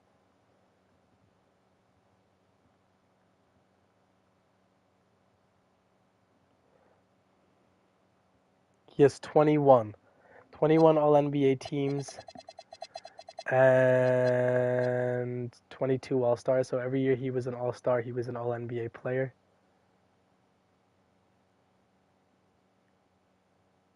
Now, even 21 All-NBA teams is fucking crazy. I love Braun, but I will disrespect him this one time. Chet, I can get away with it. Jalen Johnson, though, do I give a fuck about Jalen Johnson? Realistically, no. Put Braun back in there. I'm sorry, Jalen Johnson. But Hallie, Duran, Paulo, Braun, Ja, I like it a little better. This will help me sleep at night. No, plus, Chet's on all defensive first team. He'll get his flowers anyways. Bravo, everybody. Alright, we end it here. I want to eat my fucking dinner. I'll play the playoffs on another date. I might even play it later tonight if I feel so inclined. Alrighty, but thanks for rocking with bro. I'll see y'all next time. Peace. Oops, what did I just do?